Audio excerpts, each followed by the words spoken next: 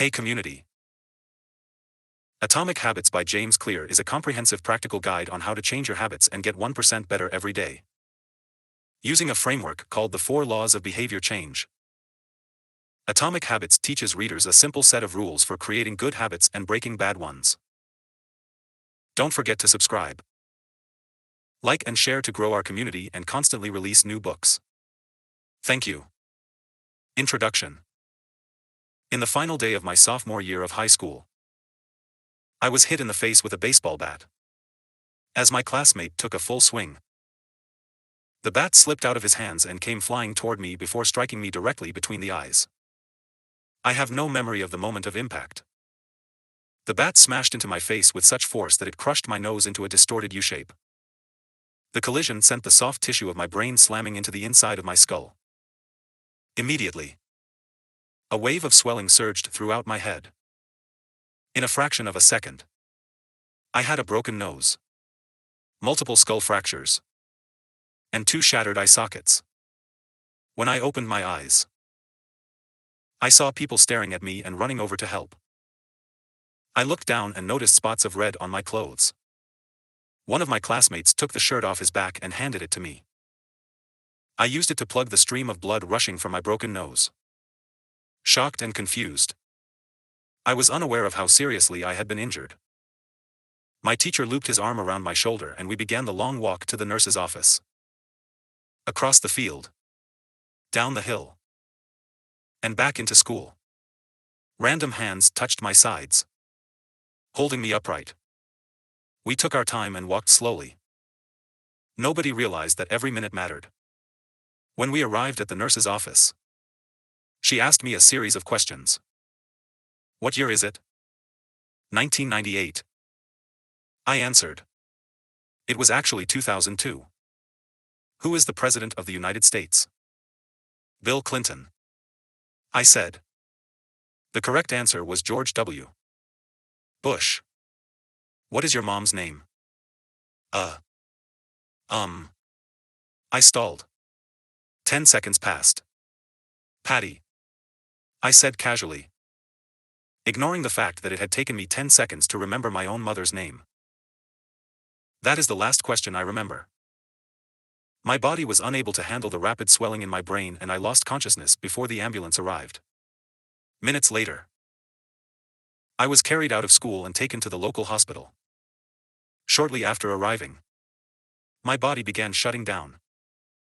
I struggled with basic functions like swallowing and breathing. I had my first seizure of the day. Then I stopped breathing entirely, as the doctors hurried to supply me with oxygen. They also decided the local hospital was unequipped to handle the situation and ordered a helicopter to fly me to a larger hospital in Cincinnati. I was rolled out of the emergency room doors and toward the helipad across the street. The stretcher rattled on a bumpy sidewalk as one nurse pushed me along while another pumped each breath into me by hand. My mother, who had arrived at the hospital a few moments before, climbed into the helicopter beside me. I remained unconscious and unable to breathe on my own as she held my hand during the flight. While my mother rode with me in the helicopter, my father went home to check on my brother and sister and break the news to them. He choked back tears as he explained to my sister that he would miss her 8th grade graduation ceremony that night. After passing my siblings off to family and friends, he drove to Cincinnati to meet my mother. When my mom and I landed on the roof of the hospital, a team of nearly 20 doctors and nurses sprinted onto the helipad and wheeled me into the trauma unit. By this time, the swelling in my brain had become so severe that I was having repeated post-traumatic seizures. My broken bones needed to be fixed, but I was in no condition to undergo surgery. After yet another seizure, my third of the day, I was put into a medically induced coma and placed on a ventilator. My parents were no strangers to this hospital. 10 years earlier, they had entered the same building on the ground floor after my sister was diagnosed with leukemia at age 3. I was 5 at the time. My brother was just 6 months old.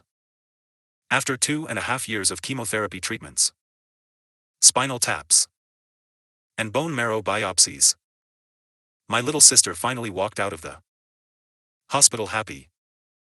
healthy, and cancer-free. And now, after 10 years of normal life, my parents found themselves back in the same place with a different child. While I slipped into a coma, the hospital sent a priest and a social worker to comfort my parents. It was the same priest who had met with them a decade earlier on the evening they found out my sister had cancer. As day faded into night, a series of machines kept me alive. My parents slept restlessly on a hospital mattress. One moment they would collapse from fatigue. The next they would be wide awake with worry. My mother would tell me later. It was one of the worst nights I've ever had. My recovery. Mercifully. By the next morning my breathing had rebounded to the point where the doctors felt comfortable releasing me from the coma. When I finally regained consciousness, I discovered that I had lost my ability to smell. As a test, a nurse asked me to blow my nose and sniff an apple juice box. My sense of smell returned. But, to everyone's surprise, the act of blowing my nose forced air through the fractures in my eye socket and pushed my left eye outward. My eyeball bulged out of the socket, held precariously in place by my eyelid and the optic nerve attaching my eye to my brain. The ophthalmologist said my eye would gradually slide back into place as the air seeped out. But it was hard to tell how long this would take. I was scheduled for surgery 1 week later, which would allow me some additional time to heal. I looked like I had been on the wrong end of a boxing match. But I was cleared to leave the hospital. I returned home with a broken nose, half a dozen facial fractures, and a bulging left eye. The following months were hard. It felt like everything in my life was on pause. I had double vision for weeks. I literally couldn't see straight. It took more than a month. But my eyeball did eventually return to its normal location. Between the seizures and my vision problems, it was 8 months before I could drive a car again. At physical therapy, I practiced basic motor patterns like walking in a straight line. I was determined not to let my injury get me down. But there were more than a few moments when I felt depressed and overwhelmed. I became painfully aware of how far I had to go when I returned to the baseball field 1 year later. Baseball had always been a major part of my life. My dad had played minor league baseball for the St. Louis Cardinals. And I had a dream of playing professionally, too. After months of rehabilitation, what I wanted more than anything was to get back on the field. But my return to baseball was not smooth. When the season rolled around, I was the only junior to be cut from the varsity baseball team. I was sent down to play with the sophomores on junior varsity. I had been playing since age 4. And for someone who had spent so much time and effort on the sport, getting cut was humiliating. I vividly remember the day it happened. I sat in my car and cried as I flipped through the radio, desperately searching for a song that would make me feel better. After a year of self-doubt, I managed to make the varsity team as a senior. But I rarely made it on the field. In total, I played 11 innings of high school varsity baseball. Barely more than a single game. Despite my lackluster high school career, I still believed I could become a great player. And I knew that if things were going to improve, I was the one responsible for making it happen. The turning point came 2 years after my injury, when I began college at Denison University. It was a new beginning. And it was the place where I would discover the surprising power of small habits for the first time. How I learned about habits. Attending Denison was one of the best decisions of my life. I earned a spot on the baseball team and, although I was at the bottom of the roster as a freshman, I was thrilled. Despite the chaos of my high school years, I had managed to become a college athlete.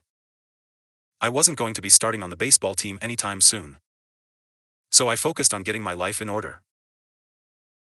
While my peers stayed up late and played video games, I built good sleep habits and went to bed early each night. In the messy world of a college dorm, I made a point to keep my room neat and tidy. These improvements were minor, but they gave me a sense of control over my life. I started to feel confident again. And this growing belief in myself rippled into the classroom as I improved my study habits and managed to earn straight A's during my first year.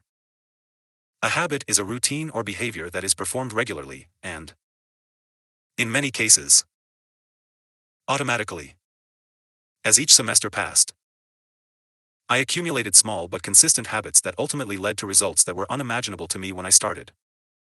For example, for the first time in my life, I made it a habit to lift weights multiple times per week. And in the years that followed, my 6 foot 4 inch frame bulked up from a featherweight 170 to a lean 200 pounds. When my sophomore season arrived, I earned a starting role on the pitching staff. By my junior year, I was voted team captain, and at the end of the season, I was selected for the all-conference team. But it was not until my senior season that my sleep habits, study habits, and strength training habits really began to pay off.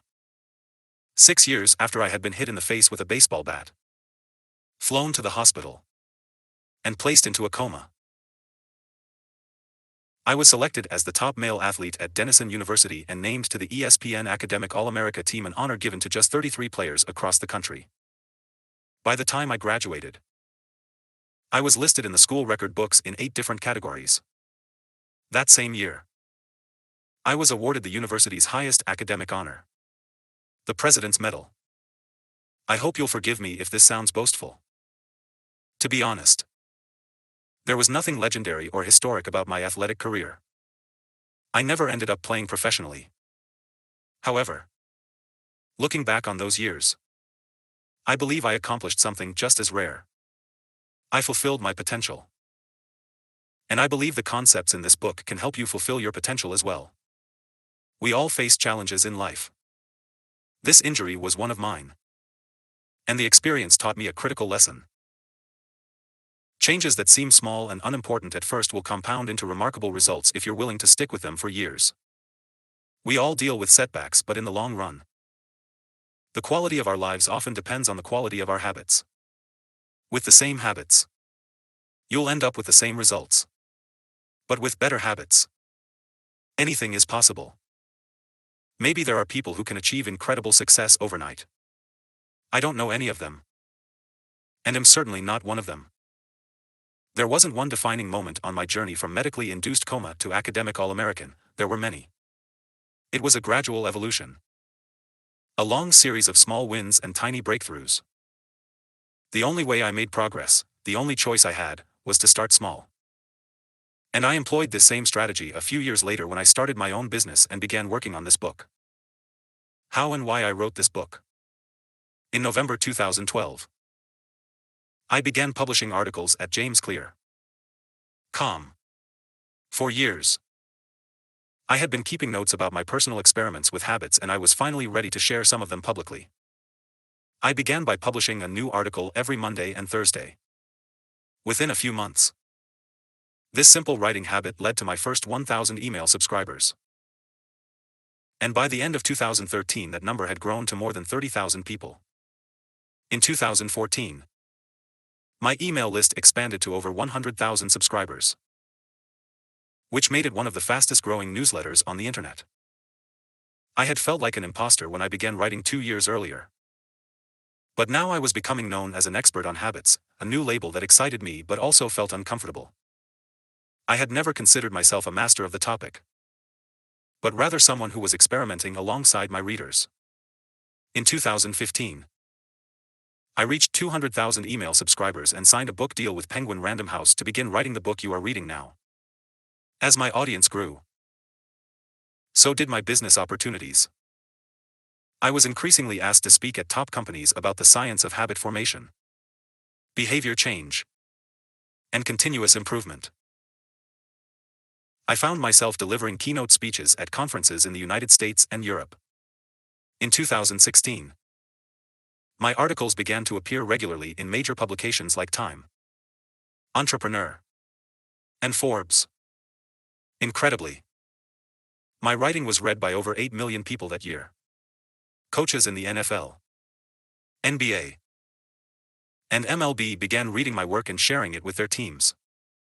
At the start of 2017, I launched the Habits Academy, which became the premier training platform for organizations and individuals interested in building better habits in life and work. Fortune 500 companies and growing startups began to enroll their leaders and train their staff. In total, over 10,000 leaders, managers, coaches, and teachers have graduated from the Habits Academy. And my work with them has taught me an incredible amount about what it takes to make habits work in the real world.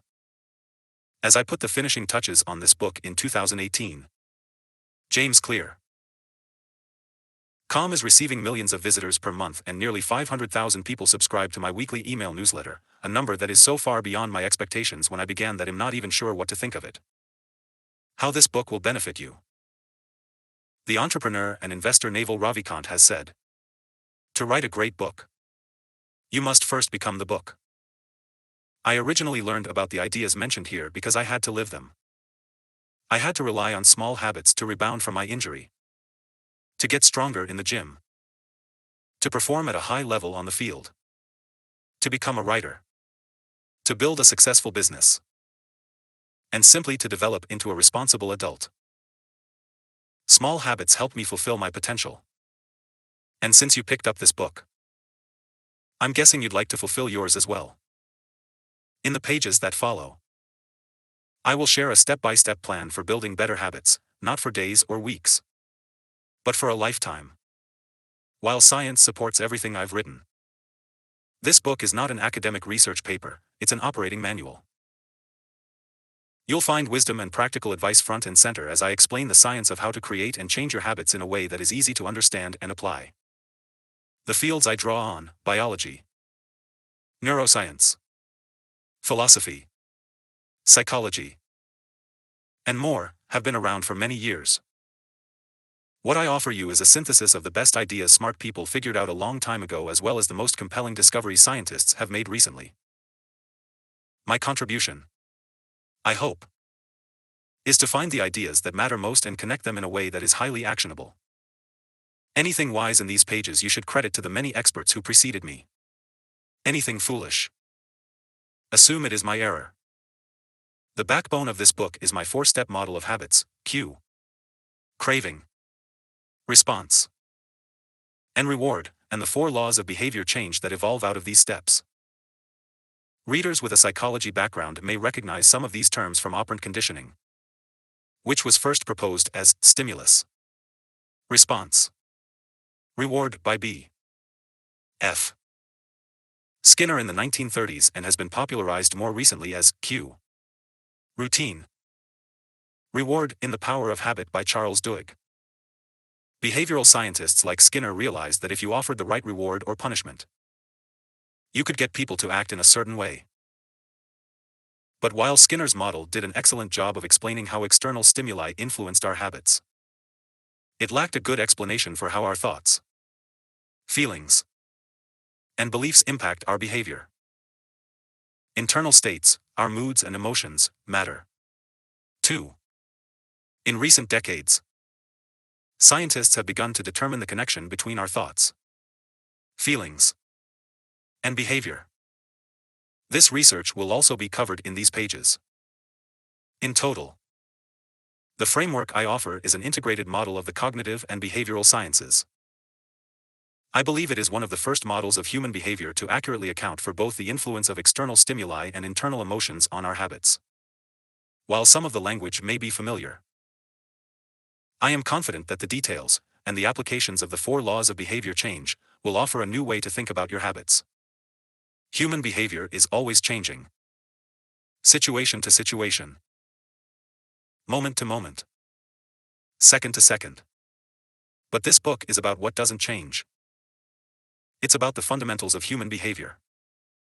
The lasting principles you can rely on year after year. The ideas you can build a business around. Build a family around. Build a life around. There is no one right way to create better habits. But this book describes the best way I know, an approach that will be effective regardless of where you start or what you're trying to change. The strategies I cover will be relevant to anyone looking for a step-by-step system for improvement. Whether your goals center on health, money, productivity, relationships, or all of the above. As long as human behavior is involved, this book will be your guide. The fundamentals. Why tiny changes make a big difference. The surprising power of atomic habits. The fate of British cycling changed one day in 2003. The organization, which was the governing body for professional cycling in Great Britain, had recently hired Dave Brailsford as its new performance director. At the time, professional cyclists in Great Britain had endured nearly 100 years of mediocrity. Since 1908, British riders had won just a single gold medal at the Olympic Games. And they had fared even worse in cycling's biggest race, the Tour de France. In 110 years, no British cyclist had ever won the event. In fact, the performance of British riders had been so underwhelming that one of the top bike manufacturers in Europe refused to sell bikes to the team because they were afraid that it would hurt sales if other professionals saw the Brits using their gear. Brailsford had been hired to put British cycling on a new trajectory. What made him different from previous coaches was his relentless commitment to a strategy that he referred to as the aggregation of marginal gains, which was the philosophy of searching for a tiny margin of improvement in everything you do. Brailsford said, "The whole principle came from the idea that if you broke down everything you could think of that goes into riding a bike, and then improve it by 1%, you will get a significant increase when you put them all together." Brailsford and his coaches began by making small adjustments you might expect from a professional cycling team. They redesigned the bike seats to make them more comfortable and rubbed alcohol on the tires for a better grip. They asked riders to wear electrically heated overshorts to maintain ideal muscle temperature while riding and used biofeedback sensors to monitor how each athlete responded to a particular workout. The team tested various fabrics in a wind tunnel and had their outdoor riders switch to indoor racing suits, which proved to be lighter and more aerodynamic. But they didn't stop there. Brailsford and his team continued to find 1% improvements in overlooked and unexpected areas. They tested different types of massage gels to see which one led to the fastest muscle recovery. They hired a surgeon to teach each rider the best way to wash their hands to reduce the chances of catching a cold. They determined the type of pillow and mattress that led to the best night's sleep for each rider. They even painted the inside of the team truck white, which helped them spot little bits of dust that would normally slip by unnoticed but could degrade the performance of the finely tuned bikes. As these and hundreds of other small improvements accumulated, the results came faster than anyone could have imagined.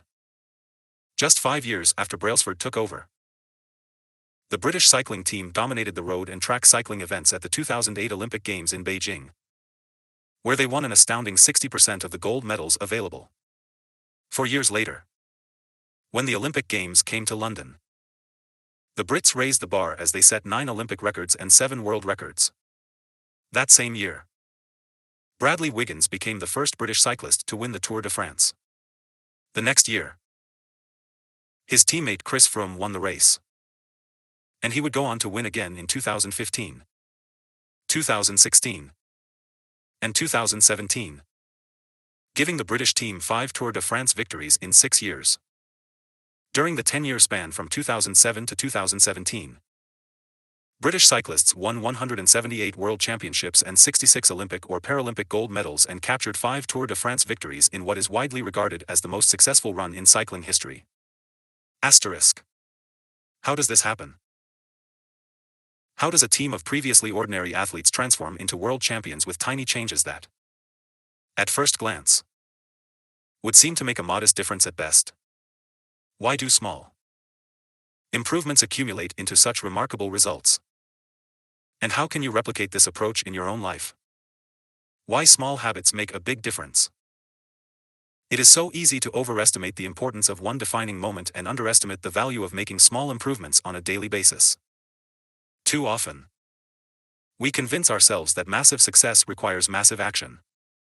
Whether it is losing weight, building a business, writing a book, winning a championship, or achieving any other goal, we put pressure on ourselves to make some earth-shattering improvement that everyone will talk about.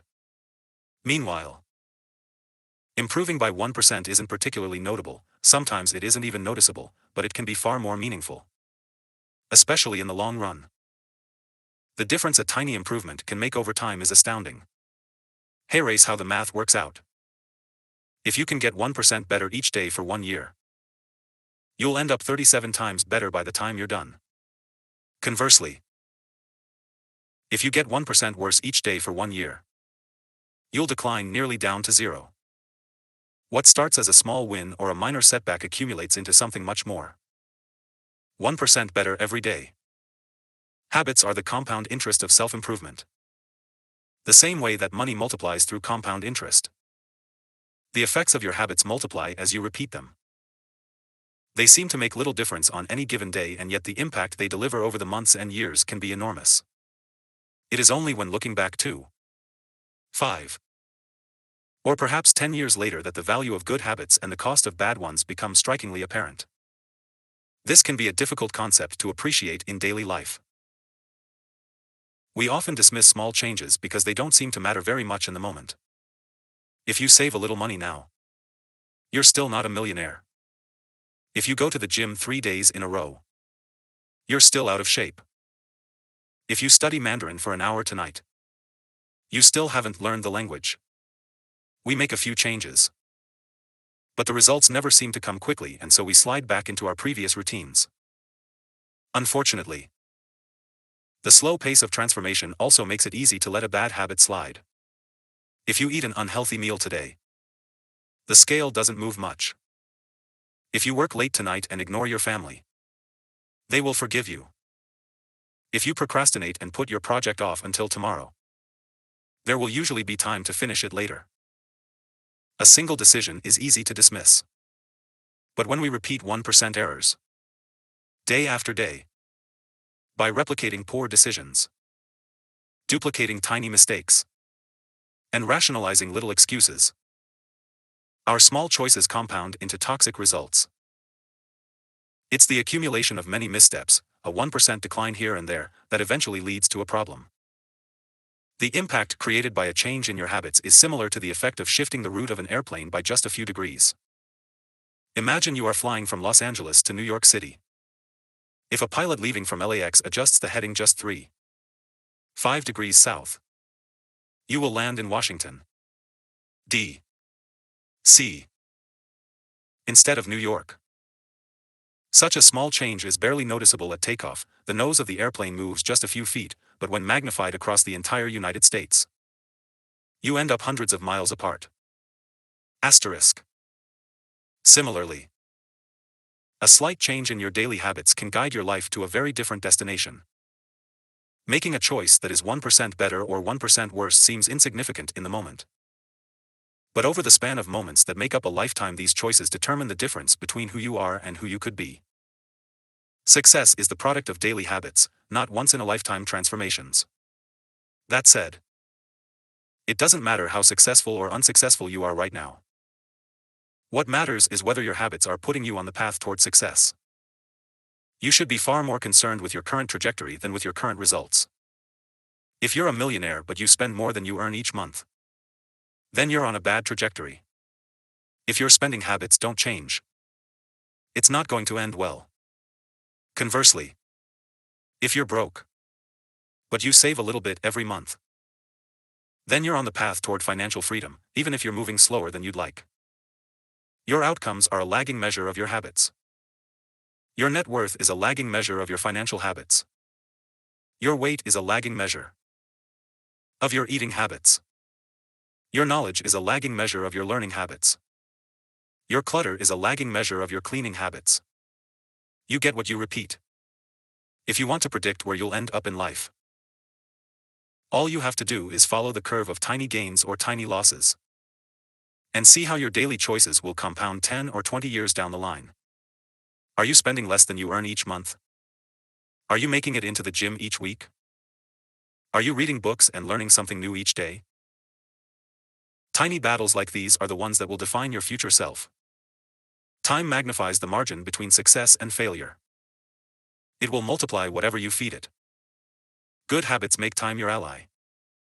Bad habits make time your enemy. Habits are a double-edged sword. Bad habits can cut you down just as easily as good habits can build you up. Which is why understanding the details is crucial. You need to know how habits work and how to design them to your liking, so you can avoid the dangerous half of the blade. Your habits can compound for you or against you. Positive compounding productivity compounds. Accomplishing one extra task is a small feat on any given day. But it counts for a lot over an entire career. The effect of automating an old task or mastering a new skill can be even greater. The more tasks you can handle without thinking, the more your brain is free to focus on other areas. Knowledge compounds. Learning one new idea won't make you a genius. But a commitment to lifelong learning can be transformative. Furthermore, each book you read not only teaches you something new but also opens up different ways of thinking about old ideas. As Warren Buffett says, that's how knowledge works. It builds up. Like compound interest. Relationships compound. People reflect your behavior back to you. The more you help others, the more others want to help you. Being a little bit nicer in each interaction can result in a network of broad and strong connections over time. Negative compounding. Stress compounds. The frustration of a traffic jam. The weight of parenting responsibilities. The worry of making ends meet. The strain of slightly high blood pressure. By themselves, these common causes of stress are manageable. But when they persist for years, little stresses compound into serious health issues. Negative thoughts compound. The more you think of yourself as worthless, stupid, or ugly, the more you condition yourself to interpret life that way. You get trapped in a thought loop. The same is true for how you think about others. Once you fall into the habit of seeing people as angry, unjust, or selfish, you see those kind of people everywhere. Outrage compounds.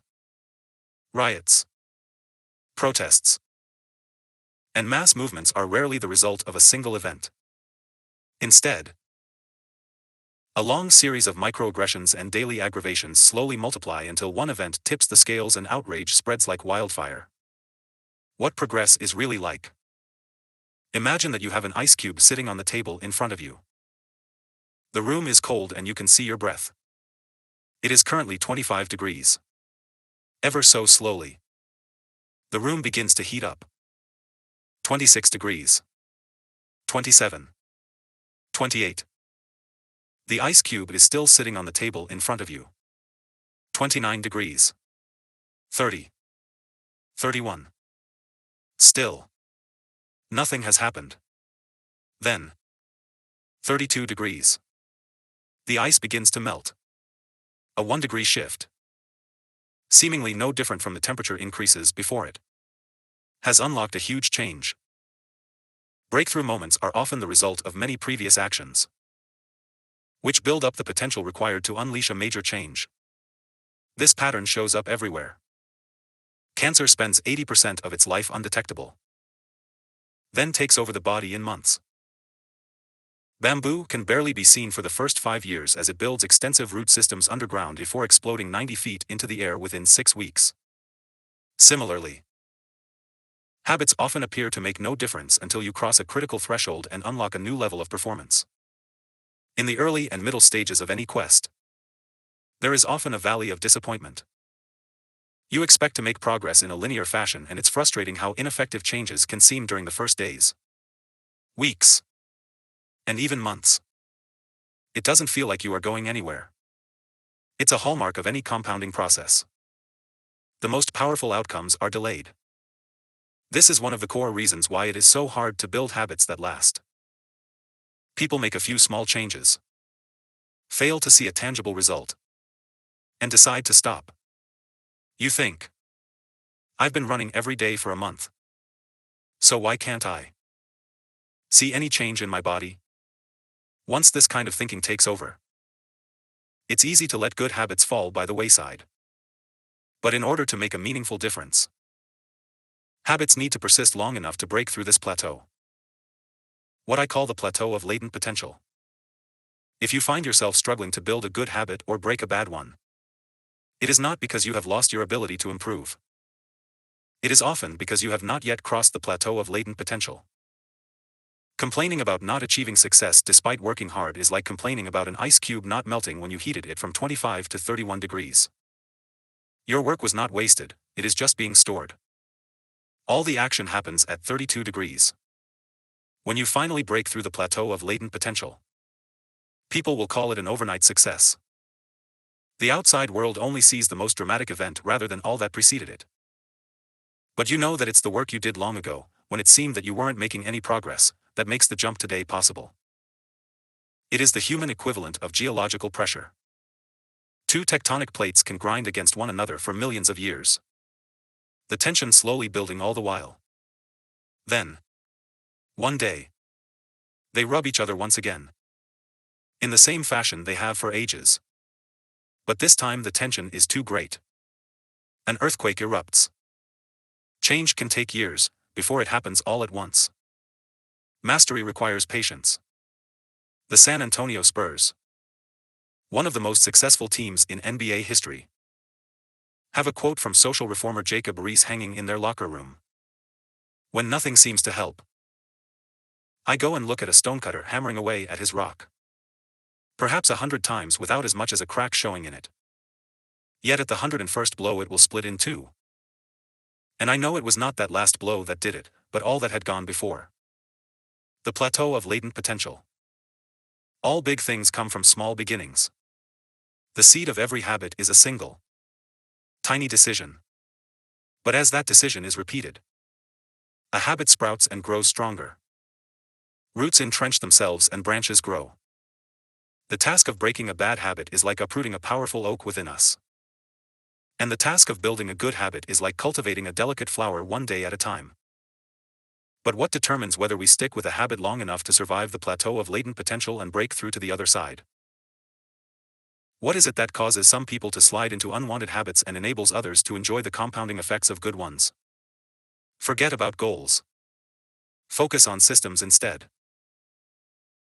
Prevailing wisdom claims that the best way to achieve what we want in life, getting into better shape, building a successful business, relaxing more and worrying less, spending more time with friends and family, is to set specific, actionable goals. For many years, this was how I approached my habits. 2. Each one was a goal to be reached. I set goals for the grades I wanted to get in school, for the weights I wanted to lift in the gym, for the profits I wanted to earn in business. I succeeded at a few, but I failed at a lot of them. Eventually, I began to realize that my results had very little to do with the goals I set and nearly everything to do with the systems I followed. What's the difference between systems and goals? It's a distinction I first learned from Scott Adams, the cartoonist behind the Dilbert comic. Goals are about the results you want to achieve. Systems are about the processes that lead to those results. If you're a coach, your goal might be to win a championship. Your system is the way you recruit players, manage your assistant coaches, and conduct practice. If you're an entrepreneur, your goal might be to build $1 million business. Your system is how you test product ideas, hire employees, and run marketing campaigns. If you're a musician, your goal might be to play a new piece. Your system is how often you practice, how you break down and tackle difficult measures, and your method for receiving feedback from your instructor. Now for the interesting question. If you completely ignored your goals and focused only on your system, would you still succeed? For example, if you were a basketball coach and you ignored your goal to win a championship and focused only on what your team does at practice each day, would you still get results? I think you would. The goal in any sport is to finish with the best score. But it would be ridiculous to spend the whole game staring at the scoreboard. The only way to actually win is to get better each day. In the words of 3-time Super Bowl winner Bill Walsh, the score takes care of itself. The same is true for other areas of life. If you want better results, then forget about setting goals. Focus on your system instead. What do I mean by this? Are goals completely useless? Of course not. Goals are good for setting a direction, but systems are best for making progress. A handful of problems arise when you spend too much time thinking about your goals and not enough time designing your systems. Problem number 1. Winners and losers have the same goals, Goal setting suffers from a serious case of survivorship bias. We concentrate on the people who end up winning, the survivors, and mistakenly assume that ambitious goals led to their success while overlooking all of the people who had the same objective but didn't succeed. Every Olympian wants to win a gold medal. Every candidate wants to get the job. And if successful and unsuccessful people share the same goals, then the goal cannot be what differentiates the winners from the losers. It wasn't the goal of winning the Tour de France that propelled the British cyclists to the top of the sport. Presumably, they had wanted to win the race every year before, just like every other professional team. The goal had always been there. It was only when they implemented a system of continuous small improvements that they achieved a different outcome. Problem number 2. Achieving a goal is only a momentary change. Imagine you have a messy room and you set a goal to clean it. If you summon the energy to tidy up, then you will have a clean room, for now. But if you maintain the same sloppy, pack-rat habits that led to a messy room in the first place, soon you'll be looking at a new pile of clutter and hoping for another burst of motivation. You're left chasing the same outcome because you never changed the system behind it. You treated a symptom without addressing the cause. Achieving a goal only changes your life for the moment. That's the counterintuitive thing about improvement. We think we need to change our results. But the results are not the problem. What we really need to change are the systems that cause those results. When you solve problems at the results level, you only solve them temporarily. In order to improve for good, you need to solve problems at the systems level. Fix the inputs and the outputs will fix themselves. Problem number 3. Goals restrict your happiness. The implicit assumption behind any goal is this: once I reach my goal, then I'll be happy. The problem with a goals-first mentality is that you're continually putting happiness off until the next milestone. I've slipped into this trap so many times I've lost count. For years, happiness was always something for my future self to enjoy. I promised myself that once I gained 20 pounds of muscle or after my business was featured in the New York Times, then I could finally relax. Furthermore, goals create an either-or conflict. Either you achieve your goal and are successful or you fail and you are a disappointment. You mentally box yourself into a narrow version of happiness. This is misguided. It is unlikely that your actual path through life will match the exact journey you had in mind when you set out. It makes no sense to restrict your satisfaction to one scenario when there are many paths to success. A systems-first mentality provides the antidote. When you fall in love with the process rather than the product, you don't have to wait to give yourself permission to be happy. You can be satisfied anytime your system is running. And a system can be successful in many different forms, not just the one you first envision. Problem number 4. Goals are at odds with long-term progress. Finally, a goal-oriented mindset can create a yo-yo effect. Many runners work hard for months, but as soon as they cross the finish line, they stop training. The race is no longer there to motivate them. When all of your hard work is focused on a particular goal, what is left to push you forward after you achieve it? This is why many people find themselves reverting to their old habits after accomplishing a goal. The purpose of setting goals is to win the game. The purpose of building systems is to continue playing the game. True long-term thinking is goal-less thinking. It's not about any single accomplishment. It is about the cycle of endless refinement and continuous improvement. Ultimately, it is your commitment to the process that will determine your progress. A system of atomic habits. If you're having trouble changing your habits, the problem isn't you. The problem is your system. Bad habits repeat themselves again and again, not because you don't want to change, but because you have the wrong system for change. You do not rise to the level of your goals. You fall to the level of your systems. Focusing on the overall system, rather than a single goal, is one of the core themes of this book. It is also one of the deeper meanings behind the word atomic. By now, you've probably realized that an atomic habit refers to a tiny change, a marginal gain, a 1% improvement. But atomic habits are not just any old habits, however small. They are little habits that are part of a larger system.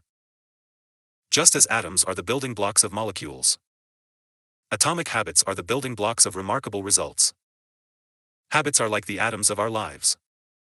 Each one is a fundamental unit that contributes to your overall improvement. At first, these tiny routines seem insignificant. But soon they build on each other and fuel bigger wins that multiply to a degree that far outweighs the cost of their initial investment. They are both small and mighty. This is the meaning of the phrase atomic habits, a regular practice or routine that is not only small and easy to do, but also the source of incredible power, a component of the system of compound growth. Chapter Summary. Habits are the compound interest of self-improvement. Getting 1% better every day counts for a lot in the long run. Habits are a double-edged sword. They can work for you or against you, which is why understanding the details is essential.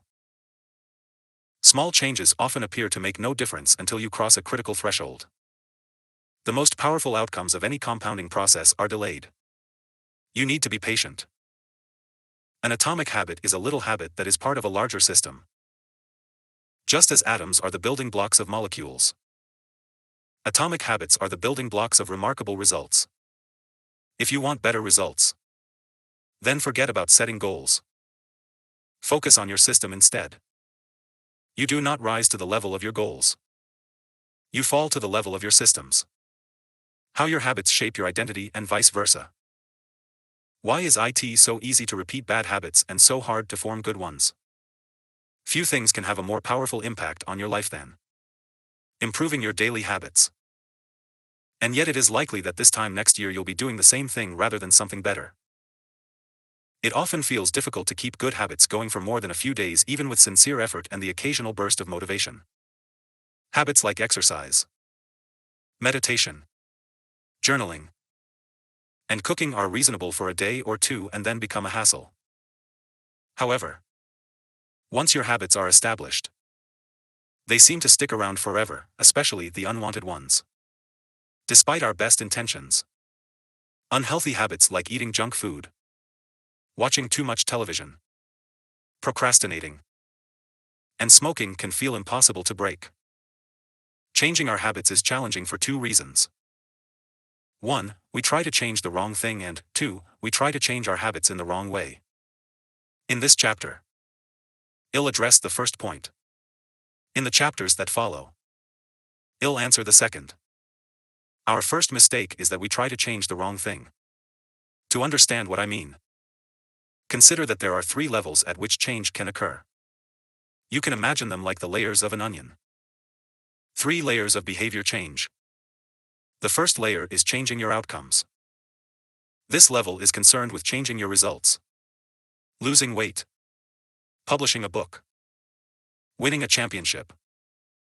Most of the goals you set are associated with this level of change. The second layer is changing your process. This level is concerned with changing your habits and systems. Implementing a new routine at the gym, decluttering your desk for better workflow, developing a meditation practice. Most of the habits you build are associated with this level.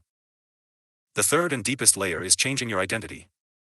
This level is concerned with changing your beliefs, your worldview, your self-image, your judgments about yourself and others. Most of the beliefs, assumptions, and biases you hold are associated with this level. Outcomes are about what you get. Processes are about what you do. Identity is about what you believe. When it comes to building habits that last, when it comes to building a system of 1% improvements, the problem is not that one level is better or worse than another. All levels of change are useful in their own way. The problem is the direction of change. Many people begin the process of changing their habits by focusing on what they want to achieve. This leads us to outcome-based habits. The alternative is to build identity-based habits. With this approach, we start by focusing on who we wish to become. Outcome-based habits. Imagine 2 people resisting a cigarette. When offered a smoke, the first person says, "No thanks. I'm trying to quit." It sounds like a reasonable response. But this person still believes they are a smoker who is trying to be something else. They are hoping their behavior will change while carrying around the same beliefs.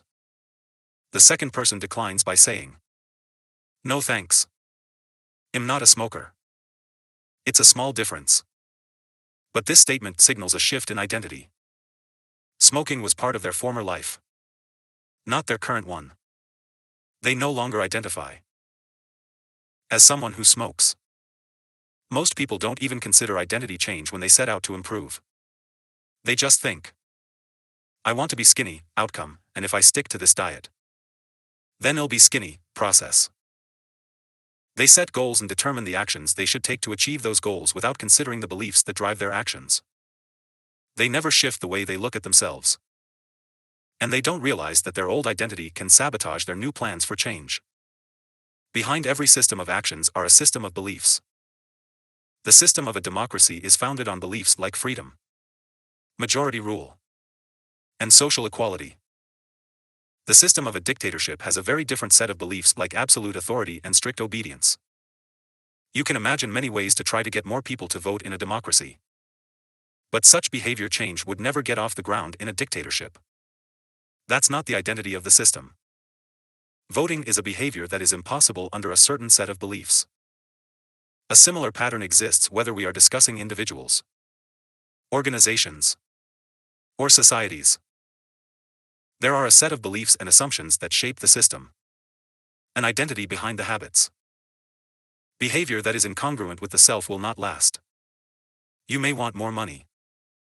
But if your identity is someone who consumes rather than creates, then you'll continue to be pulled toward spending rather than earning.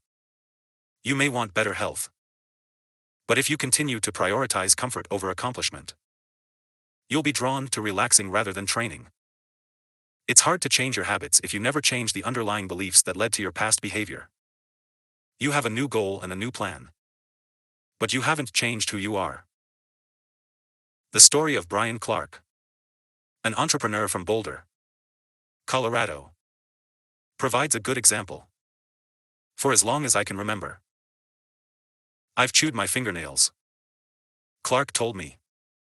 It started as a nervous habit when I was young, and then morphed into an undesirable grooming ritual. One day, I resolved to stop chewing my nails until they grew out a bit. Through mindful willpower alone, I managed to do it. Then, Clark did something surprising. I asked my wife to schedule my first ever manicure. He said, "My thought was that if I started paying to maintain my nails, I wouldn't chew them." And it worked. But not for the monetary reason. What happened was the manicure made my fingers look really nice for the first time. The manicurist even said that, other than the chewing, I had really healthy, attractive nails. Suddenly, I was proud of my fingernails. And even though that's something I had never aspired to, it made all the difference. I've never chewed my nails since, not even a single close call. And it's because I now take pride in properly caring for them. The ultimate form of intrinsic motivation is when a habit becomes part of your identity. It's one thing to say I'm the type of person who wants this. It's something very different to say I'm the type of person who is this.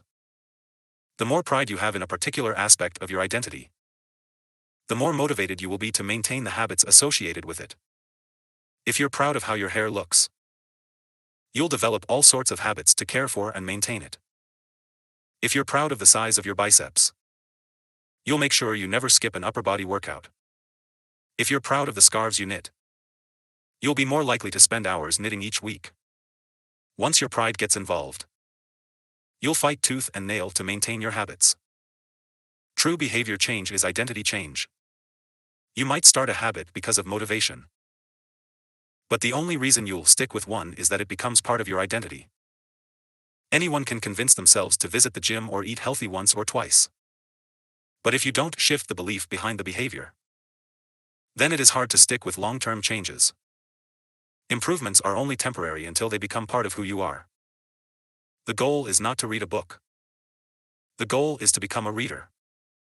The goal is not to run a marathon. The goal is to become a runner. The goal is not to learn an instrument. The goal is to become a musician. Your behaviors are usually a reflection of your identity. What you do is an indication of the type of person you believe that you are, either consciously or non-consciously. Asterisk research has shown that once a person believes in a particular aspect of their identity, they are more likely to act in alignment with that belief. For example, people who identified as being a voter were more likely to vote than those who simply claimed voting was an action they wanted to perform. Similarly, the person who incorporates exercise into their identity doesn't have to convince themselves to train. Doing the right thing is easy. After all, when your behavior and your identity are fully aligned, you are no longer pursuing behavior change. You are simply acting like the type of person you already believe yourself to be. Like all aspects of habit formation, this, too, is a double-edged sword. When working for you, identity change can be a powerful force for self-improvement. When working against you, though, identity change can be a curse. Once you have adopted an identity, it can be easy to let your allegiance to it impact your ability to change. Many people walk through life in a cognitive slumber, blindly following the norms attached to their identity. I'm terrible with directions. I'm not a morning person. I'm bad at remembering people's names. I'm always late. I'm not good with technology. I'm horrible at math. And 1,000 other variations. When you have repeated a story to yourself for years, it is easy to slide into these mental grooves and accept them as a fact. In time, you begin to resist certain actions because that's not who I am. There is internal pressure to maintain your self-image and behave in a way that is consistent with your beliefs. You find whatever way you can to avoid contradicting yourself. The more deeply a thought or action is tied to your identity, the more difficult it is to change it.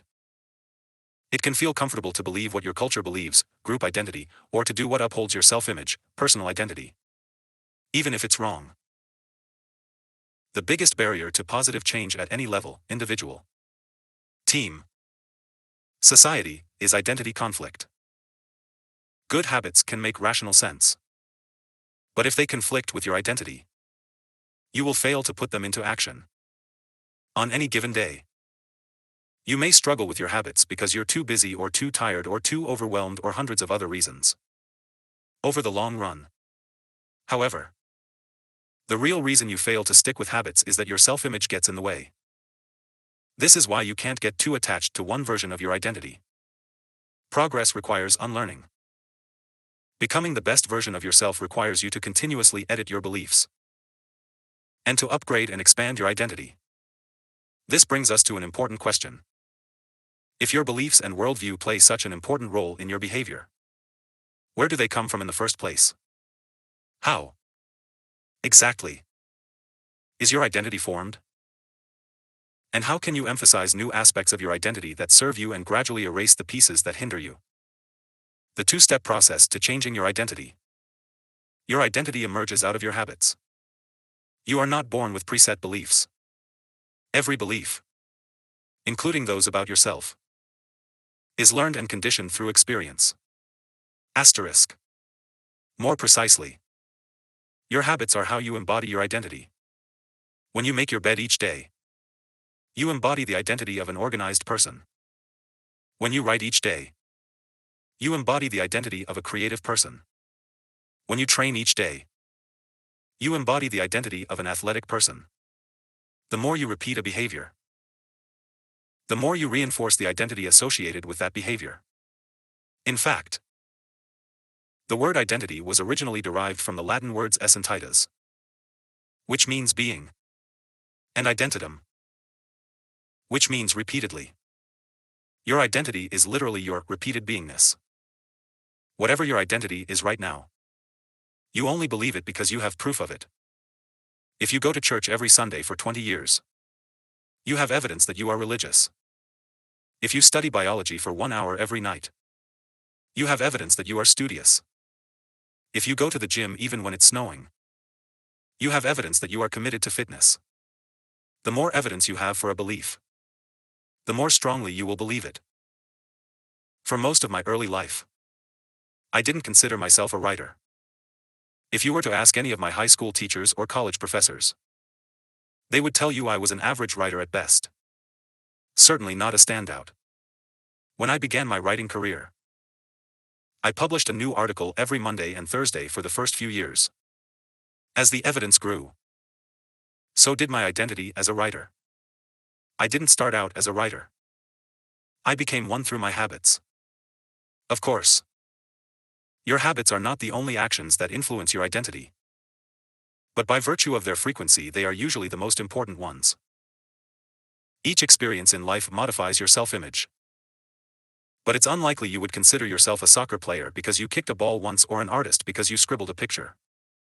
As you repeat these actions, however, the evidence accumulates and your self-image begins to change.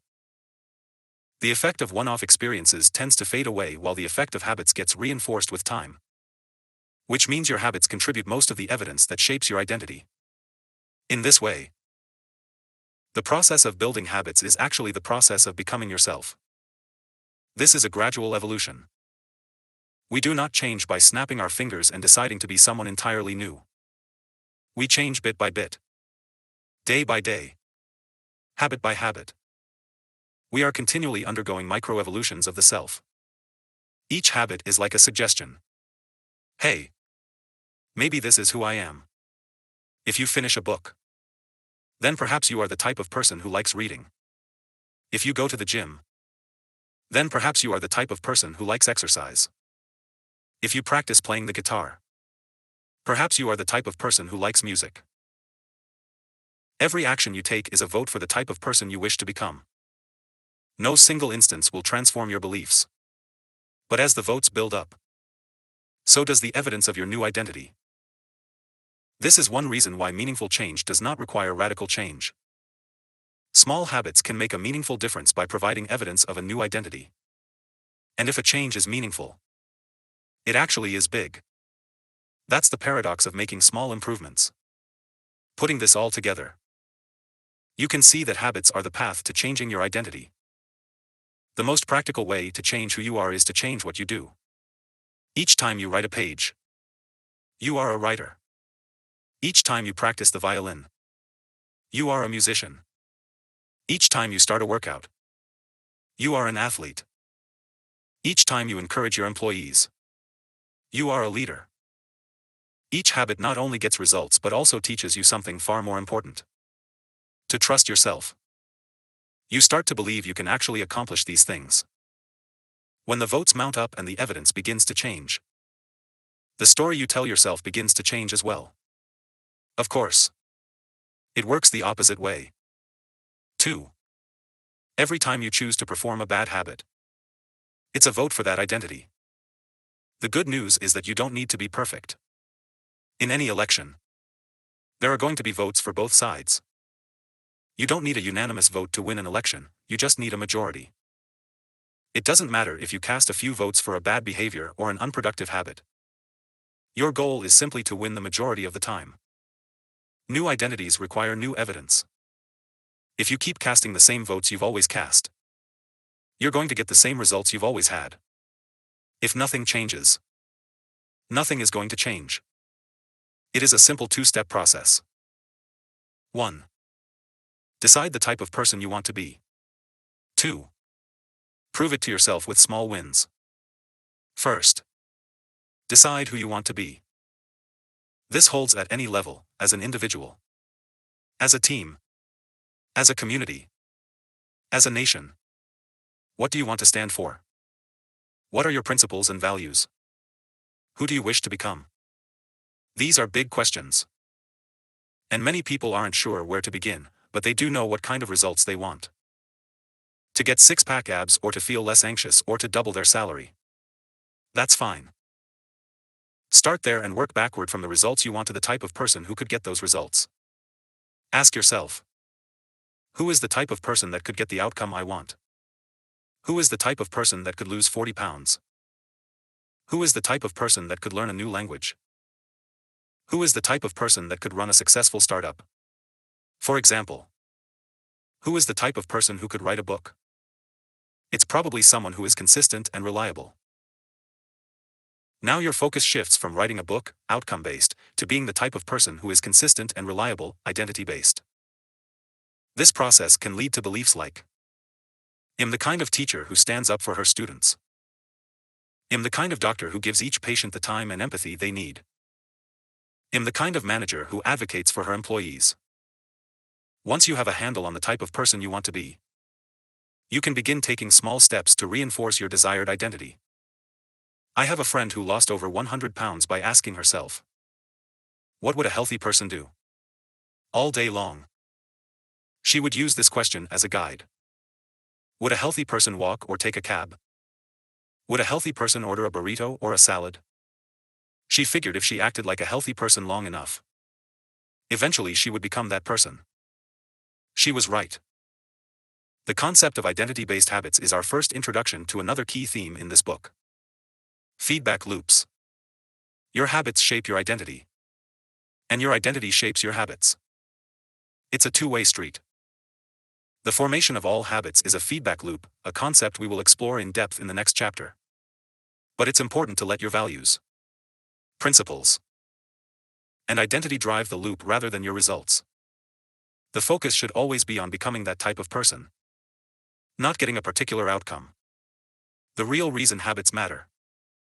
Identity change is the North Star of habit change.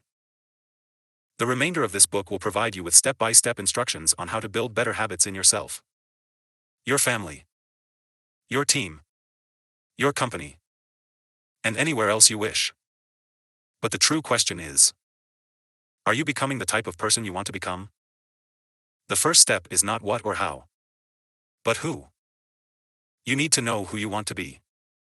Otherwise, your quest for change is like a boat without a rudder.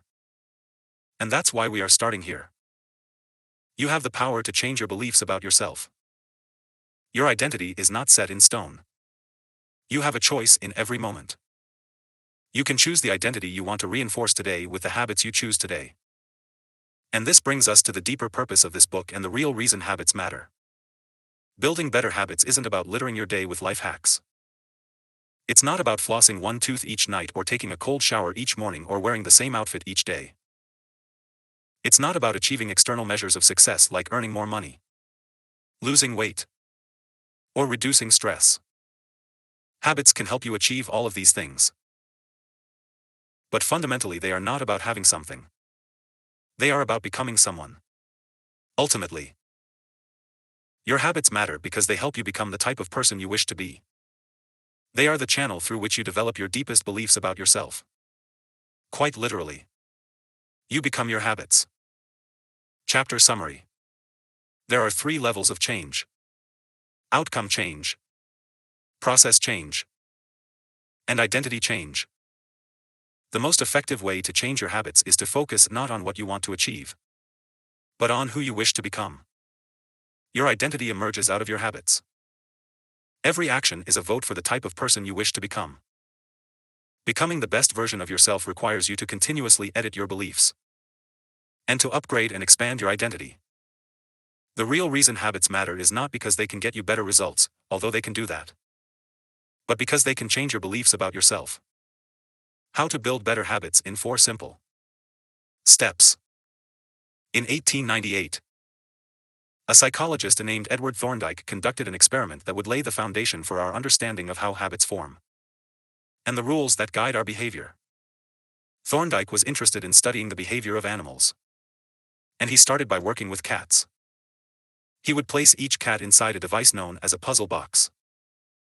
The box was designed so that the cat could escape through a door by some simple act, such as pulling at a loop of cord, pressing a lever, or stepping on a platform. For example, one box contained a lever that, when pressed, would open a door on the side of the box. Once the door had been opened, the cat could dart out and run over to a bowl of food. Most cats wanted to escape as soon as they were placed inside the box. They would poke their nose into the corners, stick their paws through openings, and claw at loose objects. After a few minutes of exploration, the cats would happen to press the magical lever. The door would open, and they would escape. Thorndike tracked the behavior of each cat across many trials. In the beginning, the animals moved around the box at random. But as soon as the lever had been pressed and the door opened, the process of learning began. Gradually, each cat learned to associate the action of pressing the lever with the reward of escaping the box and getting to the food. After 20 to 30 trials, this behavior became so automatic and habitual that the cat could escape within a few seconds. For example, Thorndike noted, Cat 12 took the following times to perform the act: 160 seconds, 30 seconds, 90 seconds, 60, 15, 28, 20, 30, 22, 11, 15, 20, 12, 10, 14, 10, 8, 8, 5, 10, 8, 6, 6, 7. During the first 3 trials, the cat escaped in an average of 1.5 minutes. During the last 3 trials, it escaped in an average of 6.3 seconds. With practice, each cat made fewer errors and their actions became quicker and more automatic. Rather than repeat the same mistakes, the cat began to cut straight to the solution. From his studies, Thorndike described the learning process by stating, behaviors followed by satisfying consequences tend to be repeated, and those that produce unpleasant consequences are less likely to be repeated. His work provides the perfect starting point for discussing how habits form in our own lives. It also provides answers to some fundamental questions like, what are habits? And why does the brain bother building them at all? Why your brain builds habits. A habit is a behavior that has been repeated enough times to become automatic.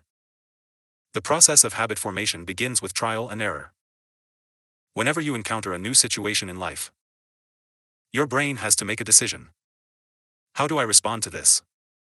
The first time you come across a problem, you're not sure how to solve it. Like Thorndike's cat, you're just trying things out to see what works. Neurological activity in the brain is high during this period. You are carefully analyzing the situation and making conscious decisions about how to act.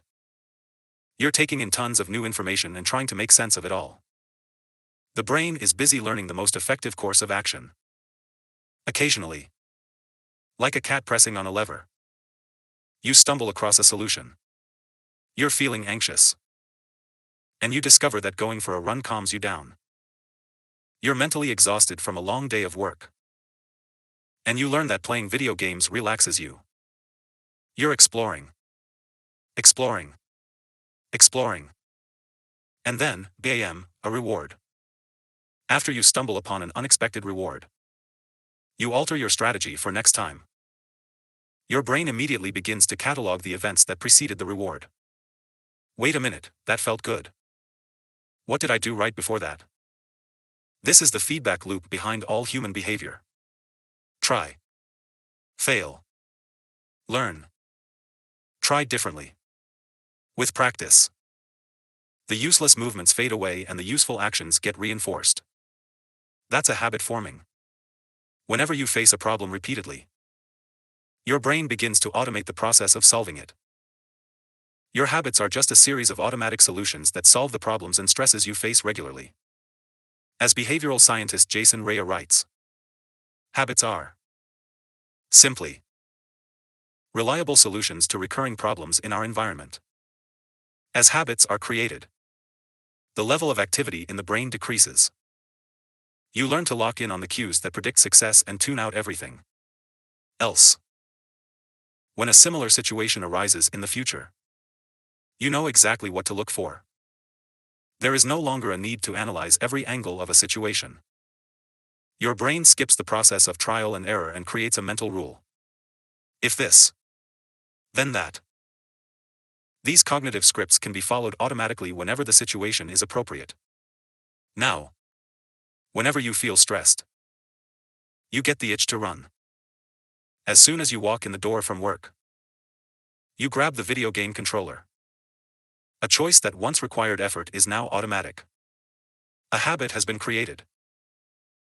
Habits are mental shortcuts learned from experience. In a sense, a habit is just a memory of the steps you previously followed to solve a problem in the past. Whenever the conditions are right, you can draw on this memory and automatically apply the same solution.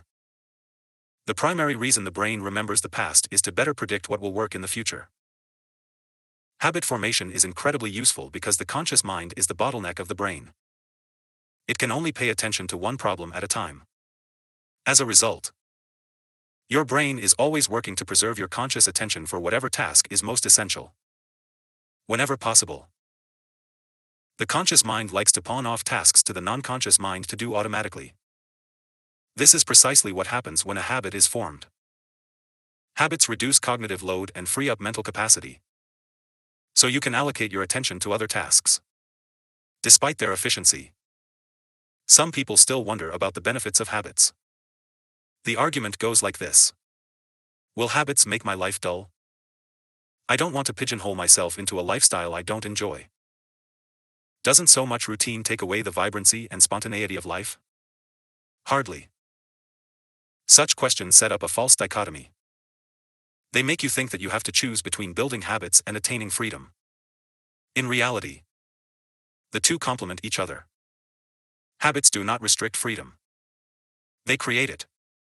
In fact, the people who don't have their habits handled are often the ones with the least amount of freedom.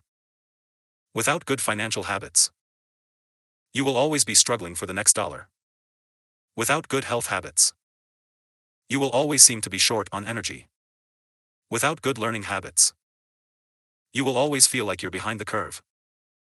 If you're always being forced to make decisions about simple tasks: when should I work out? Where do I go to write?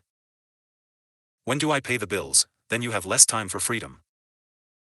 It's only by making the fundamentals of life easier that you can create the mental space needed for free thinking and creativity. Conversely, when you have your habits dialed in and the basics of life are handled and done, your mind is free to focus on new challenges and master the next set of problems. Building habits in the present allows you to do more of what you want in the future. The science of how habits work. The process of building a habit can be divided into 4 simple steps. Cue, craving, response, and reward.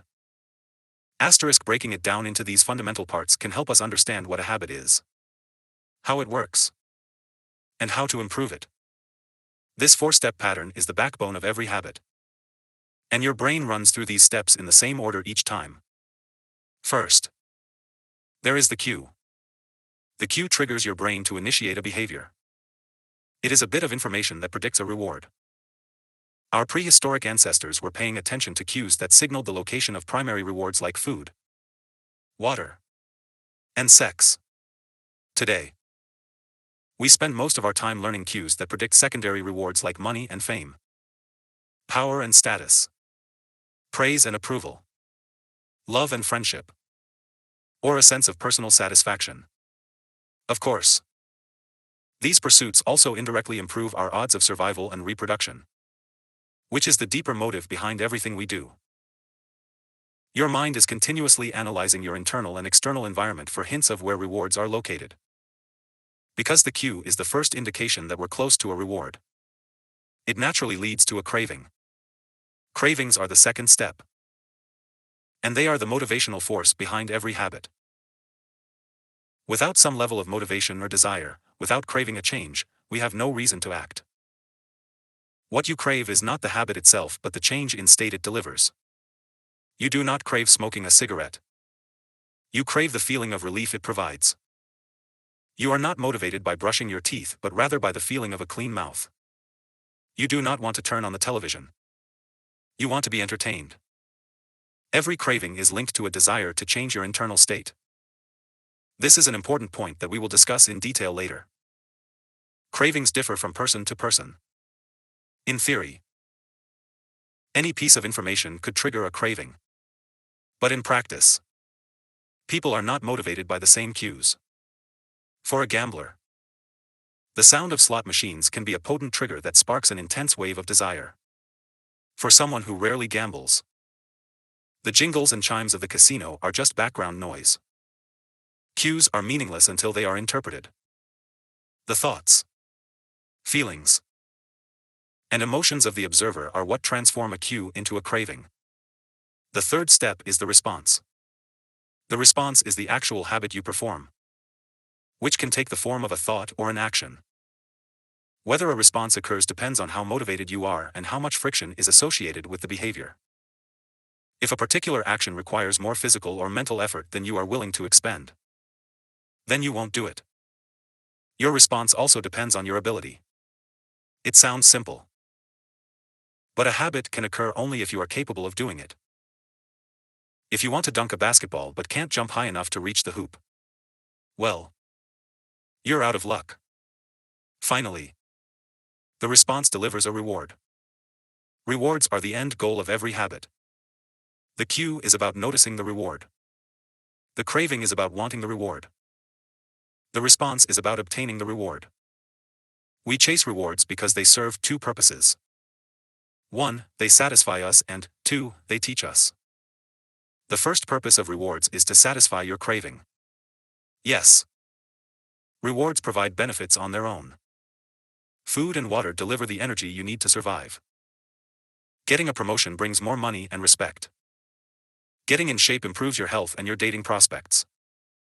But the more immediate benefit is that rewards satisfy your craving to eat or to gain status or to win approval. At least for a moment. Rewards deliver contentment and relief from craving. Second, rewards teach us which actions are worth remembering in the future. Your brain is a reward detector.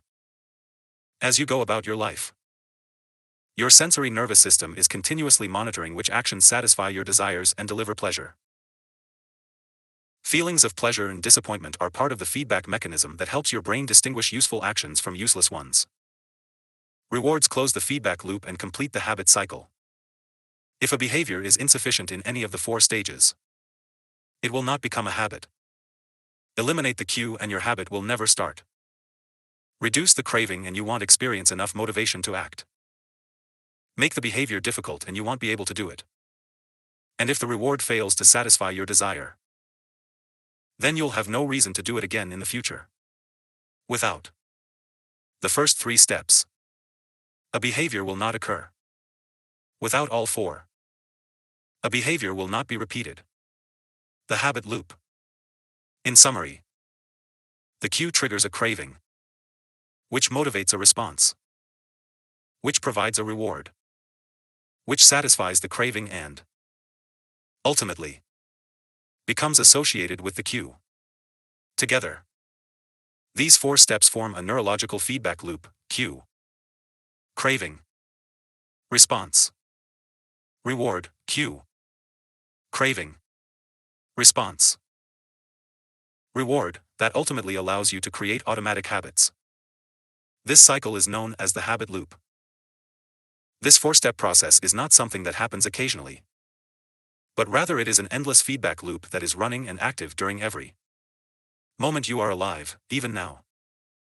The brain is continually scanning the environment, predicting what will happen next, trying out different responses, and learning from the results. The entire process is completed in a split second, and we use it again and again without realizing everything that has been packed into the previous moment. We can split these 4 steps into 2 phases: the problem phase and the solution phase.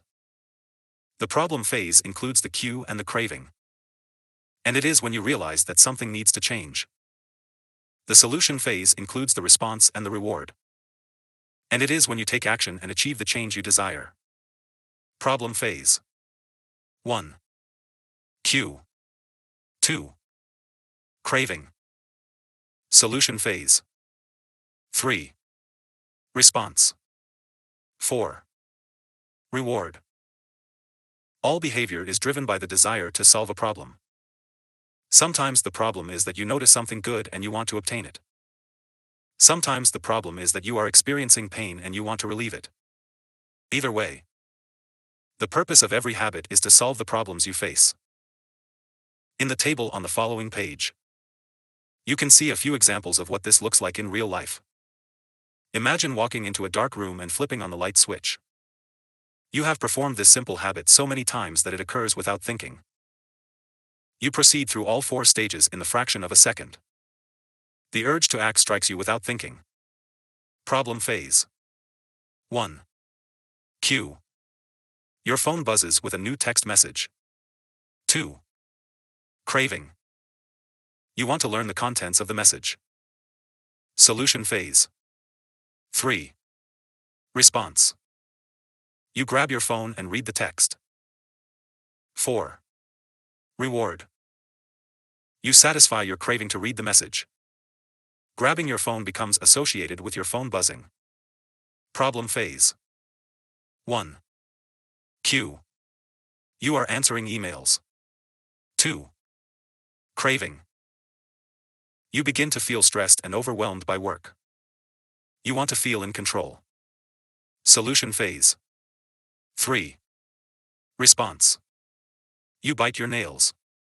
4. Reward. You satisfy your craving to reduce stress. Biting your nails becomes associated with answering email. Problem phase. 1. Cue. You wake up. 2. Craving. You want to feel alert. Solution phase. 3. Response.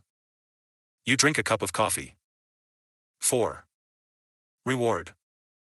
You satisfy your craving to feel alert. Drinking coffee becomes associated with waking up. Problem phase. 1. Cue. You smell a donut shop as you walk down the street near your office. 2. Craving. You begin to crave a donut. Solution phase. 3. Response. You buy a donut and eat it. 4. Reward. You satisfy your craving to eat a donut. Buying a donut becomes associated with walking down the street near your office. Problem phase. 1. Cue. You hit a stumbling block on a project at work. 2. Craving. You feel stuck and want to relieve your frustration. Solution phase. 3. Response. You pull out your phone and check social media. 4. Reward. You satisfy your craving to feel relieved.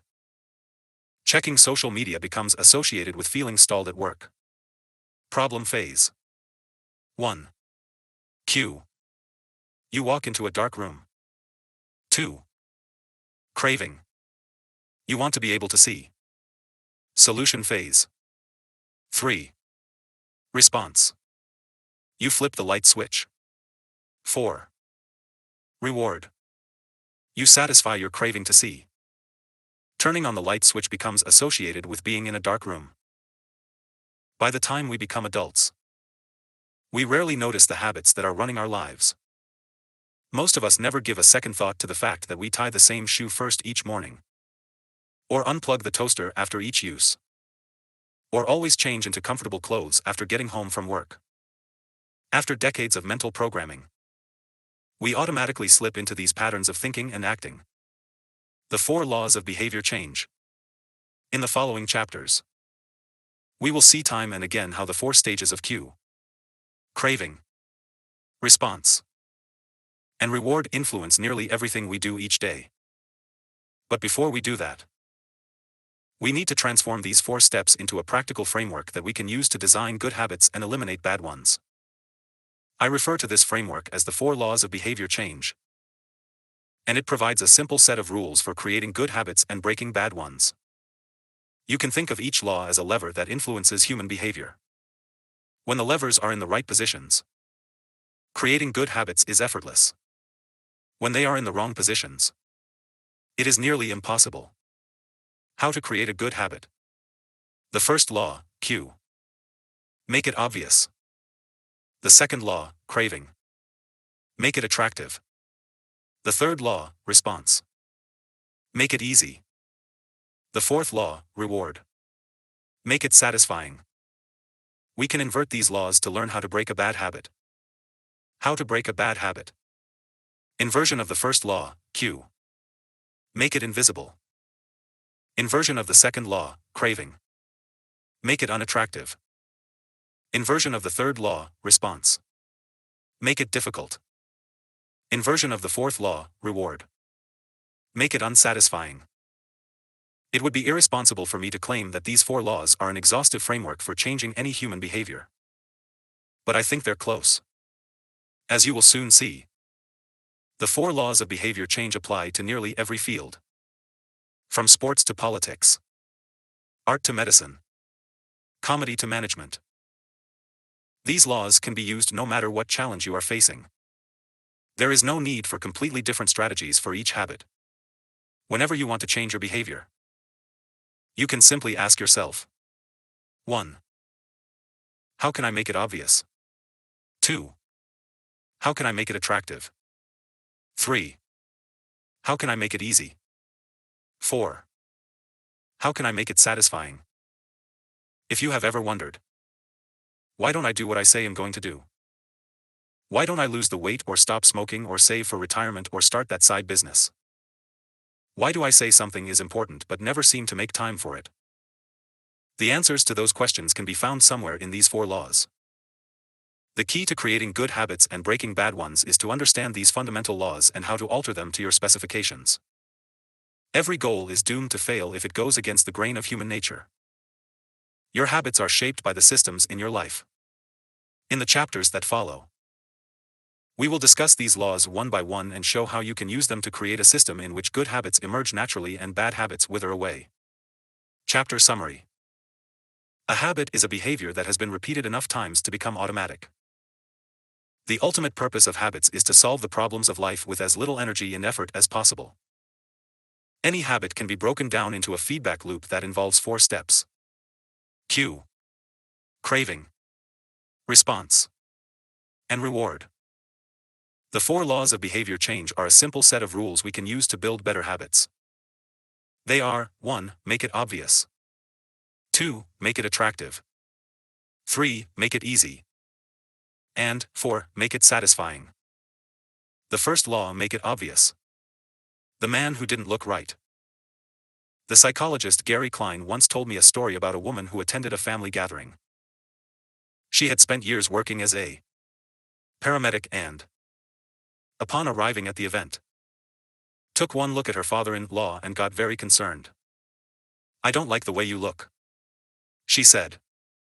Her father-in-law, who was feeling perfectly fine, jokingly replied, "Well, I don't like your looks either." "No," she insisted. "You need to go to the hospital now." A few hours later, the man was undergoing life-saving surgery after an examination had revealed that he had a blockage to a major artery and was at immediate risk of a heart attack. Without his daughter-in-law's intuition, he could have died. What did the paramedic see? How did she predict his impending heart attack? When major arteries are obstructed, the body focuses on sending blood to critical organs and away from peripheral locations near the surface of the skin. The result is a change in the pattern of distribution of blood in the face. After many years of working with people with heart failure, the woman had unknowingly developed the ability to recognize this pattern on sight. She couldn't explain what it was that she noticed in her father-in-law's face, but she knew something was wrong. Similar stories exist in other fields. For example, military analysts can identify which blip on a radar screen is an enemy missile and which one is a plane from their own fleet, even though they are traveling at the same speed, flying at the same altitude, and look identical on radar in nearly every respect. During the Gulf War, Lieutenant Commander Michael Riley saved an entire battleship when he ordered a missile shot down, despite the fact that it looked exactly like the battleship's own planes on radar. He made the right call. But even his superior officers couldn't explain how he did it. Museum curators have been known to discern the difference between an authentic piece of art and an expertly produced counterfeit, even though they can't tell you precisely which details tipped them off. Experienced radiologists can look at a brain scan and predict the area where a stroke will develop before any obvious signs are visible to the untrained eye. I've even heard of hairdressers noticing whether a client is pregnant based only on the feel of her hair. The human brain is a prediction machine. It is continuously taking in your surroundings and analyzing the information it comes across. Whenever you experience something repeatedly, like a paramedic seeing the face of a heart attack patient or a military analyst seeing a missile on a radar screen, your brain begins noticing what is important, sorting through the details and highlighting the relevant cues, and cataloging that information for future use. With enough practice, you can pick up on the cues that predict certain outcomes without consciously thinking about it. Automatically, your brain encodes the lessons learned through experience. We can't always explain what it is we are learning, but learning is happening all along the way. And your ability to notice the relevant cues in a given situation is the foundation for every habit you have. We underestimate how much our brains and bodies can do without thinking. You do not tell your hair to grow, your heart to pump, your lungs to breathe, or your stomach to digest. And yet your body handles all this and more on autopilot. You are much more than your conscious self. Consider hunger. How do you know when you're hungry? You don't necessarily have to see a cookie on the counter to realize that it is time to eat. Appetite and hunger are governed non-consciously. Your body has a variety of feedback loops that gradually alert you when it is time to eat again and that track what is going on around you and within you. Cravings can arise thanks to hormones and chemicals circulating through your body. Suddenly, you're hungry even though you're not quite sure what tipped you off. This is one of the most surprising insights about our habits. You don't need to be aware of the cue for a habit to begin. You can notice an opportunity and take action without dedicating conscious attention to it. This is what makes habits useful. It's also what makes them dangerous. As habits form, your actions come under the direction of your automatic and non-conscious mind. You fall into old patterns before you realize what's happening, unless someone points it out. You may not notice that you cover your mouth with your hand whenever you laugh, that you apologize before asking a question, or that you have a habit of finishing other people's sentences. And the more you repeat these patterns, the less likely you become to question what you're doing and why you're doing it. I once heard of a retail clerk who was instructed to cut up empty gift cards after customers had used up the balance on the card. One day, the clerk cashed out a few customers in a row who purchased with gift cards. When the next person walked up, the clerk swiped the customer's actual credit card, picked up the scissors, and then cut it in half, entirely on autopilot, before looking up at the stunned customer and realizing what had just happened. Another woman I came across in my research was a former preschool teacher who had switched to a corporate job, even though she was now working with adults. Her old habits would kick in and she kept asking coworkers if they had washed their hands after going to the bathroom. I also found the story of a man who had spent years working as a lifeguard and would occasionally yell, "Walk," whenever he saw a child running. Over time, the cues that spark our habits become so common that they are essentially invisible. The treats on the kitchen counter, the remote control next to the couch, the phone in our pocket. Our responses to these cues are so deeply encoded that it may feel like the urge to act comes from nowhere. For this reason, we must begin the process of behavior change with awareness. Before we can effectively build new habits, we need to get a handle on our current ones. This can be more challenging than it sounds because once a habit is firmly rooted in your life, it is mostly non-conscious and automatic. If a habit remains mindless, you can't expect to improve it. As the psychologist Carl Jung said, until you make the unconscious conscious, it will direct your life and you will call it fate. If you ever find yourself riding a train in Tokyo, you'll notice that the conductors have a peculiar habit. As each operator runs the train, they proceed through a ritual of pointing at different objects and calling out commands. When the train approaches a signal, the operator will point at it and say, "Signal is green." As the train pulls into and out of each station, the operator will point at the speedometer and call out the exact speed. When it's time to leave, the operator will point at the timetable and state the time. Out on the platform, other employees are performing similar actions. Before each train departs, staff members will point along the edge of the platform and declare, "All clear." Every detail is identified, pointed at, and named aloud. Asterisk. This process, known as pointing and calling, is a safety system designed to reduce mistakes. It seems silly, but it works incredibly well. Pointing and calling reduces errors by up to 85% and cuts accidents by 30%. The MTA subway system in New York City adopted a modified version that is point only. And, within 2 years of implementation, incidents of incorrectly berthed subways fell 57%. Pointing and calling is so effective because it raises the level of awareness from a non-conscious habit to a more conscious level. Because the train operators must use their eyes, hands, mouth, and ears, they are more likely to notice problems before something goes wrong. My wife does something similar. Whenever we are preparing to walk out the door for a trip, she verbally calls out the most essential items in her packing list. I've got my keys. I've got my wallet. I've got my glasses. I've got my husband. The more automatic a behavior becomes, the less likely we are to consciously think about it. And when we've done something 1,000 times before, we begin to overlook things. We assume that the next time will be just like the last.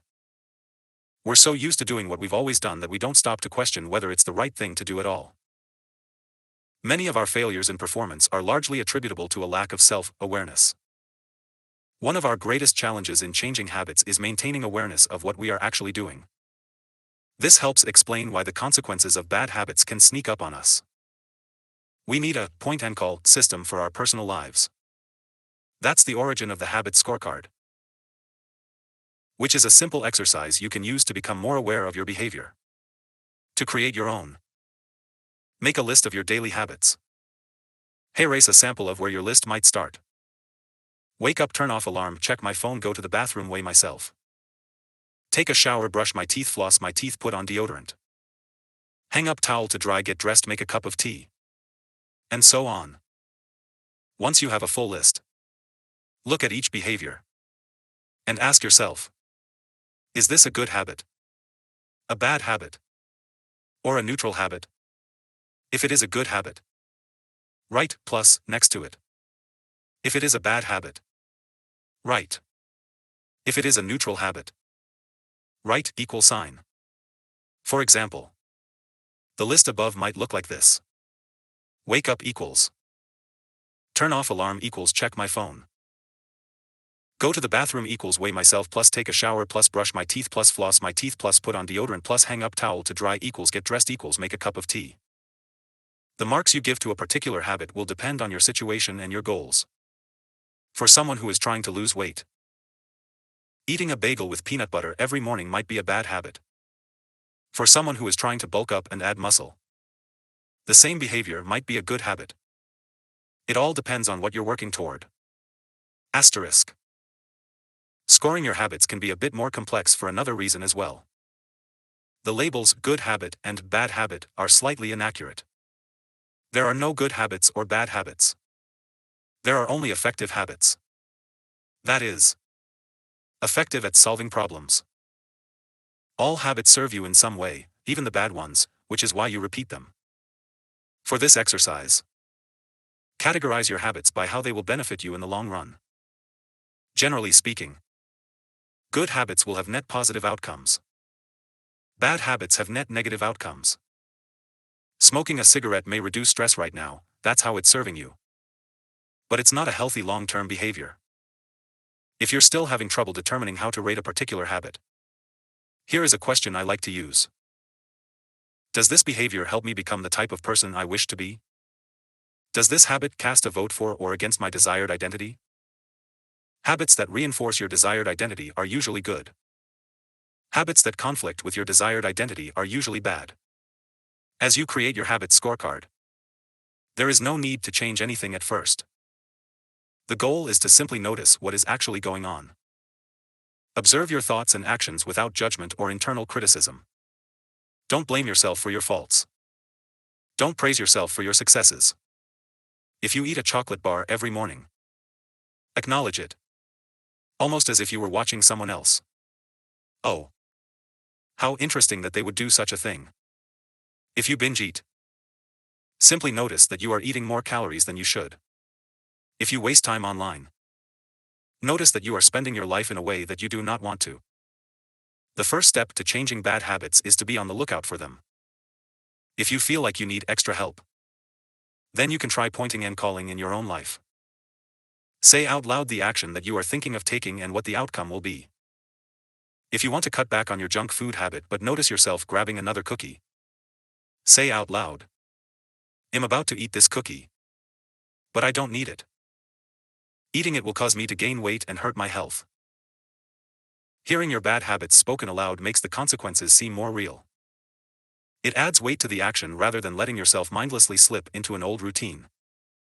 This approach is useful even if you're simply trying to remember a task on your to-do list. Just saying out loud, "Tomorrow, I need to go to the post office after lunch," increases the odds that you'll actually do it. You're getting yourself to acknowledge the need for action, and that can make all the difference. The process of behavior change always starts with awareness.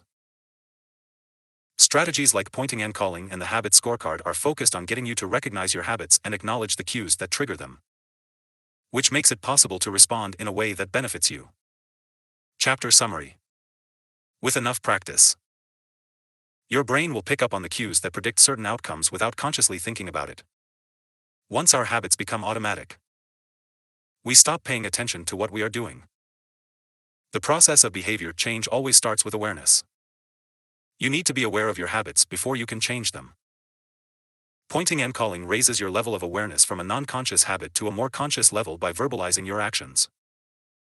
The habit scorecard is a simple exercise you can use to become more aware of your behavior. The best way to start a new habit. In 2001, researchers in Great Britain began working with 248 people to build better exercise habits over the course of 2 weeks. The subjects were divided into 3 groups. The first group was the control group. They were simply asked to track how often they exercised. The second group was the motivation group. They were asked not only to track their workouts but also to read some material on the benefits of exercise. The researchers also explained to the group how exercise could reduce the risk of coronary heart disease and improve heart health. Finally, there was the third group. These subjects received the same presentation as the second group, which ensured that they had equal levels of motivation. However, they were also asked to formulate a plan for when and where they would exercise over the following week. Specifically, each member of the third group completed the following sentence: "During the next week, I will partake in at least 20 minutes of vigorous exercise on day, at time, in place." In the first and second groups, 35 to 38% of people exercised at least once per week. Interestingly, the motivational presentation given to the second group seemed to have no meaningful impact on behavior. But 91% of the third group exercised at least once per week, more than double the normal rate. The sentence they filled out is what researchers refer to as an implementation intention, which is a plan you make beforehand about when and where to act. That is, how you intend to implement a particular habit. The cues that can trigger a habit come in a wide range of forms: the feel of your phone buzzing in your pocket, the smell of chocolate chip cookies, the sound of ambulance sirens, but the 2 most common cues are time and location. Implementation intentions leverage both of these cues. Broadly speaking, the format for creating an implementation intention is: when situation X arises, I will perform response Y. Hundreds of studies have shown that implementation intentions are effective for sticking to our goals. Whether it's writing down the exact time and date of when you will get a flu shot or recording the time of your colonoscopy appointment, they increase the odds that people will stick with habits like recycling, studying, going to sleep early, and stopping smoking. Researchers have even found that voter turnout increases when people are forced to create implementation intentions by answering questions like: what route are you taking to the polling station? At what time are you planning to go? What bus will get you there? Other successful government programs have prompted citizens to make a clear plan to send taxes in on time or provided directions on when and where to pay late traffic bills. The punchline is clear. People who make a specific plan for when and where they will perform a new habit are more likely to follow through. Too many people try to change their habits without these basic details figured out. We tell ourselves, I'm going to eat healthier, or I'm going to write more. But we never say when and where these habits are going to happen. We leave it up to chance and hope that we will just remember to do it or feel motivated at the right time. An implementation intention sweeps away foggy notions like, I want to work out more, or I want to be more productive, or should vote, and transforms them into a concrete plan of action. Many people think they lack motivation when what they really lack is clarity. It is not always obvious when and where to take action. Some people spend their entire lives waiting for the time to be right to make an improvement. Once an implementation intention has been set, you don't have to wait for inspiration to strike. Do I write a chapter today or not? Do I meditate this morning or at lunch? When the moment of action occurs, there is no need to make a decision. Simply follow your predetermined plan. The simple way to apply this strategy to your habits is to fill out this sentence. I will, behavior, at, time, in, location. Meditation. I will meditate for 1 minute at 7 a.m. In my kitchen. Studying. I will study Spanish for 20 minutes at 6 p.m. In my bedroom. Exercise. I will exercise for 1 hour at 5 p.m. In my local gym. Marriage. I will make my partner a cup of tea at 8 a.m. In the kitchen. If you aren't sure when to start your habit, try the first day of the week, month, or year. People are more likely to take action at those times because hope is usually higher. If we have hope, we have a reason to take action. A fresh start feels motivating. There is another benefit to implementation intentions. Being specific about what you want and how you will achieve it helps you say no to things that derail progress, distract your attention, and pull you off course. We often say yes to little requests because we are not clear enough about what we need to be doing instead. When your dreams are vague, it's easy to rationalize little exceptions all day long and never get around to the specific things you need to do to succeed. Give your habits a time and a space to live in the world. The goal is to make the time and location so obvious that, with enough repetition, you get an urge to do the right thing at the right time, even if you can't say why. As the writer Jason Zweig noted, obviously you're never going to just work out without conscious thought. But like a dog salivating at a bell, maybe you start to get antsy around the time of day you normally work out. There are many ways to use implementation intentions in your life and work. My favorite approach is one I learned from Stanford professor B.J. Fogg, and it is a strategy one refer to as habit stacking. Habit stacking. A simple plan to overhaul your habits. The French philosopher Denis Diderot lived nearly his entire life in poverty. But that all changed one day in 1765. Diderot's daughter was about to be married and he could not afford to pay for the wedding. Despite his lack of wealth, Diderot was well known for his role as the co-founder and writer of Encyclopédie, one of the most comprehensive encyclopedias of the time. When Catherine the Great, the Empress of Russia, heard of Diderot's financial troubles, her heart went out to him. She was a book lover and greatly enjoyed his encyclopedia. She offered to buy Diderot's personal library for £1. 000, more than $150. 000 today. Asterisk suddenly. Diderot had money to spare. With his new wealth, he not only paid for the wedding but also acquired a scarlet robe for himself. Diderot's scarlet robe was beautiful. So beautiful, in fact, that he immediately noticed how out of place it seemed when surrounded by his more common possessions. He wrote that there was no more coordination, no more unity, no more beauty between his elegant robe and the rest of his stuff. Diderot soon felt the urge to upgrade his possessions. He replaced his rug with one from Damascus. He decorated his home with expensive sculptures. He bought a mirror to place above the mantel, and a better kitchen table. He tossed aside his old straw chair for a leather one. Like falling dominoes. One purchase led to the next. Diderot's behavior is not uncommon. In fact, the tendency for one purchase to lead to another one has a name. The Diderot effect. The Diderot effect states that obtaining a new possession often creates a spiral of consumption that leads to additional purchases. You can spot this pattern everywhere. You buy a dress and have to get new shoes and earrings to match. You buy a couch and suddenly question the layout of your entire living room. You buy a toy for your child and soon find yourself purchasing all of the accessories that go with it. It's a chain reaction of purchases. Many human behaviors follow this cycle. You often decide what to do next based on what you have just finished doing. Going to the bathroom leads to washing and drying your hands. Which reminds you that you need to put the dirty towels in the laundry. So you add laundry detergent to the shopping list.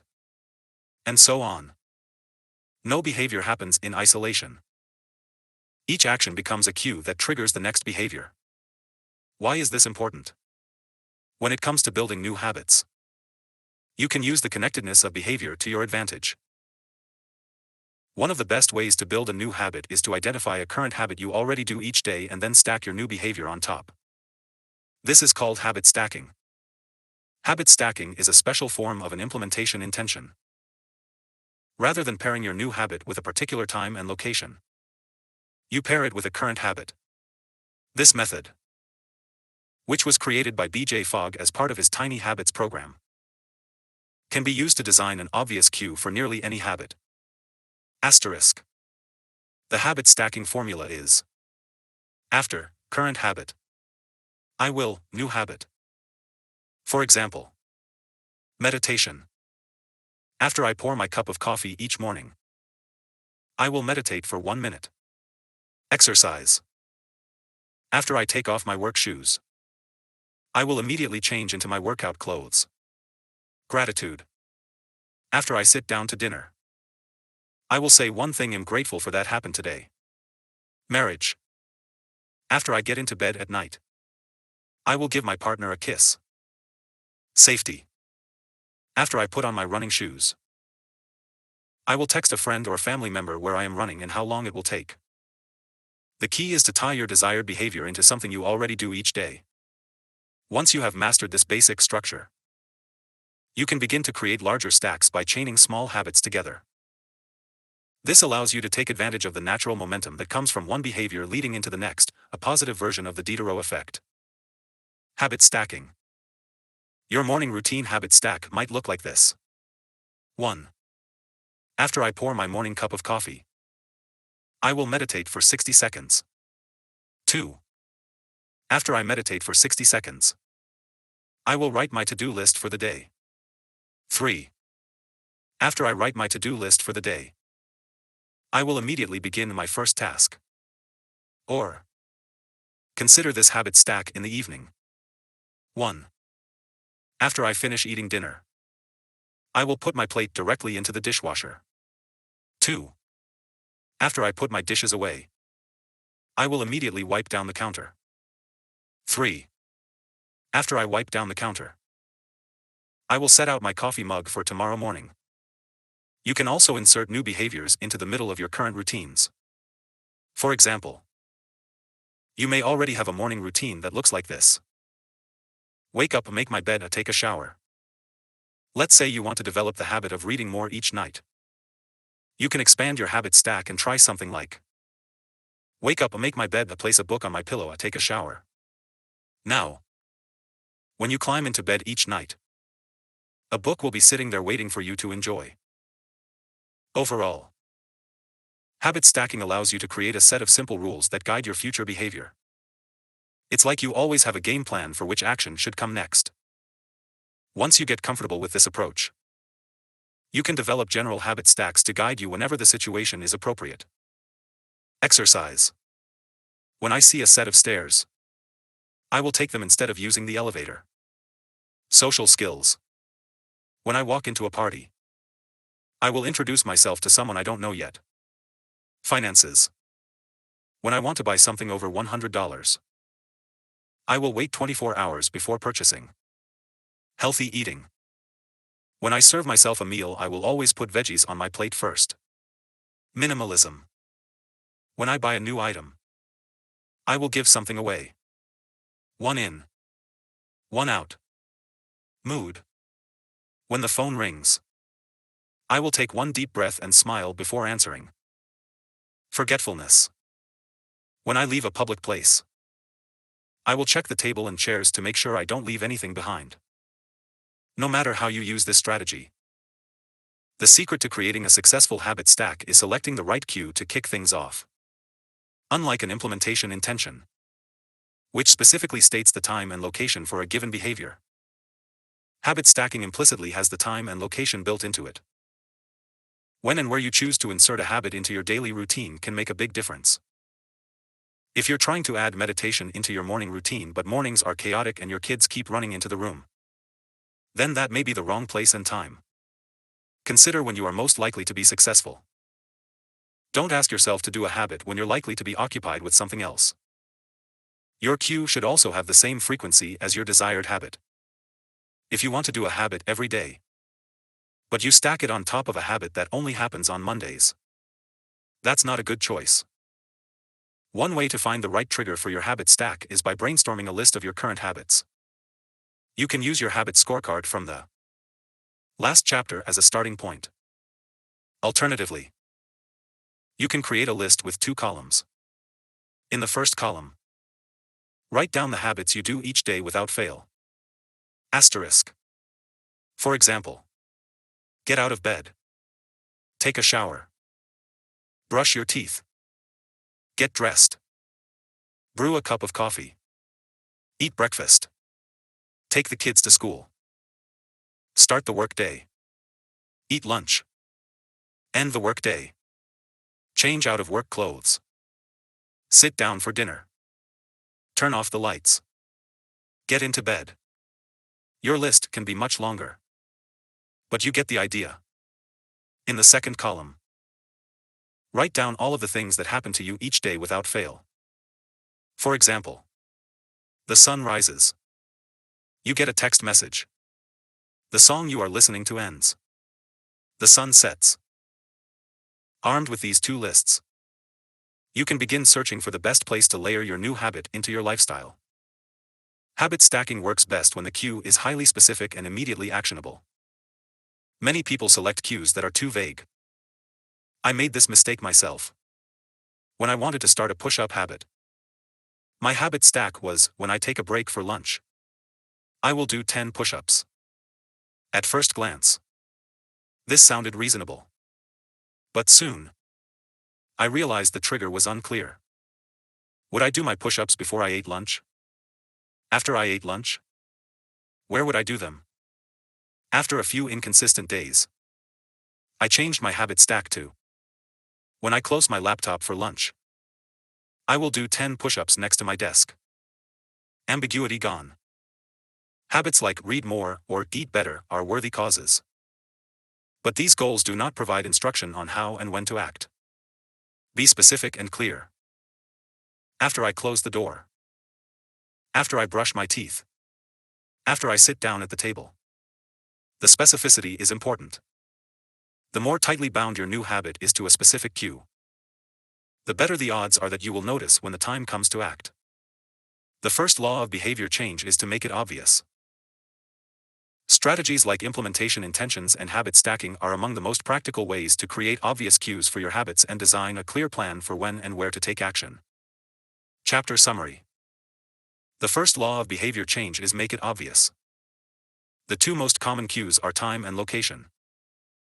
Creating an implementation intention is a strategy you can use to pair a new habit with a specific time and location. The implementation intention formula is I will, behavior, at, time, in, location. Habit stacking is a strategy you can use to pair a new habit with a current habit. The habit stacking formula is after, current habit. I will, new habit. Motivation is overrated, environment often matters more. Thorndike, a primary care physician at Massachusetts General Hospital in Boston, had a crazy idea. She believed she could improve the eating habits of thousands of hospital staff and visitors without changing their willpower or motivation in the slightest way. In fact, she didn't plan on talking to them at all. Thorndike and her colleagues designed a 6-month study to alter the choice architecture of the hospital cafeteria. They started by changing how drinks were arranged in the room. Originally, the refrigerators located next to the cash registers in the cafeteria were filled with only soda. The researchers added water as an option to each one. Additionally, they placed baskets of bottled water next to the food stations throughout the room. Soda was still in the primary refrigerators, but water was now available at all drink locations. Over the next 3 months, the number of soda sales at the hospital dropped by 11.4%. Meanwhile, sales of bottled water increased by 25.8%. They made similar adjustments and saw similar results with the food in the cafeteria. Nobody had said a word to anyone eating there. People often choose products not because of what they are, but because of where they are. If I walk into the kitchen and see a plate of cookies on the counter, I'll pick up half a dozen and start eating, even if I hadn't been thinking about them beforehand and didn't necessarily feel hungry. If the communal table at the office is always filled with donuts and bagels, it's going to be hard not to grab one every now and then. Your habits change depending on the room you are in and the cues in front of you. Environment is the invisible hand that shapes human behavior. Despite our unique personalities, certain behaviors tend to arise again and again under certain environmental conditions. In church, people tend to talk in whispers. On a dark street, people act wary and guarded. In this way, the most common form of change is not internal, but external. We are changed by the world around us. Every habit is context-dependent. In 1936, psychologist Kurt Lewin wrote a simple equation that makes a powerful statement. Behavior is a function of the person in their environment. Or B equals F, P, E. It didn't take long for Lewin's equation to be tested in business. In 1952, the economist Hawkins Stern described a phenomenon he called suggestion impulse buying, which is triggered when a shopper sees a product for the first time and visualizes a need for it. In other words, customers will occasionally buy products not because they want them but because of how they are presented to them. For example, items at eye level tend to be purchased more than those down near the floor. For this reason, you'll find expensive brand names featured in easy-to-reach locations on store shelves because they drive the most profit, while cheaper alternatives are tucked away in harder-to-reach spots. The same goes for end caps, which are the units at the end of aisles. End caps are money-making machines for retailers because they are obvious locations that encounter a lot of foot traffic. For example, 45% of Coca-Cola sales come specifically from end-of-the-aisle racks. The more obviously available a product or service is, the more likely you are to try it. People drink Bud Light because it is in every bar and visit Starbucks because it is on every corner. We like to think that we are in control. If we choose water over soda, we assume it is because we wanted to do so. The truth, however, is that many of the actions we take each day are shaped not by purposeful drive and choice but by the most obvious option. Every living being has its own methods for sensing and understanding the world. Eagles have remarkable long-distance vision. Snakes can smell by tasting the air with their highly sensitive tongues. Sharks can detect small amounts of electricity and vibrations in the water caused by nearby fish. Even bacteria have chemoreceptors, tiny sensory cells that allow them to detect toxic chemicals in their environment.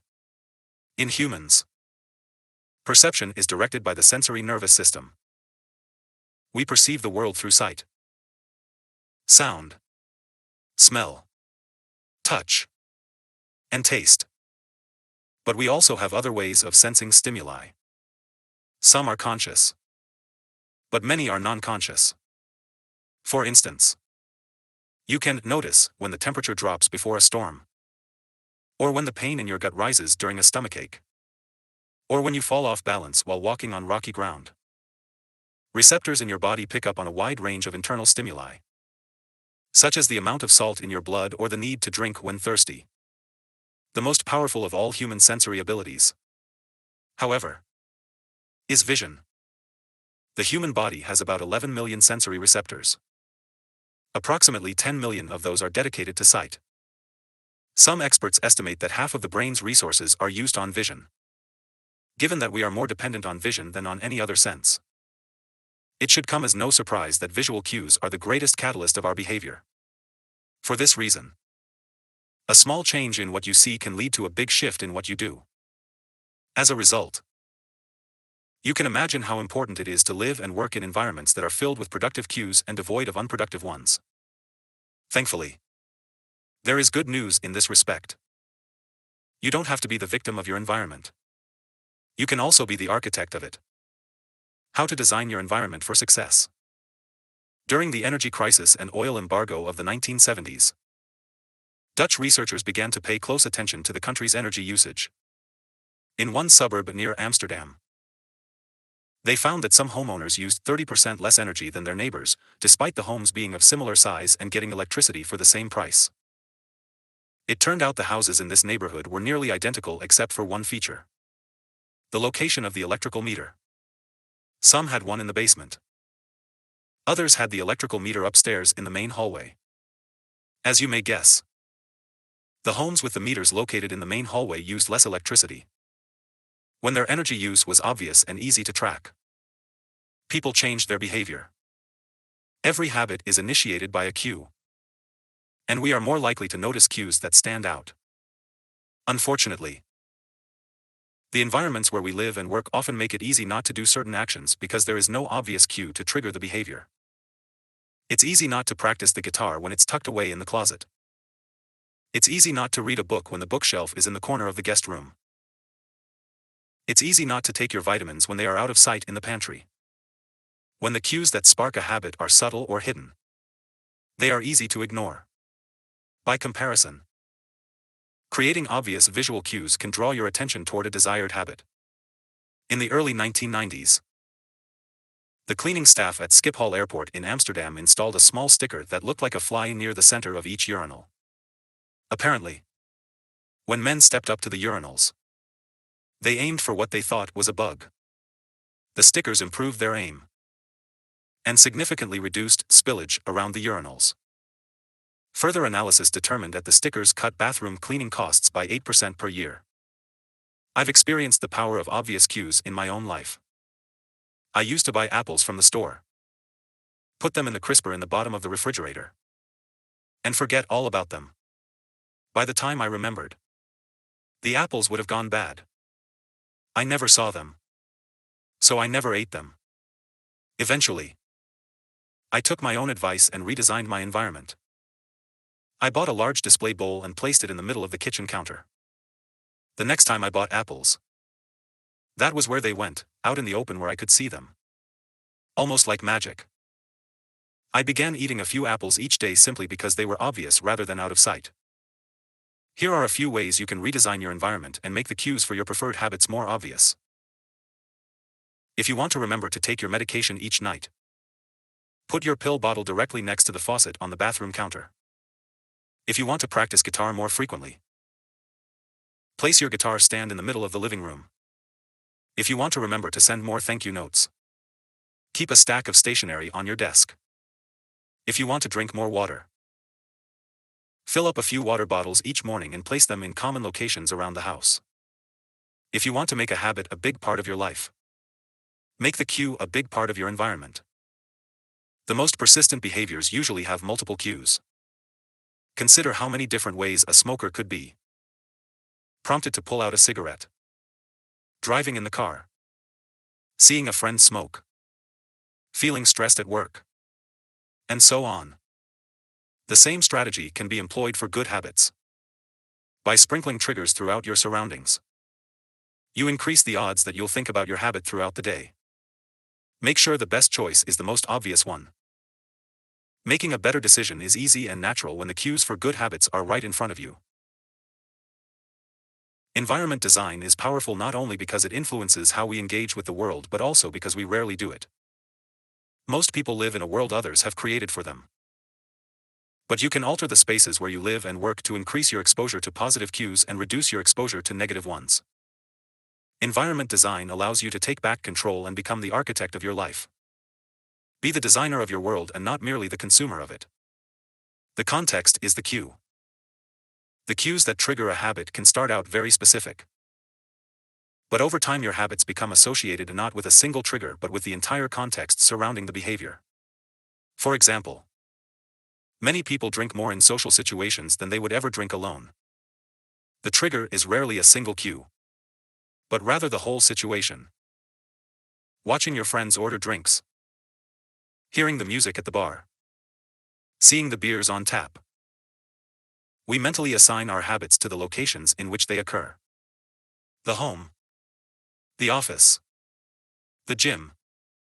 Each location develops a connection to certain habits and routines. You establish a particular relationship with the objects on your desk, the items on your kitchen counter, the things in your bedroom. Our behavior is not defined by the objects in the environment but by our relationship to them. In fact, this is a useful way to think about the influence of the environment on your behavior. Stop thinking about your environment as filled with objects. Start thinking about it as filled with relationships. Think in terms of how you interact with the spaces around you. For one person, her couch is the place where she reads for an hour each night. For someone else, the couch is where he watches television and eats a bowl of ice cream after work. Different people can have different memories, and thus different habits, associated with the same place.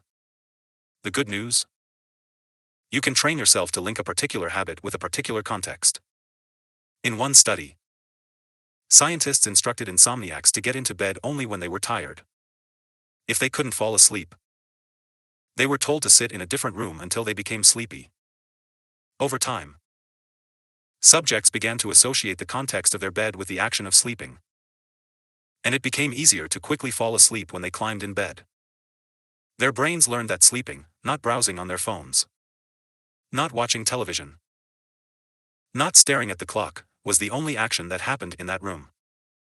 The power of context also reveals an important strategy. Habits can be easier to change in a new environment. It helps to escape the subtle triggers and cues that nudge you toward your current habits. Go to a new place, a different coffee shop, a bench in the park, a corner of your room you seldom use, and create a new routine there. It is easier to associate a new habit with a new context than to build a new habit in the face of competing cues. It can be difficult to go to bed early if you watch television in your bedroom each night. It can be hard to study in the living room without getting distracted if that's where you always play video games. But when you step outside your normal environment, you leave your behavioral biases behind. You aren't battling old environmental cues, which allows new habits to form without interruption. Want to think more creatively? Move to a bigger room, a rooftop patio, or a building with expansive architecture. Take a break from the space where you do your daily work, which is also linked to your current thought patterns. Trying to eat healthier? It is likely that you shop on autopilot at your regular supermarket. Try a new grocery store. You may find it easier to avoid unhealthy food when your brain doesn't automatically know where it is located in the store. When you can't manage to get to an entirely new environment, redefine or rearrange your current one. Create a separate space for work, study, exercise, entertainment, and cooking. The mantra I find useful is one space, one use. When I started my career as an entrepreneur, I would often work from my couch or at the kitchen table. In the evenings, I found it very difficult to stop working. There was no clear division between the end of work time and the beginning of personal time. Was the kitchen table my office or the space where I ate meals? Was the couch where I relaxed or where I sent emails? Everything happened in the same place. A few years later, I could finally afford to move to a home with a separate room for my office. Suddenly, work was something that happened in here, and personal life was something that happened out there. It was easier for me to turn off the professional side of my brain when there was a clear dividing line between work life and home life. Each room had one primary use. The kitchen was for cooking. The office was for working. Whenever possible, avoid mixing the context of one habit with another.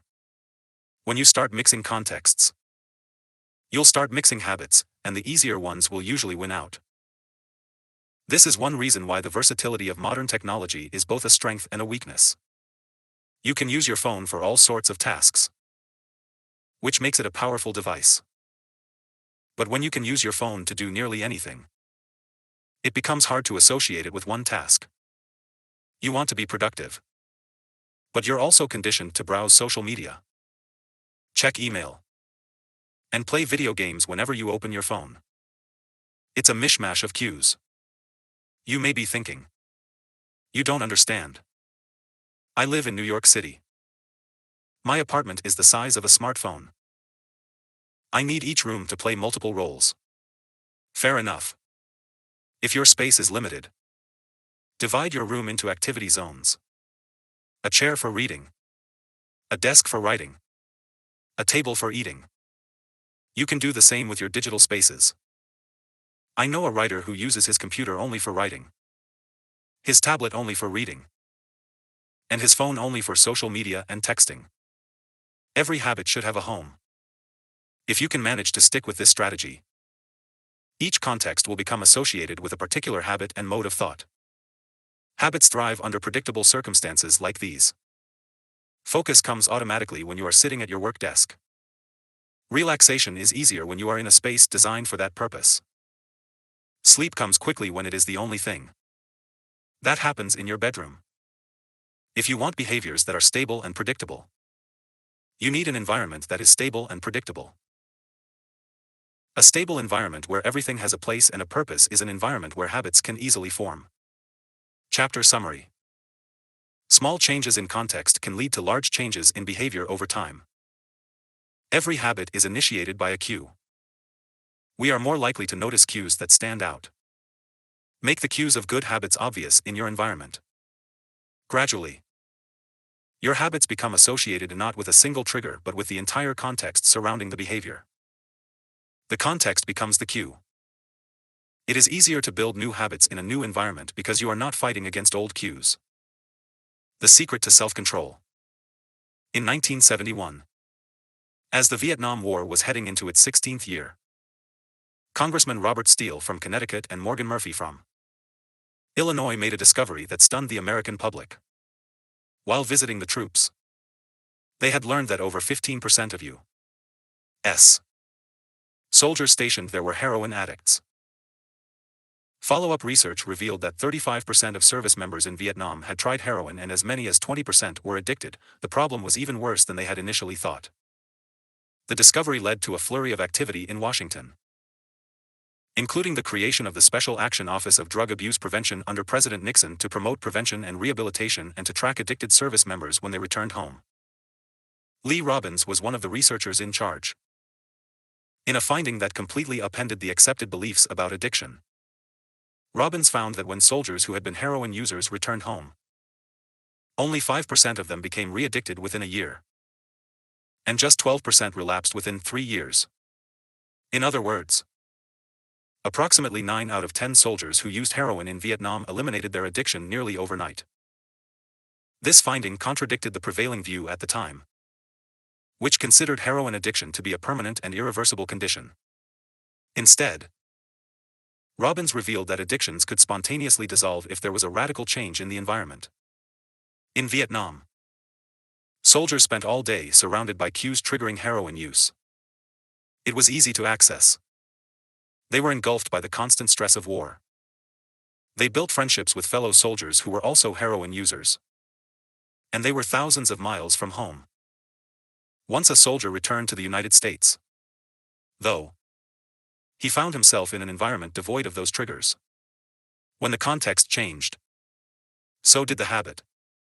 Compare this situation to that of a typical drug user.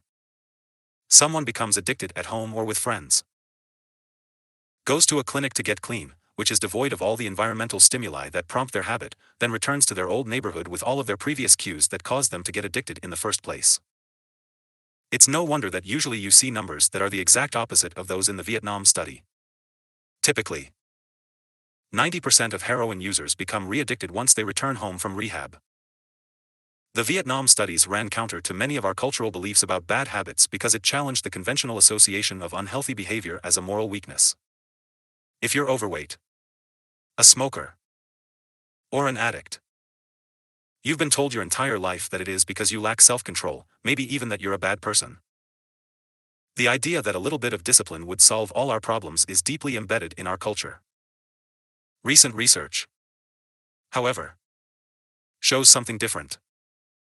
When scientists analyze people who appear to have tremendous self-control, it turns out those individuals aren't all that different from those who are struggling.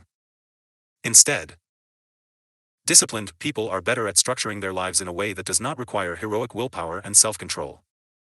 In other words, they spend less time in tempting situations. The people with the best self-control are typically the ones who need to use it the least. It's easier to practice self-restraint when you don't have to use it very often. So, yes, perseverance, grit, and willpower are essential to success. But the way to improve these qualities is not by wishing you were a more disciplined person, but by creating a more disciplined environment. This counterintuitive idea makes even more sense once you understand what happens when a habit is formed in the brain. A habit that has been encoded in the mind is ready to be used whenever the relevant situation arises. When Patty Olwell, a therapist from Austin, Texas, started smoking, she would often light up while riding horses with a friend. Eventually, she quit smoking and avoided it for years. She had also stopped riding. Decades later, she hopped on a horse again and found herself craving a cigarette for the first time in forever. The cues were still internalized, she just hadn't been exposed to them in a long time. Once a habit has been encoded, the urge to act follows whenever the environmental cues reappear. This is one reason behavior change techniques can backfire. Shaming obese people with weight loss presentations can make them feel stressed. And as a result, many people return to their favorite coping strategy: overeating.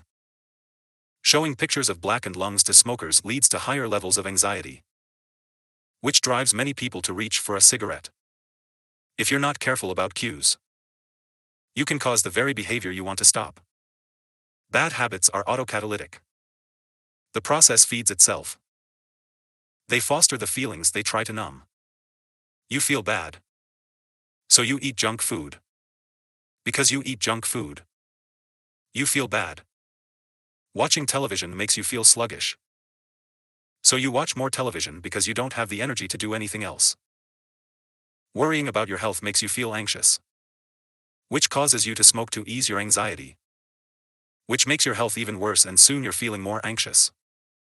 It's a downward spiral, a runaway train of bad habits. Researchers refer to this phenomenon as cue-induced wanting. An external trigger causes a compulsive craving to repeat a bad habit. Once you notice something, you begin to want it. This process is happening all the time, often without us realizing it. Scientists have found that showing addicts a picture of cocaine for just 33 milliseconds stimulates the reward pathway in the brain and sparks desire. This speed is too fast for the brain to consciously register. The addicts couldn't even tell you what they had seen, but they craved the drug all the same. Erase the punchline. You can break a habit, but you're unlikely to forget it. Once the mental grooves of habit have been carved into your brain, they are nearly impossible to remove entirely, even if they go unused for quite a while. And that means that simply resisting temptation is an ineffective strategy. It is hard to maintain a Zen attitude in a life filled with interruptions. It takes too much energy. In the short run, you can choose to overpower temptation. In the long run, we become a product of the environment that we live in. To put it bluntly, I have never seen someone consistently stick to positive habits in a negative environment. A more reliable approach is to cut bad habits off at the source. One of the most practical ways to eliminate a bad habit is to reduce exposure to the cue that causes it. If you can't seem to get any work done, leave your phone in another room for a few hours. If you're continually feeling like you're not enough, stop following social media accounts that trigger jealousy and envy. If you're wasting too much time watching television, move the TV out of the bedroom. If you're spending too much money on electronics, quit reading reviews of the latest tech gear. If you're playing too many video games, Unplug the console and put it in a closet after each use. This practice is an inversion of the first law of behavior change. Rather than make it obvious, you can make it invisible. I'm often surprised by how effective simple changes like these can be. Remove a single cue and the entire habit often fades away. Self-control is a short-term strategy, not a long-term one. You may be able to resist temptation once or twice, but it's unlikely you can muster the willpower to override your desires every time. Instead of summoning a new dose of willpower whenever you want to do the right thing, your energy would be better spent optimizing your environment. This is the secret to self-control. Make the cues of your good habits obvious and the cues of your bad habits invisible. Chapter Summary. The inversion of the first law of behavior change is make it invisible. Once a habit is formed, it is unlikely to be forgotten. People with high self-control tend to spend less time in tempting situations. It's easier to avoid temptation than resist it. One of the most practical ways to eliminate a bad habit is to reduce exposure to the cue that causes it. Self-control is a short-term strategy, not a long-term one. How to create a good habit. The first law. Make it obvious. 1. Fill out the habit scorecard. Write down your current habits to become aware of them. 1. 2. Use implementation intentions. I will, behavior, at, time, in, location. 1. 3. Use habit stacking. After, current habit. I will, new habit. 1. 4. Design your environment. Make the cues of good habits obvious and visible. The second law. Make it attractive. The third law. Make it easy. The fourth law. Make it satisfying. How to break a bad habit. Inversion of the first law. Make it invisible. 1. 5. Reduce exposure. Remove the cues of your bad habits from your environment. Inversion of the second law. Make it unattractive. Inversion of the third law. Make it difficult. Inversion of the fourth law. Make it unsatisfying. The second law. Make it attractive. How to make a habit irresistible. In the 1940s, a Dutch scientist named Nico Tinbergen performed a series of experiments that transformed our understanding of what motivates us. Tinbergen, who eventually won a Nobel Prize for his work, was investigating herring gulls. The gray and white birds often seen flying along the seashores of North America. Adult herring gulls have a small red dot on their beak, and Tinbergen noticed that newly hatched chicks would peck this spot whenever they wanted food. To begin one experiment, he created a collection of fake cardboard beaks. Just a head without a body. When the parents had flown away, he went over to the nest and offered these dummy beaks to the chicks. The beaks were obvious fakes, and he assumed the baby birds would reject them altogether. However, when the tiny gulls saw the red spot on the cardboard beak, they pecked away just as if it were attached to their own mother. They had a clear preference for those red spots, as if they had been genetically programmed at birth. Soon Tinbergen discovered that the bigger the red spot, the faster the chicks pecked. Eventually, he created a beak with 3 large red dots on it. When he placed it over the nest, the baby birds went crazy with delight. They pecked at the little red patches as if it was the greatest beak they had ever seen. Tinbergen and his colleagues discovered similar behavior in other animals. For example, the gray-lag goose is a ground-nesting bird. Occasionally, as the mother moves around on the nest, one of the eggs will roll out and settle on the grass nearby. Whenever this happens, the goose will waddle over to the egg and use its beak and neck to pull it back into the nest. Tinbergen discovered that the goose will pull any nearby round object, such as a billiard ball or a light bulb, back into the nest. The bigger the object, the greater their response. One goose even made a tremendous effort to roll a volleyball back and sit on top. Like the baby gulls automatically pecking at red dots, the gray-lag goose was following an instinctive rule. When I see a round object nearby, I must roll it back into the nest. The bigger the round object, the harder I should try to get it. It's like the brain of each animal is preloaded with certain rules for behavior. And when it comes across an exaggerated version of that rule, it lights up like a Christmas tree. Scientists refer to these exaggerated cues as supernormal stimuli. A supernormal stimulus is a heightened version of reality, like a beak with 3 red dots or an egg the size of a volleyball, and it elicits a stronger response than usual. Humans are also prone to fall for exaggerated versions of reality. Junk food, for example, drives our reward systems into a frenzy. After spending hundreds of thousands of years hunting and foraging for food in the wild, the human brain has evolved to place a high value on salt, sugar, and fat. Such foods are often calorie-dense, and they were quite rare when our ancient ancestors were roaming the savannah. When you don't know where your next meal is coming from, eating as much as possible is an excellent strategy for survival. Today, however, we live in a calorie-rich environment. Food is abundant, but your brain continues to crave it like it is scarce, placing a high value on salt, sugar, and fat is no longer advantageous to our health. But the craving persists because the brain's reward centers have not changed for approximately 50,000 years. The modern food industry relies on stretching our Paleolithic instincts beyond their evolutionary purpose. A primary goal of food science is to create products that are more attractive to consumers. Nearly every food in a bag, box, or jar has been enhanced in some way, if only with additional flavoring. Companies spend millions of dollars to discover the most satisfying level of crunch in a potato chip or the perfect amount of fizz in a soda. Entire departments are dedicated to optimizing how a product feels in your mouth, a quality known as orosensation.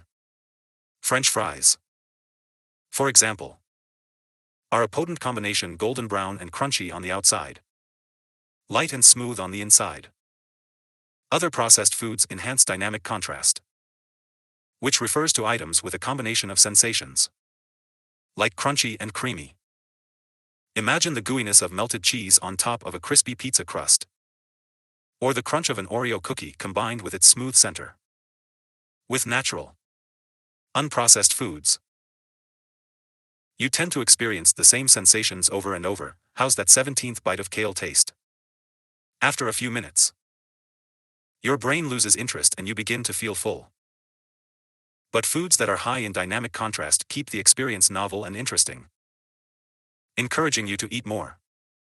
Ultimately, such strategies enable food scientists to find the bliss point for each product, the precise combination of salt, sugar, and fat that excites your brain and keeps you coming back for more.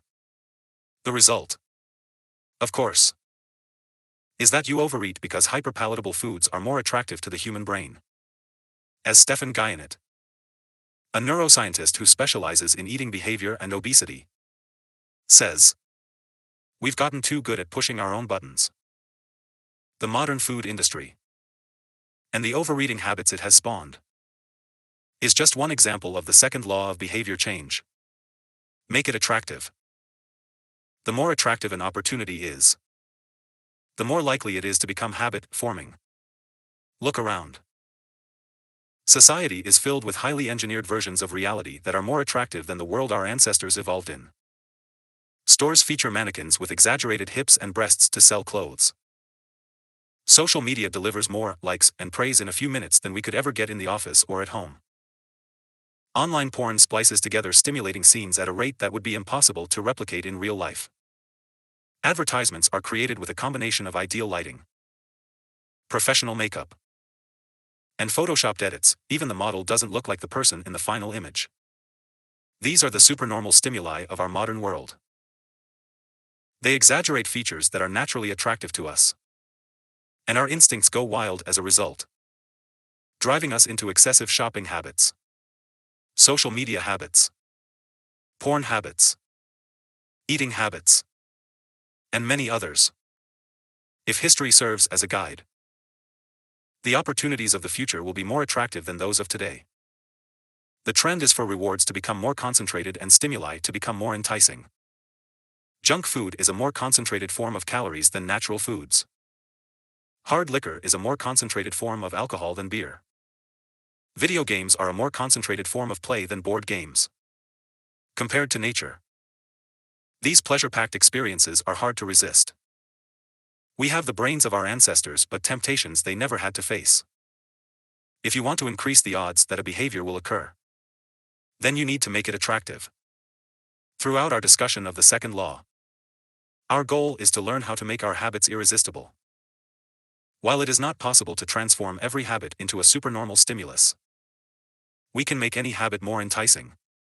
To do this, we must start by understanding what a craving is and how it works. We begin by examining a biological signature that all habits share, the dopamine spike. The dopamine-driven feedback loop. Scientists can track the precise moment a craving occurs by measuring a neurotransmitter called dopamine. The importance of dopamine became apparent in 1954 when the neuroscientists James Olds and Peter Milner ran an experiment that revealed the neurological processes behind craving and desire. By implanting electrodes in the brains of rats, the researchers blocked the release of dopamine. To the surprise of the scientists, the rats lost all will to live. They wouldn't eat. They wouldn't have sex. They didn't crave anything. Within a few days, the animals died of thirst. In follow-up studies, other scientists also inhibited the dopamine-releasing parts of the brain. But this time, they squirted little droplets of sugar into the mouths of the dopamine-depleted rats. Their little rat faces lit up with pleasurable grins from the tasty substance, even though dopamine was blocked.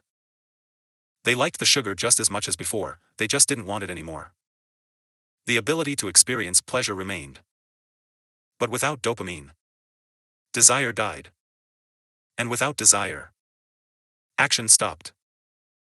When other researchers reversed this process and flooded the reward system of the brain with dopamine, animals performed habits at breakneck speed.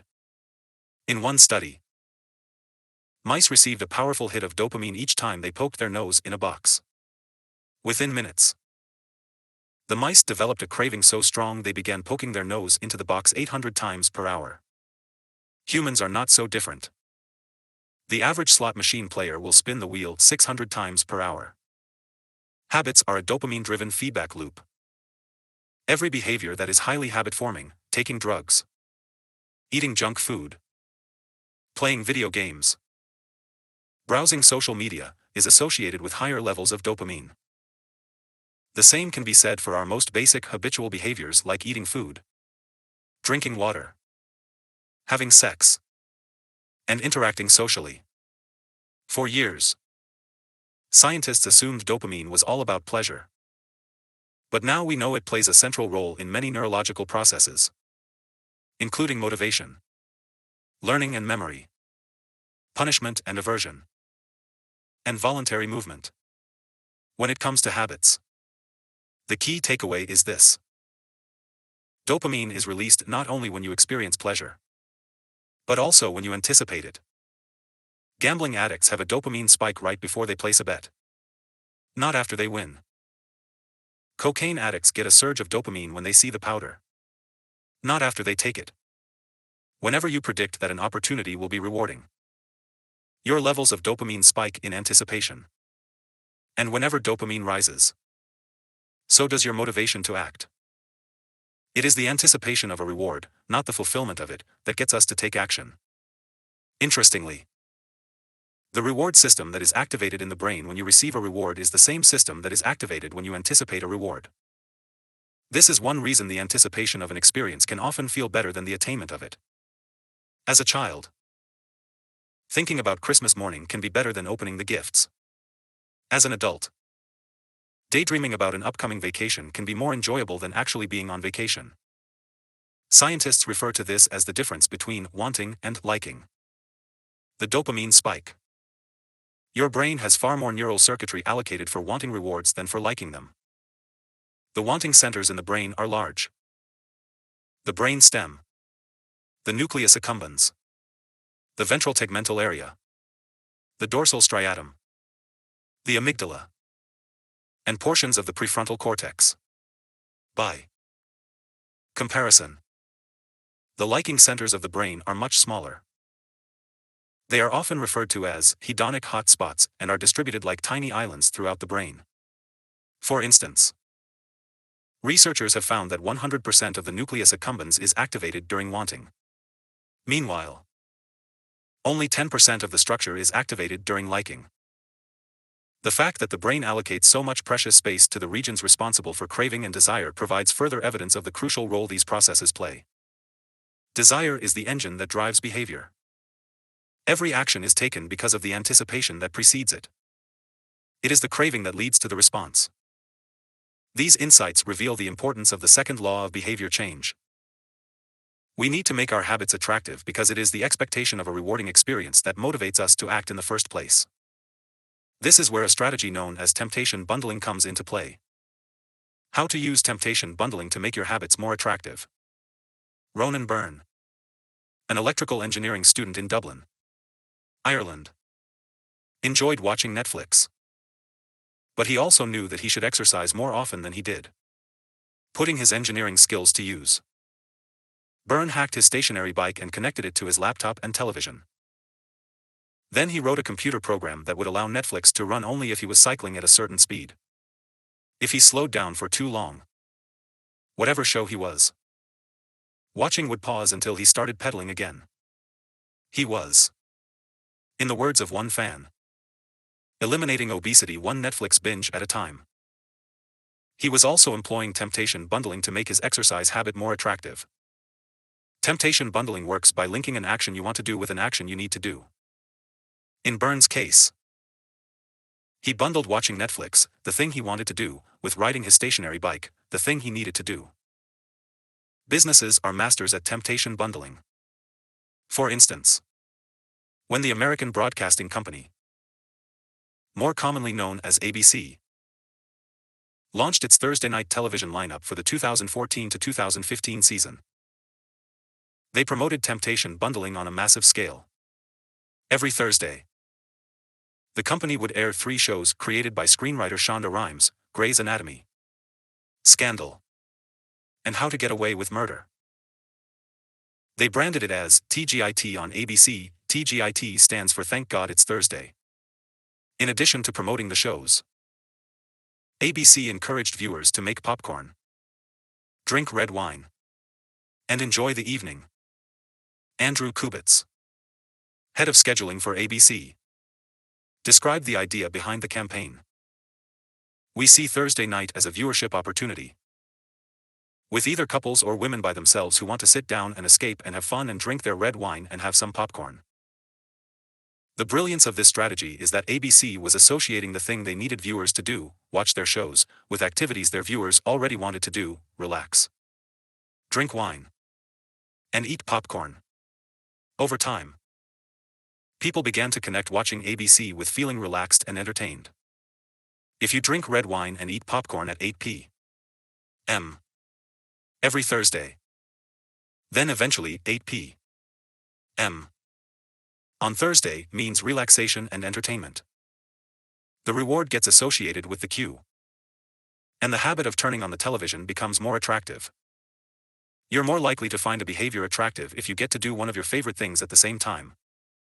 Perhaps you want to hear about the latest celebrity gossip, but you need to get in shape. Using temptation bundling, you could only read the tabloids and watch reality shows at the gym. Maybe you want to get a pedicure, but you need to clean out your email inbox.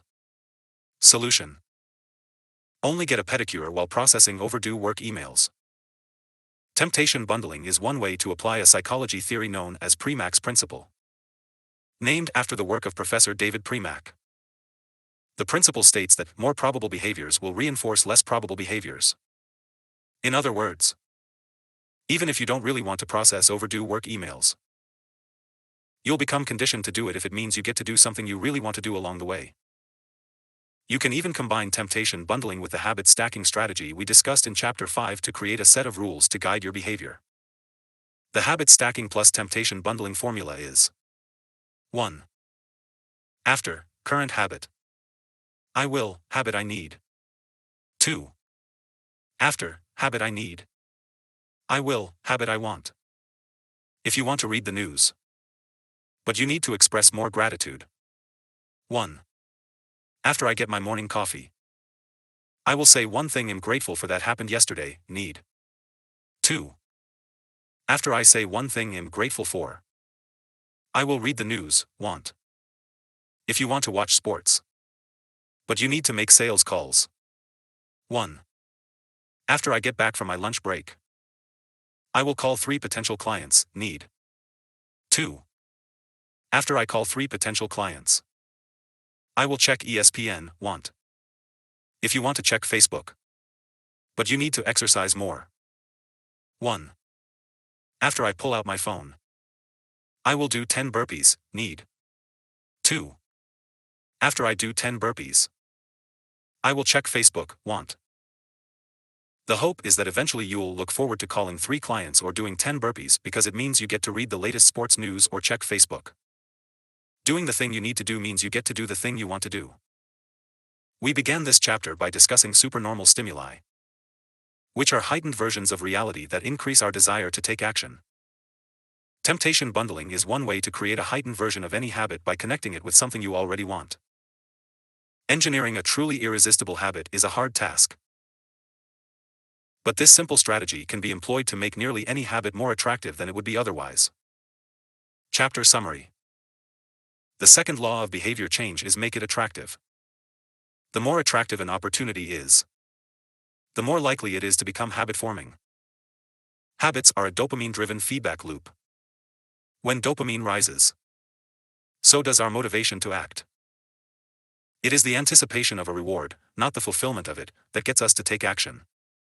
The greater the anticipation, the greater the dopamine spike. Temptation bundling is one way to make your habits more attractive. The strategy is to pair an action you want to do with an action you need to do. The role of family and friends in shaping your habits. In 1965, a Hungarian man named Laszlo Polgar wrote a series of strange letters to a woman named Clara. Laszlo was a firm believer in hard work. In fact, it was all he believed in. He completely rejected the idea of innate talent. He claimed that with deliberate practice and the development of good habits, a child could become a genius in any field. His mantra was, a genius is not born, but is educated and trained. Laszlo believed in this idea so strongly that he wanted to test it with his own children, and he was writing to Clara because he needed a wife willing to jump on board. Clara was a teacher and, although she may not have been as adamant as Laszlo, she also believed that with proper instruction, anyone could advance their skills. Laszlo decided chess would be a suitable field for the experiment, and he laid out a plan to raise his children to become chess prodigies. The kids would be homeschooled, a rarity in Hungary at the time. The house would be filled with chess books and pictures of famous chess players. The children would play against each other constantly and compete in the best tournaments they could find. The family would keep a meticulous file system of the tournament history of every competitor the children faced. Their lives would be dedicated to chess. Laszlo successfully courted Clara, and within a few years, the Polgars were parents to 3 young girls: Susan, Sophia, and Judith. Susan, the oldest, began playing chess when she was 4 years old. Within 6 months, she was defeating adults. Sophia, the middle child, did even better. By 14, she was a world champion. And a few years later, she became a grandmaster. Judith, the youngest, was the best of all. By age 5, she could beat her father. At 12, she was the youngest player ever listed among the top 100 chess players in the world. At 15 years and 4 months old, she became the youngest grandmaster of all time, younger than Bobby Fischer, the previous record holder. For 27 years, she was the #1 ranked female chess player in the world. The childhood of the Polgar sisters was atypical, to say the least. And yet, if you ask them about it, they claim their lifestyle was attractive. even enjoyable. In interviews, the sisters talk about their childhood as entertaining rather than grueling. They loved playing chess. They couldn't get enough of it. Once, Laszlo reportedly found Sophia playing chess in the bathroom in the middle of the night. Encouraging her to go back to sleep, he said, "Sophia, leave the pieces alone." To which she replied, "Daddy, they won't leave me alone." The Polgar sisters grew up in a culture that prioritized chess above all else, praised them for it, rewarded them for it. In their world, an obsession with chess was normal. And as we are about to see, whatever habits are normal in your culture are among the most attractive behaviors you'll find. The seductive pull of social norms. Humans are herd animals. We want to fit in, to bond with others, and to earn the respect and approval of our peers. Such inclinations are essential to our survival. For most of our evolutionary history, our ancestors lived in tribes. Becoming separated from the tribe, or worse, being cast out, was a death sentence. The lone wolf dies, but the pack survives. Asterisk. Meanwhile, those who collaborated and bonded with others enjoyed increased safety, mating opportunities, and access to resources. As Charles Darwin noted, in the long history of humankind, those who learned to collaborate and improvise most effectively have prevailed. As a result, one of the deepest human desires is to belong. And this ancient preference exerts a powerful influence on our modern behavior. We don't choose our earliest habits. We imitate them.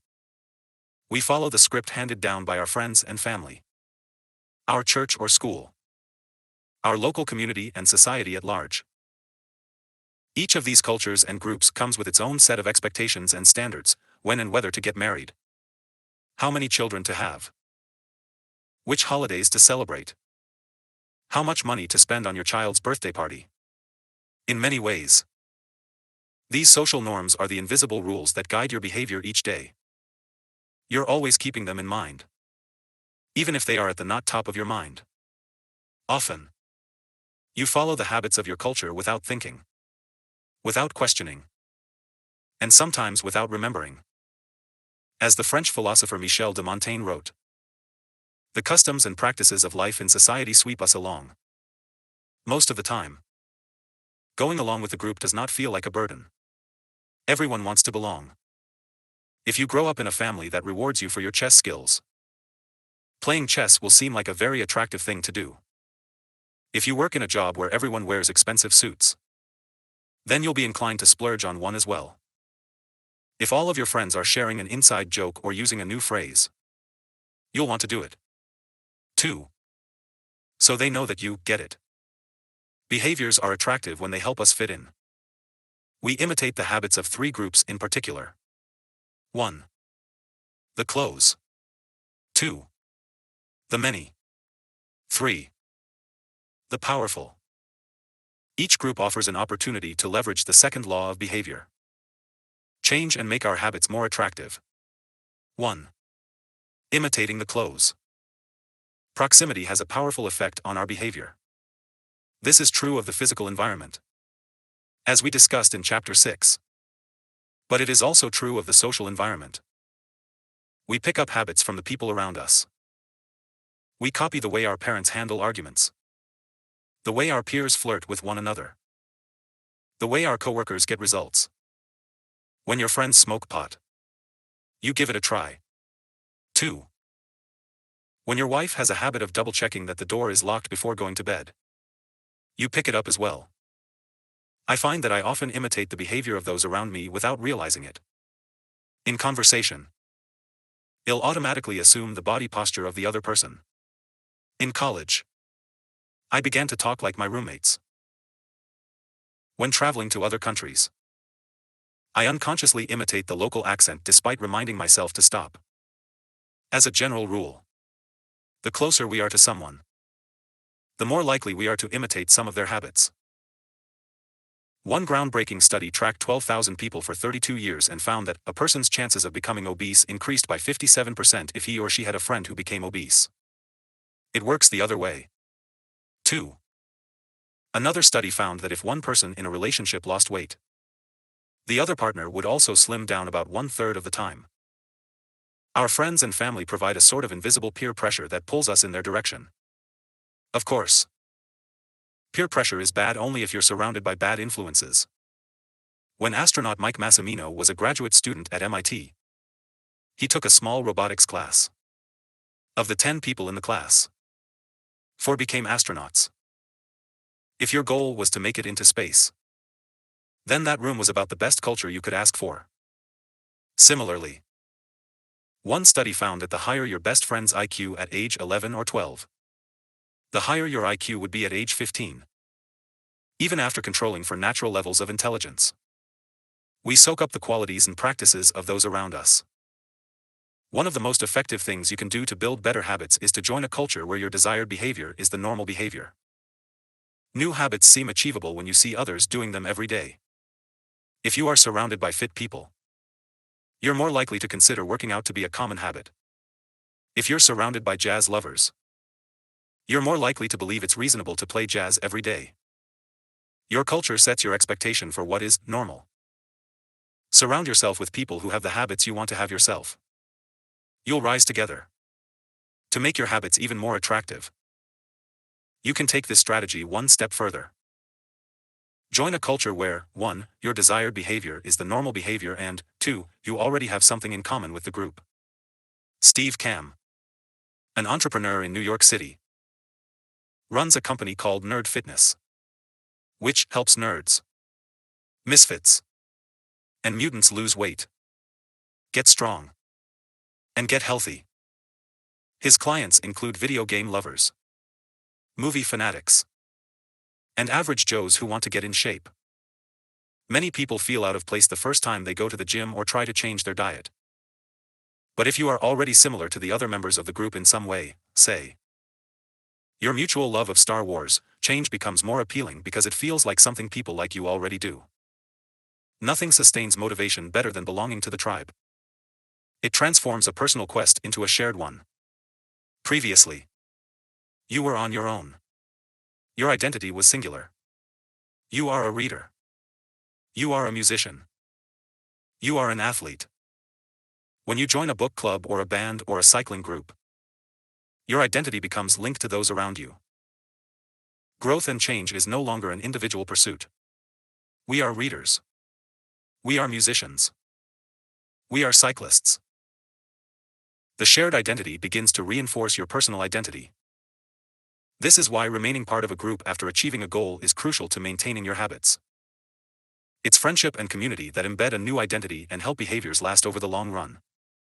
2. Imitating the many. In the 1950s, psychologist Solomon Asch conducted a series of experiments that are now taught to legions of undergrads each year. To begin each experiment, the subject entered the room with a group of strangers. Unbeknownst to them, the other participants were actors planted by the researcher and instructed to deliver scripted answers to certain questions. The group would be shown one card with a line on it and then a second card with a series of lines. Each person was asked to select the line on the second card that was similar in length to the line on the first card. It was a very simple task. Here is an example of 2 cards used in the experiment. Conforming to social norms. The experiment always began the same. First, there would be some easy trials where everyone agreed on the correct line. After a few rounds, the participants were shown a test that was just as obvious as the previous ones. Except the actors in the room would select an intentionally incorrect answer. For example, they would respond A to the comparison shown in figure 10. Everyone would agree that the lines were the same even though they were clearly different. The subject, who was unaware of the ruse, would immediately become bewildered. Their eyes would open wide. They would laugh nervously to themselves. They would double-check the reactions of other participants. Their agitation would grow as one person after another delivered the same incorrect response. Soon, The subject began to doubt their own eyes. Eventually, they delivered the answer they knew in their heart to be incorrect. Ash ran this experiment many times and in many different ways. What he discovered was that as the number of actors increased, so did the conformity of the subject. If it was just the subject and one actor, then there was no effect on the person's choice. They just assumed they were in the room with a dummy. When two actors were in the room with the subject, there was still little impact. But as the number of people increased to 3 actors and 4 and all the way to 8, the subject became more likely to second-guess themselves. By the end of the experiment, nearly 75% of the subjects had agreed with the group answer even though it was obviously incorrect. Whenever we are unsure how to act, we look to the group to guide our behavior. We are constantly scanning our environment and wondering, what is everyone else doing? We check reviews on Amazon or Yelp or TripAdvisor because we want to imitate the best buying, eating, and travel habits. It's usually a smart strategy. There is evidence in numbers. But there can be a downside. The normal behavior of the tribe often overpowers the desired behavior of the individual. For example, one study found that when a chimpanzee learns an effective way to crack nuts open as a member of one group and then switches to a new group that uses a less effective strategy, it will avoid using the superior nut cracking method just to blend in with the rest of the chimps. Humans are similar. There is tremendous internal pressure to comply with the norms of the group. The reward of being accepted is often greater than the reward of winning an argument, looking smart, or finding truth. Most days, we'd rather be wrong with the crowd than be right by ourselves. The human mind knows how to get along with others. It wants to get along with others. This is our natural mode. You can override it, you can choose to ignore the group or to stop caring what other people think, but it takes work. Running against the grain of your culture requires extra effort. When changing your habits means challenging the tribe, change is unattractive. When changing your habits means fitting in with the tribe, change is very attractive. 3. Imitating the powerful. Humans everywhere pursue power, prestige, and status. We want pins and medallions on our jackets. We want president or partner in our titles. We want to be acknowledged, recognized, and praised. This tendency can seem vain, but overall, it's a smart move. Historically, a person with greater power and status has access to more resources, worries less about survival, and proves to be a more attractive mate. We are drawn to behaviors that earn us respect, approval, admiration, and status. We want to be the one in the gym who can do muscle-ups or the musician who can play the hardest chord progressions or the parent with the most accomplished children because these things separate us from the crowd. Once we fit in, we start looking for ways to stand out. This is one reason we care so much about the habits of highly effective people. We try to copy the behavior of successful people because we desire success ourselves. Many of our daily habits are imitations of people we admire. You replicate the marketing strategies of the most successful firms in your industry. You make a recipe from your favorite baker. You borrow the storytelling strategies of your favorite writer. You mimic the communication style of your boss. We imitate people we envy. High-status people enjoy the approval, respect, and praise of others. And that means if a behavior can get us approval, respect, and praise, we find it attractive. We are also motivated to avoid behaviors that would lower our status. We trim our hedges and mow our lawn because we don't want to be the slob of the neighborhood. When our mother comes to visit, we clean up the house because we don't want to be judged. We are continually wondering, what will others think of me? And altering our behavior based on the answer. The Polgar sisters, the chess prodigies mentioned at the beginning of this chapter, are evidence of the powerful and lasting impact social influences can have on our behavior. The sisters practiced chess for many hours each day and continued this remarkable effort for decades. But these habits and behaviors maintained their attractiveness, in part, because they were valued by their culture. From the praise of their parents to the achievement of different status markers like becoming a grandmaster. They had many reasons to continue their effort.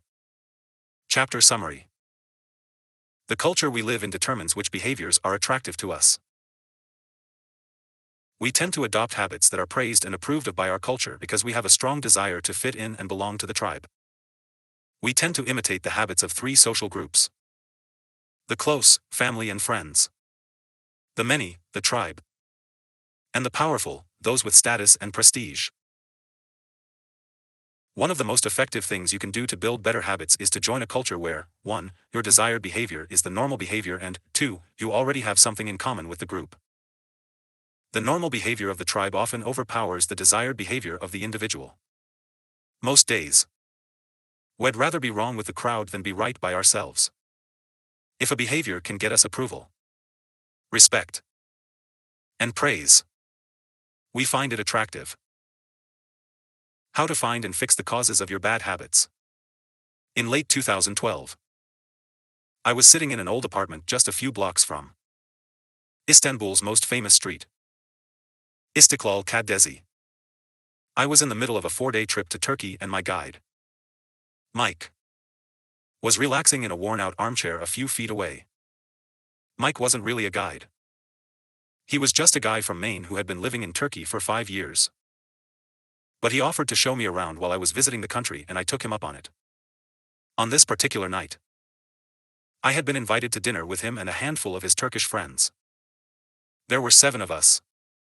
And I was the only one who hadn't, at some point, smoked at least 1 pack of cigarettes per day. I asked one of the Turks how he got started. "Friends," he said. "It always starts with your friends. One friend smokes. Then you try it." Mike had been smoke-free for a few years at that point. And he swore up and down that he broke the habit because of a book called Alan Carr's Easy Way to Stop Smoking. "It frees you from the mental burden of smoking," he said. "It tells you, stop lying to yourself. You know you don't actually want to smoke. You know you don't really enjoy this. It helps you feel like you're not the victim anymore. You start to realize that you don't need to smoke." I had never tried a cigarette, but I took a look at the book afterward out of curiosity. The author employs an interesting strategy to help smokers eliminate their cravings. He systematically reframes each cue associated with smoking and gives it a new meaning. He says things like, "You think you are quitting something, but you're not quitting anything because cigarettes do nothing for you. You think smoking is something you need to do to be social, but it's not. You can be social without smoking at all.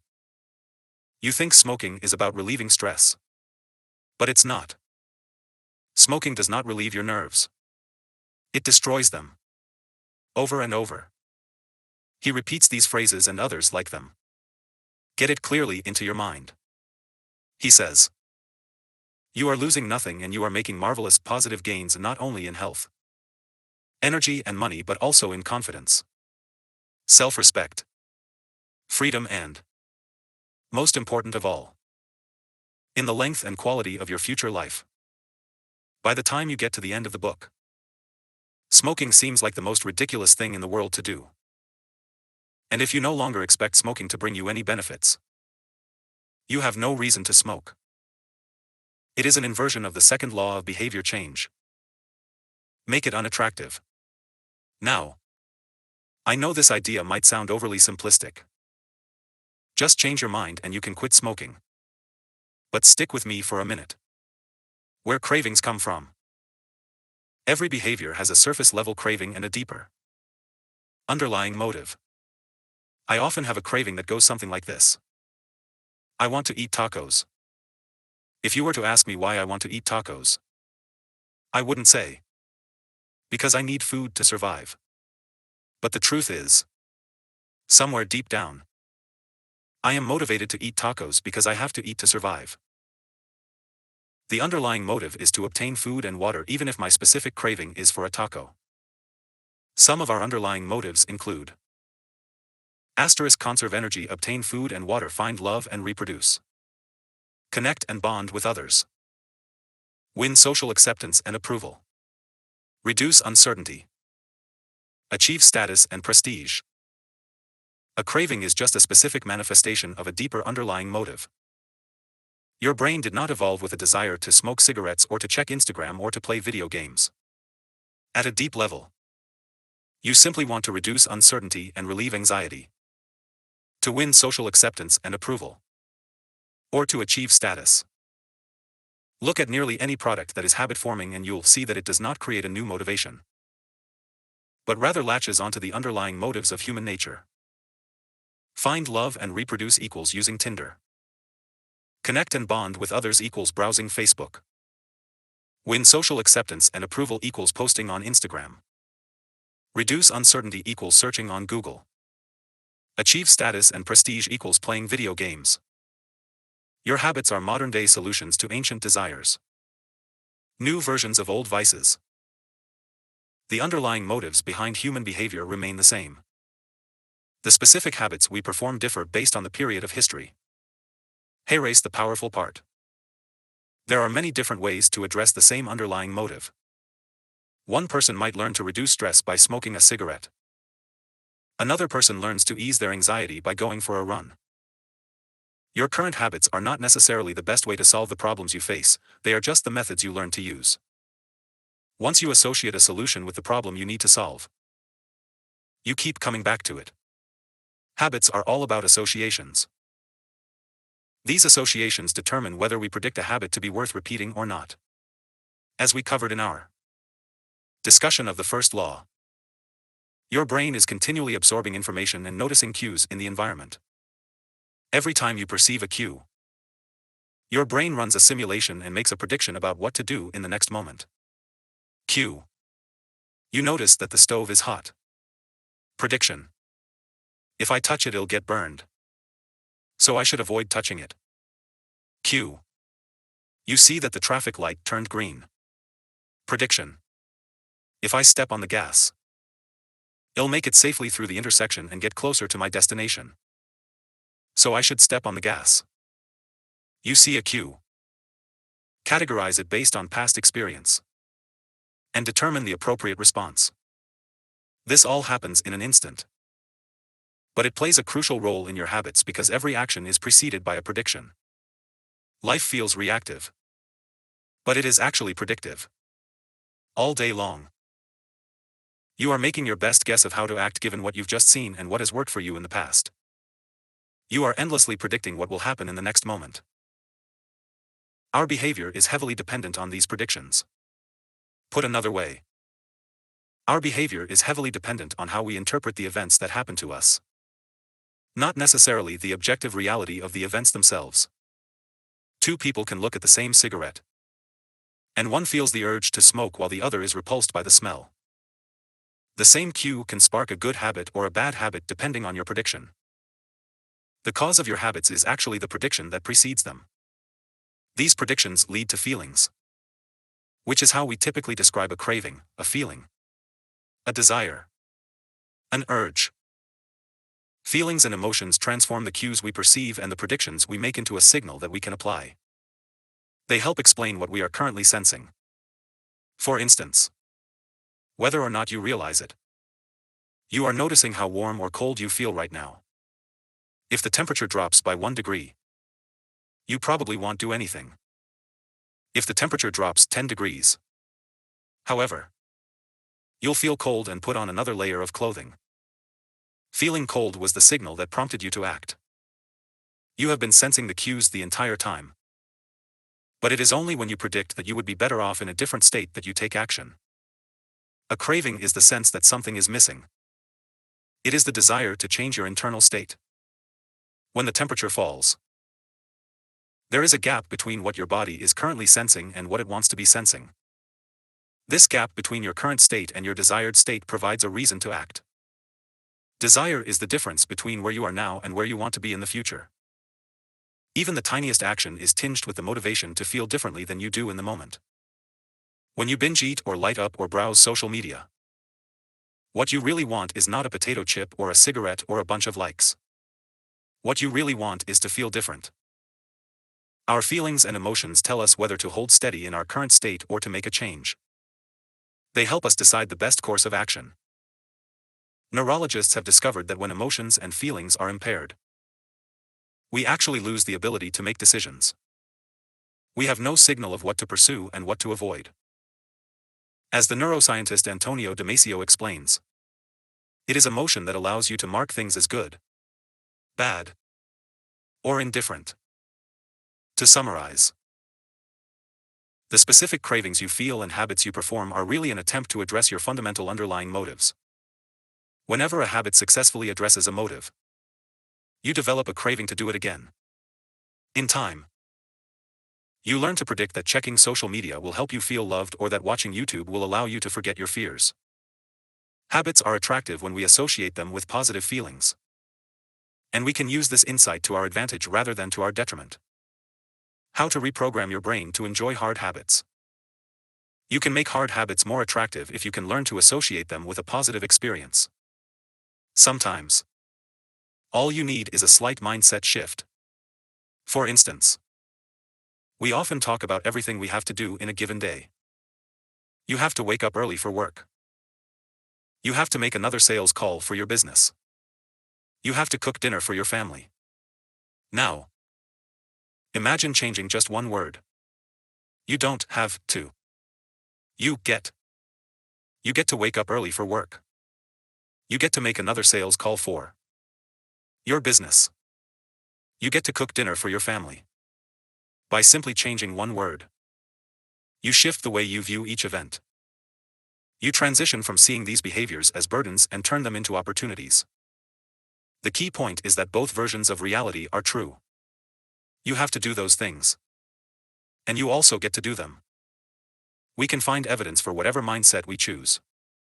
I once heard a story about a man who uses a wheelchair. When asked if it was difficult being confined, he responded, "I'm not confined to my wheelchair, I am liberated by it. If it wasn't for my wheelchair, I would be bedbound and never able to leave my house." This shift in perspective completely transformed how he lived each day. Reframing your habits to highlight their benefits rather than their drawbacks is a fast and lightweight way to reprogram your mind and make a habit seem more attractive. Exercise. Many people associate exercise with being a challenging task that drains energy and wears you down. You can just as easily view it as a way to develop skills and build you up.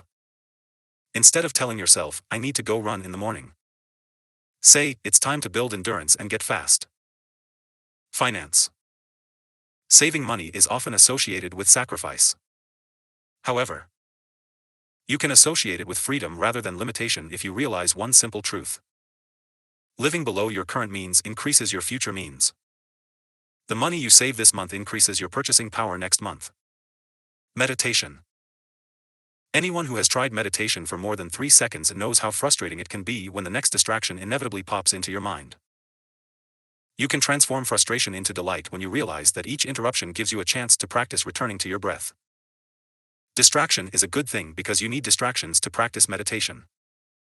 Pre-game jitters. Many people feel anxious before delivering a big presentation or competing in an important event. They experience quicker breathing, a faster heart rate, heightened arousal. If we interpret these feelings negatively, then we feel threatened and tense up. If we interpret these feelings positively, then we can respond with fluidity and grace. You can reframe "I am nervous" to "I am excited and am getting an adrenaline rush to help me concentrate." These little mindset shifts aren't magic, but they can help change the feelings you associate with a particular habit or situation. If you want to take it a step further, you can create a motivation ritual. You simply practice associating your habits with something you enjoy. Then you can use that cue whenever you need a bit of motivation. For instance, if you always play the same song before having sex, then you'll begin to link the music with the act. Whenever you want to get in the mood, just press play. Ed Lattimore, a boxer and writer from Pittsburgh, benefited from a similar strategy without knowing it. Odd realization. He wrote, "My focus and concentration goes up just by putting my headphones on while writing. I don't even have to play any music." Without realizing it, He was conditioning himself. In the beginning, he put his headphones on, played some music he enjoyed, and did focused work. After doing it 5, 10, 20 times, putting his headphones on became a cue that he automatically associated with increased focus. The craving followed naturally. Athletes use similar strategies to get themselves in the mindset to perform. During my baseball career, I developed a specific ritual of stretching and throwing before each game. The whole sequence took about 10 minutes. And I did it the same way every single time. While it physically warmed me up to play, more importantly, it put me in the right mental state.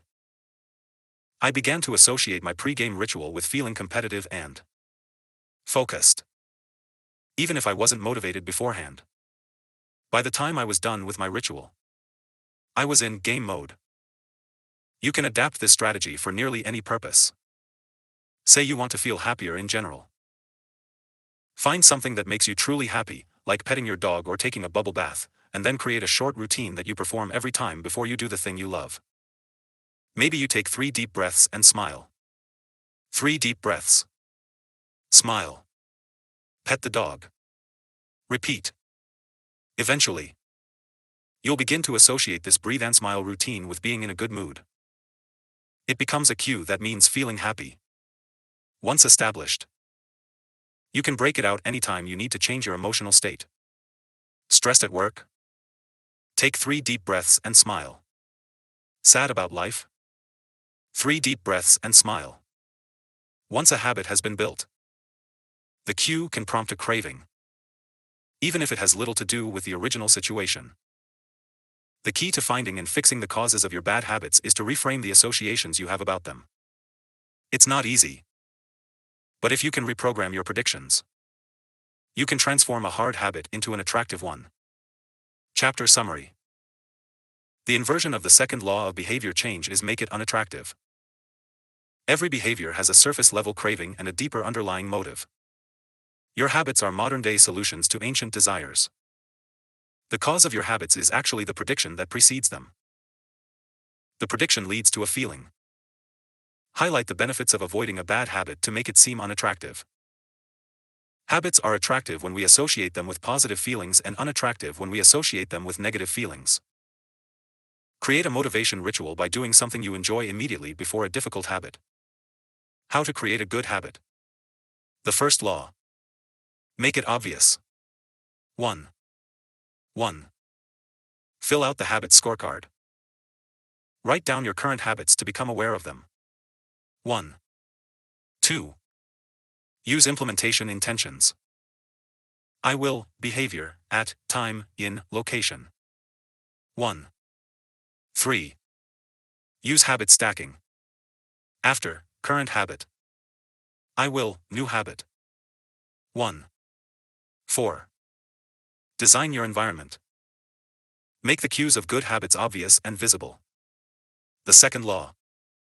Make it attractive. 2.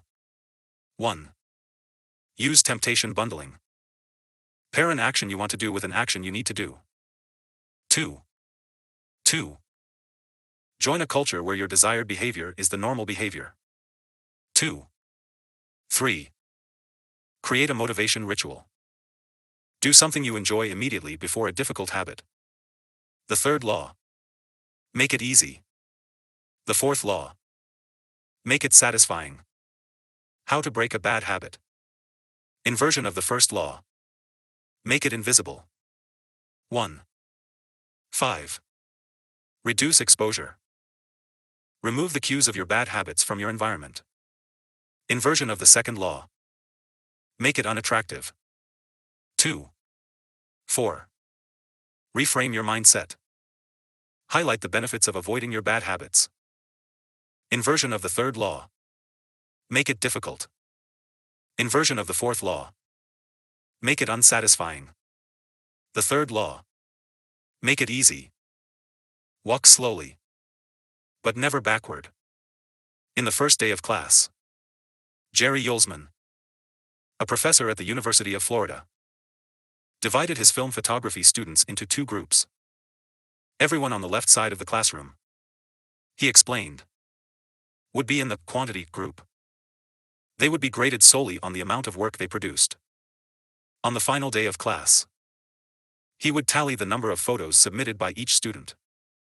100 photos would rate an A, 90 photos a B, 80 photos a C, and so on. Meanwhile, everyone on the right side of the room would be in the quality group. They would be graded only on the excellence of their work. They would only need to produce one photo during the semester. But to get an A, it had to be a nearly perfect image. At the end of the term, he was surprised to find that all the best photos were produced by the quantity group. During the semester, these students were busy taking photos, experimenting with composition and lighting, testing out various methods in the darkroom, and learning from their mistakes. In the process of creating hundreds of photos, they honed their skills. Meanwhile, the quality group sat around speculating about perfection. In the end, they had little to show for their efforts other than unverified theories and one mediocre photo. Asterisk. It is easy to get bogged down trying to find the optimal plan for change. The fastest way to lose weight. The best program to build muscle. The perfect idea for a side hustle. We are so focused on figuring out the best approach that we never get around to taking action. As Voltaire once wrote, the best is the enemy of the good. I refer to this as the difference between being in motion and taking action. The two ideas sound similar, but they're not the same. When you're in motion, you're planning and strategizing and learning. Those are all good things, but they don't produce a result. Action, on the other hand, is the type of behavior that will deliver an outcome. If I outline 20 ideas for articles I want to write, that's motion. If I actually sit down and write an article, that's action. If I search for a better diet plan and read a few books on the topic, that's motion. If I actually eat a healthy meal, that's action. Sometimes motion is useful, but it will never produce an outcome by itself. It doesn't matter how many times you go talk to the personal trainer. That motion will never get you in shape. Only the action of working out will get the result you're looking to achieve. If motion doesn't lead to results, why do we do it? Sometimes we do it because we actually need to plan or learn more. But more often than not, we do it because motion allows us to feel like we're making progress without running the risk of failure. Most of us are experts at avoiding criticism. It doesn't feel good to fail or to be judged publicly. So we tend to avoid situations where that might happen. And that's the biggest reason why you slip into motion rather than taking action. You want to delay failure. It's easy to be in motion and convince yourself that you're still making progress.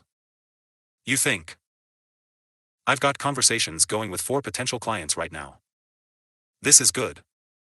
We're moving in the right direction. Or, I brainstormed some ideas for that book I want to write.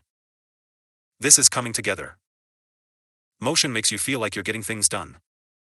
But really, you're just preparing to get something done. When preparation becomes a form of procrastination, you need to change something. You don't want to merely be planning. You want to be practicing. If you want to master a habit, the key is to start with repetition, not perfection. You don't need to map out every feature of a new habit.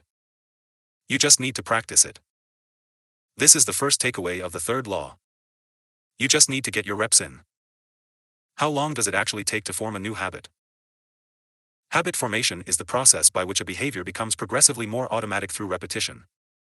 The more you repeat an activity, the more the structure of your brain changes to become efficient at that activity. Neuroscientists call this long-term potentiation, which refers to the strengthening of connections between neurons in the brain based on recent patterns of activity. With each repetition, cell-to-cell signaling improves and the neural connections tighten. First described by neuropsychologist Donald Hebb in 1949. This phenomenon is commonly known as Hebb's law. Neurons that fire together wire together. Repeating a habit leads to clear physical changes in the brain. In musicians, the cerebellum, critical for physical movements like plucking a guitar string or pulling a violin bow, is larger than it is in non-musicians. Mathematicians, meanwhile, have increased gray matter in the inferior parietal lobule, which plays a key role in computation and calculation. Its size is directly correlated with the amount of time spent in the field. The older and more experienced the mathematician, the greater the increase in gray matter. When scientists analyzed the brains of taxi drivers in London, they found that the hippocampus, a region of the brain involved in spatial memory, was significantly larger in their subjects than in non-taxi drivers. Even more fascinating, the hippocampus decreased in size when a driver retired. Like the muscles of the body responding to regular weight training, particular regions of the brain adapt as they are used and atrophy as they are abandoned. Of course, the importance of repetition in establishing habits was recognized long before neuroscientists began poking around.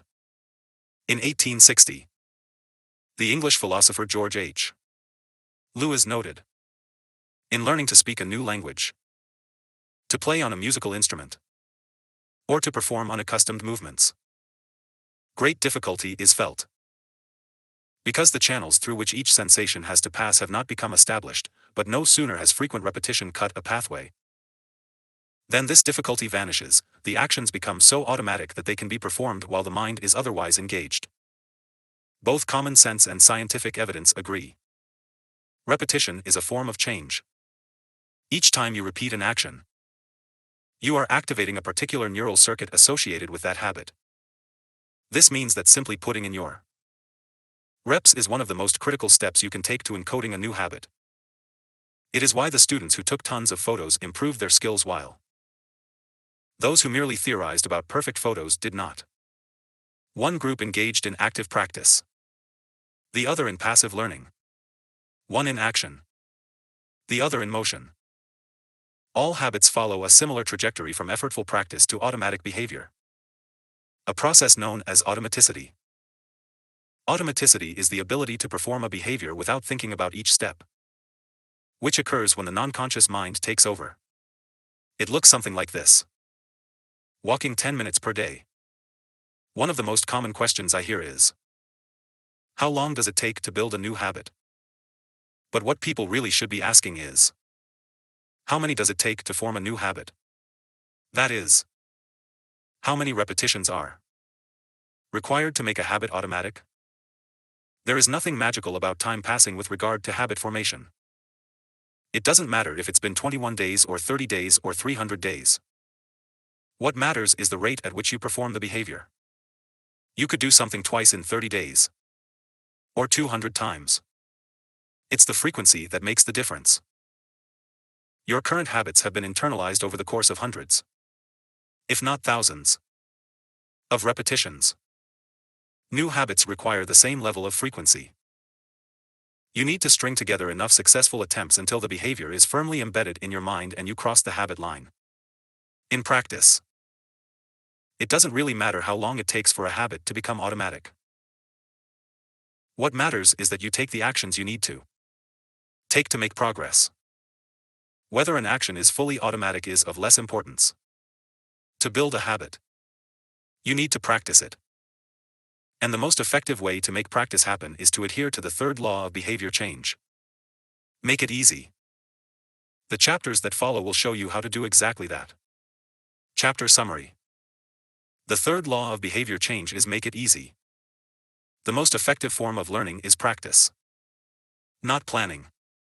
Focus on taking action, not being in motion. Habit formation is the process by which a behavior becomes progressively more automatic through repetition.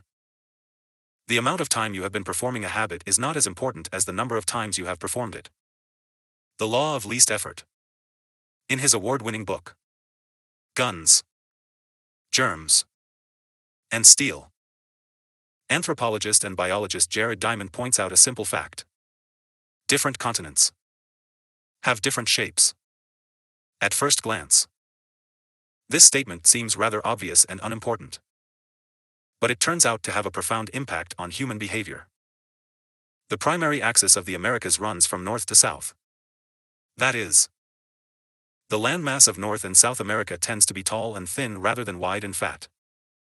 The same is generally true for Africa. Meanwhile, the landmass that makes up Europe, Asia, and the Middle East is the opposite. This massive stretch of land tends to be more east-west in shape. According to Diamond, this difference in shape played a significant role in the spread of agriculture over the centuries. When agriculture began to spread around the globe, farmers had an easier time expanding along east-west routes than along north-south ones. This is because locations along the same latitude generally share similar climates, amounts of sunlight and rainfall, and changes in season. These factors allowed farmers in Europe and Asia to domesticate a few crops and grow them along the entire stretch of land from France to China. The shape of human behavior. By comparison, the climate varies greatly when traveling from north to south. Just imagine how different the weather is in Florida compared to Canada. You can be the most talented farmer in the world, but it won't help you grow Florida oranges in the Canadian winter. Snow is a poor substitute for soil.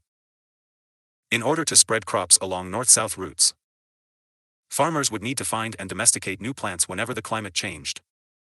As a result, agriculture spread 2 to 3 times faster across Asia and Europe than it did up and down the Americas. Over the span of centuries, this small difference had a very big impact. Increased food production allowed for more rapid population growth. With more people, these cultures were able to build stronger armies and were better equipped to develop new technologies. The changes started out small, a crop that spread slightly farther, a population that grew slightly faster, but compounded into substantial differences over time. The spread of agriculture provides an example of the third law of behavior change on a global scale. Conventional wisdom holds that motivation is the key to habit change. Maybe if you really wanted it, you'd actually do it. But the truth is, our real motivation is to be lazy and to do what is convenient. And despite what the latest productivity bestseller will tell you, this is a smart strategy, not a dumb one. Energy is precious, and the brain is wired to conserve it whenever possible. It is human nature to follow the law of least effort, which states that when deciding between two similar options, people will naturally gravitate toward the option that requires the least amount of work. For example, expanding your farm to the east where you can grow the same crops rather than heading north where the climate is different. Out of all the possible actions we could take, the one that is realized is the one that delivers the most value for the least effort. We are motivated to do what is easy. Every action requires a certain amount of energy. The more energy required, the less likely it is to occur. If your goal is to do 100 push-ups per day, that's a lot of energy. In the beginning, when you're motivated and excited, you can muster the strength to get started. But after a few days, such a massive effort feels exhausting. Meanwhile, sticking to the habit of doing 1 push-up per day requires almost no energy to get started. And the less energy a habit requires, the more likely it is to occur. Look at any behavior that fills up much of your life and you'll see that it can be performed with very low levels of motivation. Habits like scrolling on our phones, checking email, and watching television steal so much of our time because they can be performed almost without effort. They are remarkably convenient. In a sense, every habit is just an obstacle to getting what you really want. Dieting is an obstacle to getting fit. Meditation is an obstacle to feeling calm. Journaling is an obstacle to thinking clearly. You don't actually want the habit itself. What you really want is the outcome the habit delivers. The greater the obstacle, that is, the more difficult the habit, the more friction there is between you and your desired end state. This is why it is crucial to make your habits so easy that you'll do them even when you don't feel like it. If you can make your good habits more convenient, you'll be more likely to follow through on them. But what about all the moments when we seem to do the opposite? If we're all so lazy, then how do you explain people accomplishing hard things like raising a child or starting a business or climbing Mount Everest? Certainly, you are capable of doing very hard things. The problem is that some days you feel like doing the hard work and some days you feel like giving in. On the tough days, It's crucial to have as many things working in your favor as possible so that you can overcome the challenges life naturally throws your way. The less friction you face, the easier it is for your stronger self to emerge. The idea behind Make It Easy is not to only do easy things. The idea is to make it as easy as possible in the moment to do things that pay off in the long run. How to achieve more with less effort. Imagine you are holding a garden hose that is bent in the middle. Some water can flow through, but not very much. If you want to increase the rate at which water passes through the hose, you have two options. The first option is to crank up the valve and force more water out. The second option is to simply remove the bend in the hose and let water flow through naturally. Trying to pump up your motivation to stick with a hard habit is like trying to force water through a bent hose. You can do it, but it requires a lot of effort and increases the tension in your life. Meanwhile, making your habit simple and easy is like removing the bend in the hose. Rather than trying to overcome the friction in your life, you reduce it. One of the most effective ways to reduce the friction associated with your habits is to practice environment design. In Chapter 6, we discussed environment design as a method for making cues more obvious. But you can also optimize your environment to make actions easier. For example, when deciding where to practice a new habit, it is best to choose a place that is already along the path of your daily routine. Habits are easier to build when they fit into the flow of your life. You are more likely to go to the gym if it is on your way to work because stopping doesn't add much friction to your lifestyle. By comparison, if the gym is off the path of your normal commute, even by just a few blocks, now you're going out of your way to get there. Perhaps even more effective is reducing the friction within your home or office. Too often, we try to start habits in high-friction environments. We try to follow a strict diet while we are out to dinner with friends. We try to write a book in a chaotic household. We try to concentrate while using a smartphone filled with distractions. It doesn't have to be this way. We can remove the points of friction that hold us back. This is precisely what electronics manufacturers in Japan began to do in the 1970s. In an article published in the New Yorker titled Better All the Time, James Shirowaiki writes, Japanese firms emphasized what came to be known as lean production, relentlessly looking to remove waste of all kinds from the production process, down to redesigning workspaces, so workers didn't have to waste time twisting and turning to reach their tools.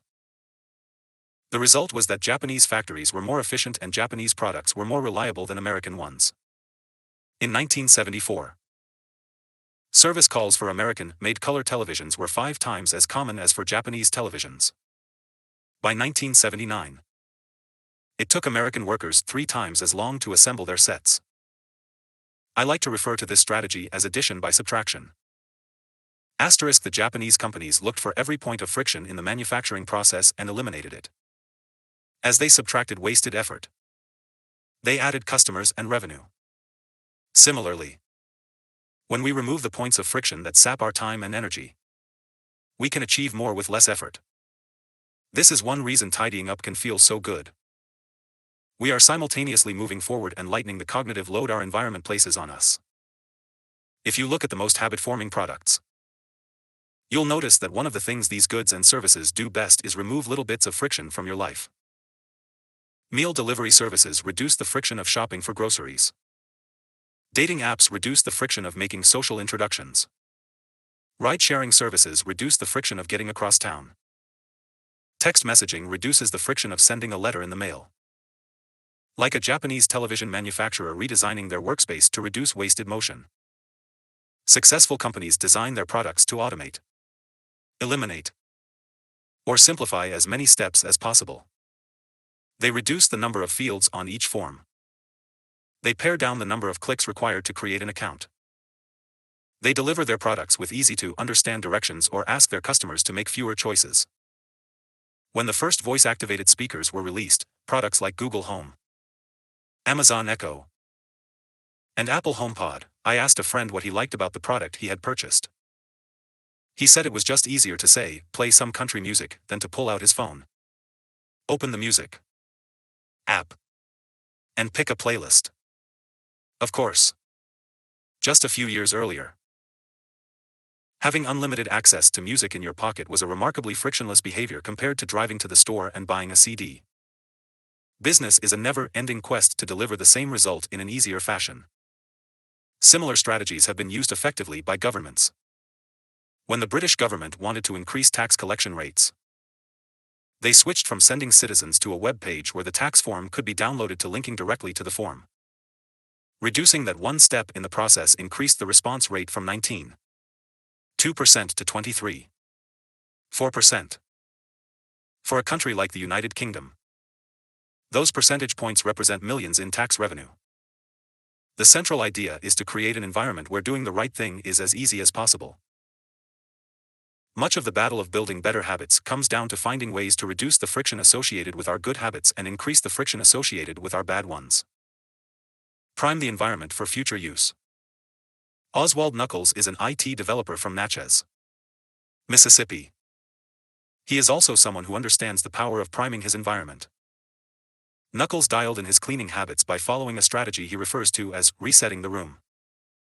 For instance, when he finishes watching television, he places the remote back on the TV stand, arranges the pillows on the couch, and folds the blanket. When he leaves his car, he throws any trash away. Whenever he takes a shower, he wipes down the toilet while the shower is warming up. As he notes, the perfect time to clean the toilet is right before you wash yourself in the shower anyway. The purpose of resetting each room is not simply to clean up after the last action, but to prepare for the next action. When I walk into a room, everything is in its right place, Knuckles wrote. Because I do this every day in every room, stuff always stays in good shape. People think I work hard, but I'm actually really lazy. I'm just proactively lazy. It gives you so much time back. Whenever you organize a space for its intended purpose, you are priming it to make the next action easy. For instance, my wife keeps a box of greeting cards that are pre-sorted by occasion, birthday, sympathy, wedding, graduation, and more. Whenever necessary, she grabs an appropriate card and sends it off. She is incredibly good at remembering to send cards because she has reduced the friction of doing so. For years, I was the opposite. Someone would have a baby and I would think, I should send a card. But then weeks would pass, and by the time I remembered to pick one up at the store, it was too late. The habit wasn't easy. There are many ways to prime your environment so it's ready for immediate use. If you want to cook a healthy breakfast, place the skillet on the stove. Set the cooking spray on the counter, and lay out any plates and utensils you'll need the night before. When you wake up, making breakfast will be easy. Want to draw more? Put your pencils, pens, notebooks, and drawing tools on top of your desk, within easy reach. Want to exercise? Set out your workout clothes, shoes, gym bag, and water bottle ahead of time. Want to improve your diet?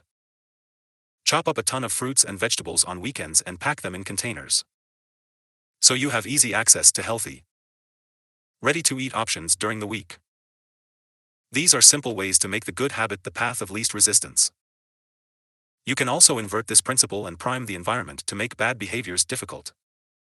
If you find yourself watching too much television, for example, then unplug it after each use. Only plug it back in if you can say out loud the name of the show you want to watch. This setup creates just enough friction to prevent mindless viewing. If that doesn't do it, you can take it a step further. Unplug the television and take the batteries out of the remote after each use, so it takes an extra 10 seconds to turn it back on. And if you're really hardcore, move the television out of the living room and into a closet after each use. You can be sure you'll only take it out when you really want to watch something. The greater the friction, the less likely the habit. Whenever possible, I leave my phone in a different room until lunch. When it's right next to me, I'll check it all morning for no reason at all. But when it is in another room, I rarely think about it. And the friction is high enough that I won't go get it without a reason. As a result, I get 3 to 4 hours each morning when I can work without interruption. If sticking your phone in another room doesn't seem like enough, tell a friend or family member to hide it from you for a few hours. Ask a coworker to keep it at their desk in the morning and give it back to you at lunch. It is remarkable how little friction is required to prevent unwanted behavior.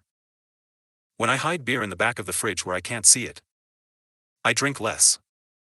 When I delete social media apps from my phone, it can be weeks before I download them again and log in. These tricks are unlikely to curb a true addiction. But for many of us, a little bit of friction can be the difference between sticking with a good habit or sliding into a bad one. Imagine the cumulative impact of making dozens of these changes and living in an environment designed to make the good behaviors easier and the bad behaviors harder. Whether we are approaching behavior change as an individual, a parent, a coach, or a leader, we should ask ourselves the same question. How can we design a world where it's easy to do what's right? Redesign your life so the actions that matter most are also the actions that are easiest to do. Chapter Summary. Human behavior follows the law of least effort. We will naturally gravitate toward the option that requires the least amount of work. Create an environment where doing the right thing is as easy as possible. Reduce the friction associated with good behaviors. When friction is low, habits are easy. Increase the friction associated with bad behaviors. When friction is high, habits are difficult. Prime your environment to make future actions easier. How to stop procrastinating by using the 2-minute rule. Willa Tharp is widely regarded as one of the greatest dancers and choreographers of the modern era. In 1992, she was awarded a MacArthur Fellowship, often referred to as the Genius Grant. And she has spent the bulk of her career touring the globe to perform her original works. She also credits much of her success to simple daily habits. I begin each day of my life with a ritual. She writes.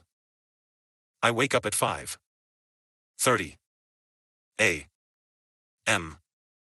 Put on my workout clothes, my leg warmers, my sweatshirt, and my hat. I walk outside my Manhattan home, hail a taxi, and tell the driver to take me to the Pumping Iron Gym at 91st Street and 1st Avenue, where I work out for 2 hours. The ritual is not the stretching and weight training I put my body through each morning at the gym, the ritual is the cab. The moment I tell the driver where to go, I have completed the ritual. It's a simple act. But doing it the same way each morning habitualizes it. Makes it repeatable. Easy to do. It reduces the chance that I would skip it or do it differently. It is one more item in my arsenal of routines. And one less thing to think about. Hailing a cab each morning may be a tiny action, but it is a splendid example of the third law of behavior change. Researchers estimate that 40 to 50% of our actions on any given day are done out of habit. This is already a substantial percentage.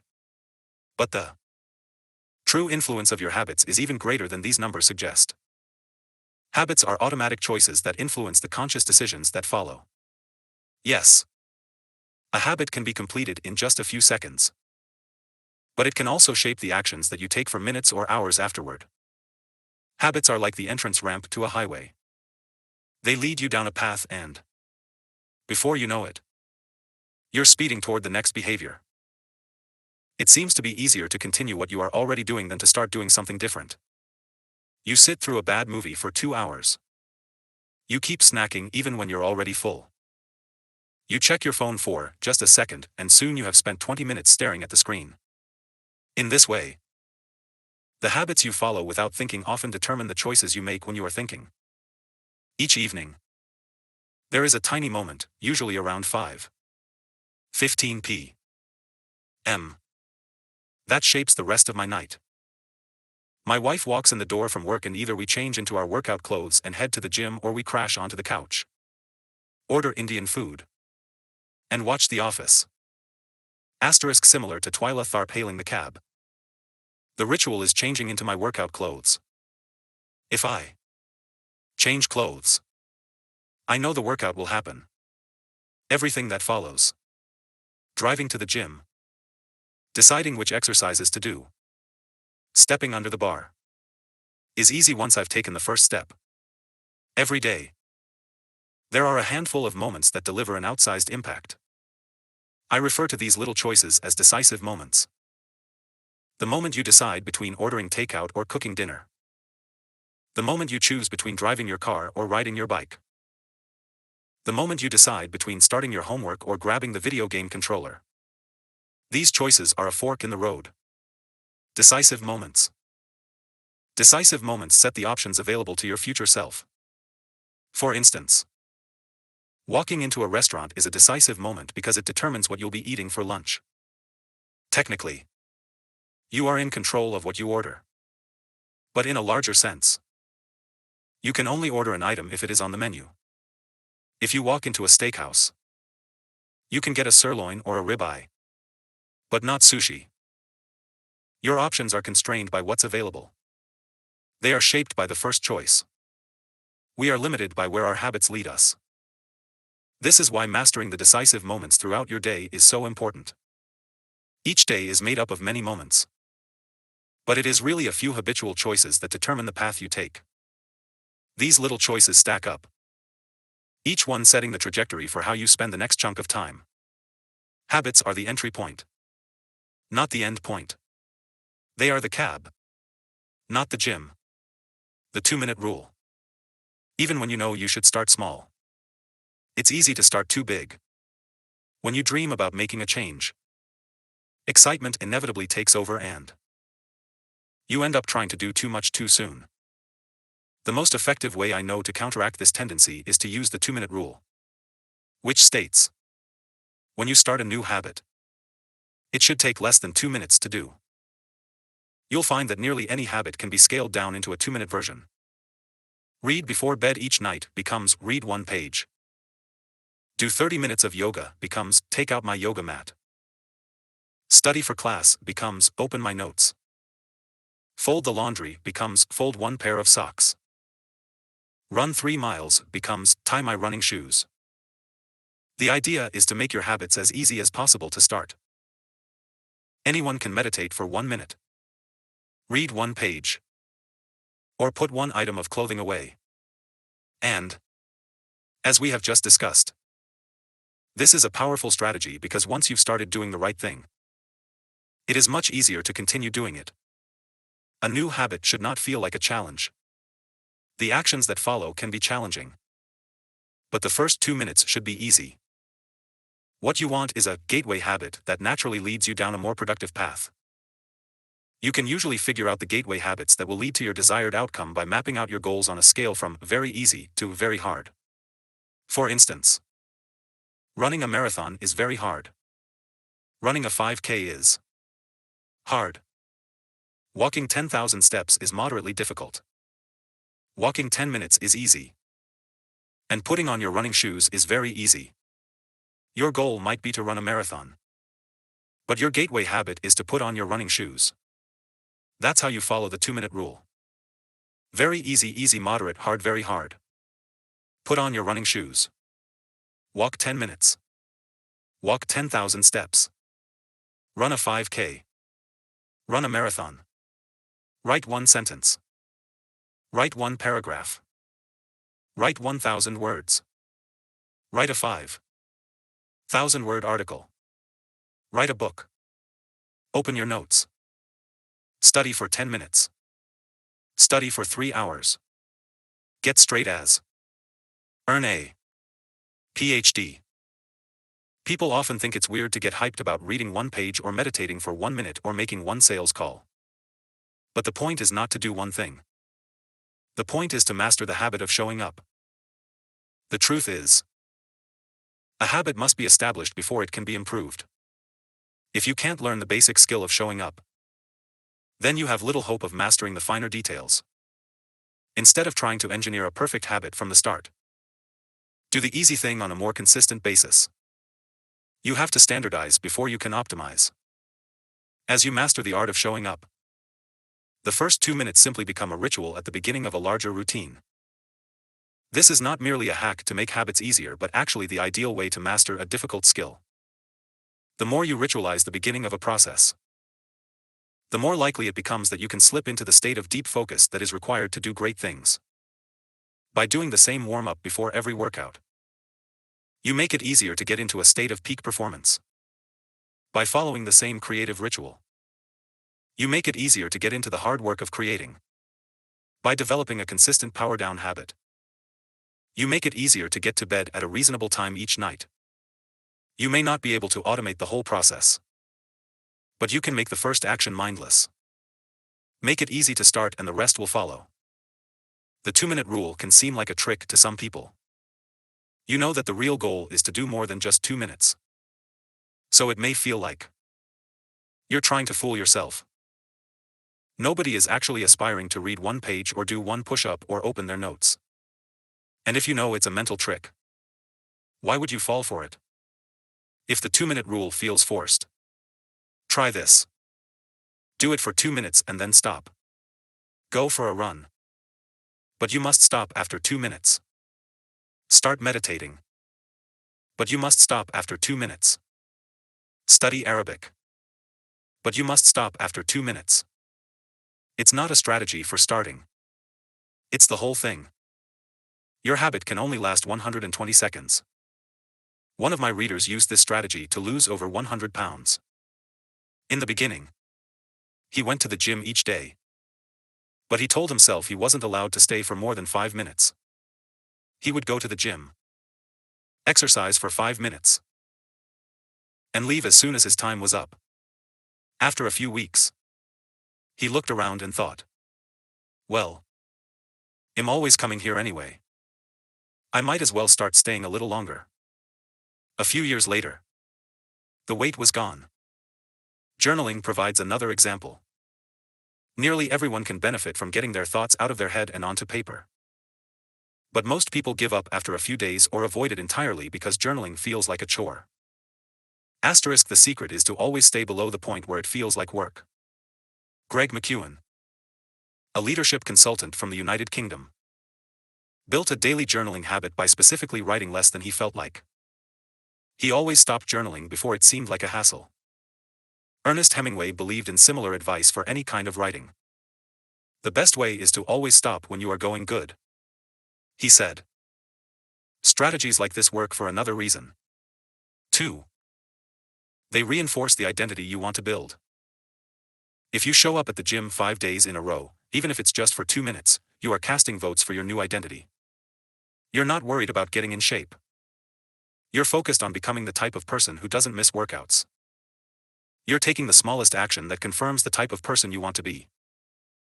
We rarely think about change this way because everyone is consumed by the end goal. But 1 push-up is better than not exercising. 1 minute of guitar practice is better than none at all. 1 minute of reading is better than never picking up a book. It's better to do less than you hope than to do nothing at all. At some point, once you've established the habit and you're showing up each day, you can combine the 2-minute rule with a technique we call habit shaping to scale your habit back up toward your ultimate goal. Start by mastering the first 2 minutes of the smallest version of the behavior. Then, advance to an intermediate step and repeat the process, focusing on just the first 2 minutes and mastering that stage before moving on to the next level. Eventually, you'll end up with the habit you had originally hoped to build while still keeping your focus where it should be. On the first 2 minutes of the behavior. Examples of habit shaping. Becoming an early riser. Phase 1. Be home by 10 p.m. every night. Phase 2. Have all devices, TV, phone, etc. turned off by 10 p.m. every night. Phase 3. Be in bed by 10 p.m. every night, reading a book, talking with your partner. Phase 4. Lights off by 10 p.m. every night. Phase 5. Wake up at 6 a.m. every day. Becoming vegan. Phase 1. Start eating vegetables at each meal. Phase 2. Stop eating animals with 4 legs, cow, pig, lamb, etc. Phase 3. Stop eating animals with 2 legs, chicken, turkey, etc. Phase 4. Stop eating animals with no legs, fish, clams, scallops, etc. Phase 5. Stop eating all animal products, eggs, milk, cheese. Starting to exercise. Phase 1. Change into workout clothes. Phase 2. Step out the door, try taking a walk. Phase 3. Drive to the gym. Exercise for 5 minutes.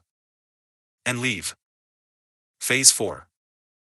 Exercise for 15 minutes at least once per week. Phase 5.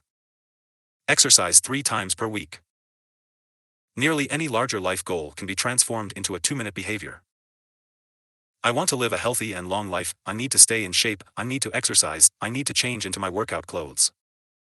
I want to have a happy marriage, I need to be a good partner, I should do something each day to make my partner's life easier, I should meal plan for next week.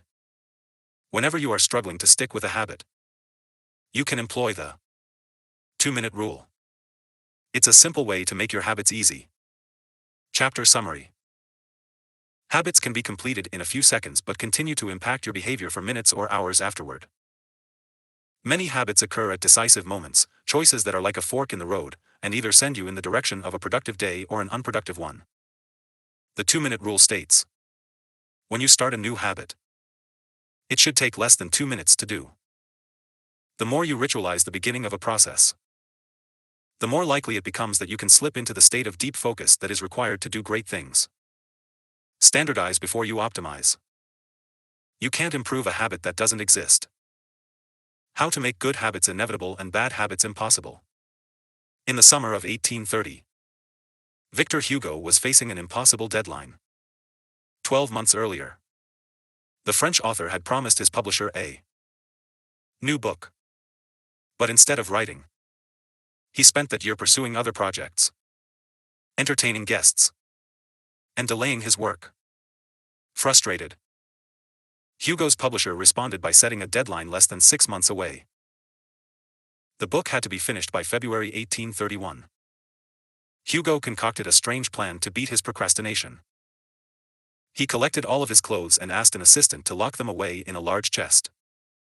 He was left with nothing to wear except a large shawl, lacking any suitable clothing to go outdoors. He remained in his study and wrote furiously during the fall and winter of 1830. The Hunchback of Notre Dame was published 2 weeks early on January 14, 1831. Asterisk. Sometimes success is less about making good habits easy and more about making bad habits hard. This is an inversion of the third law of behavior change. Make it difficult. If you find yourself continually struggling to follow through on your plans, then you can take a page from Victor Hugo and make your bad habits more difficult by creating what psychologists call a commitment device. A commitment device is a choice you make in the present that controls your actions in the future. It is a way to lock in future behavior, bind you to good habits, and restrict you from bad ones. When Victor Hugo shut his clothes away so he could focus on writing, he was creating a commitment device. Asterisk. There are many ways to create a commitment device.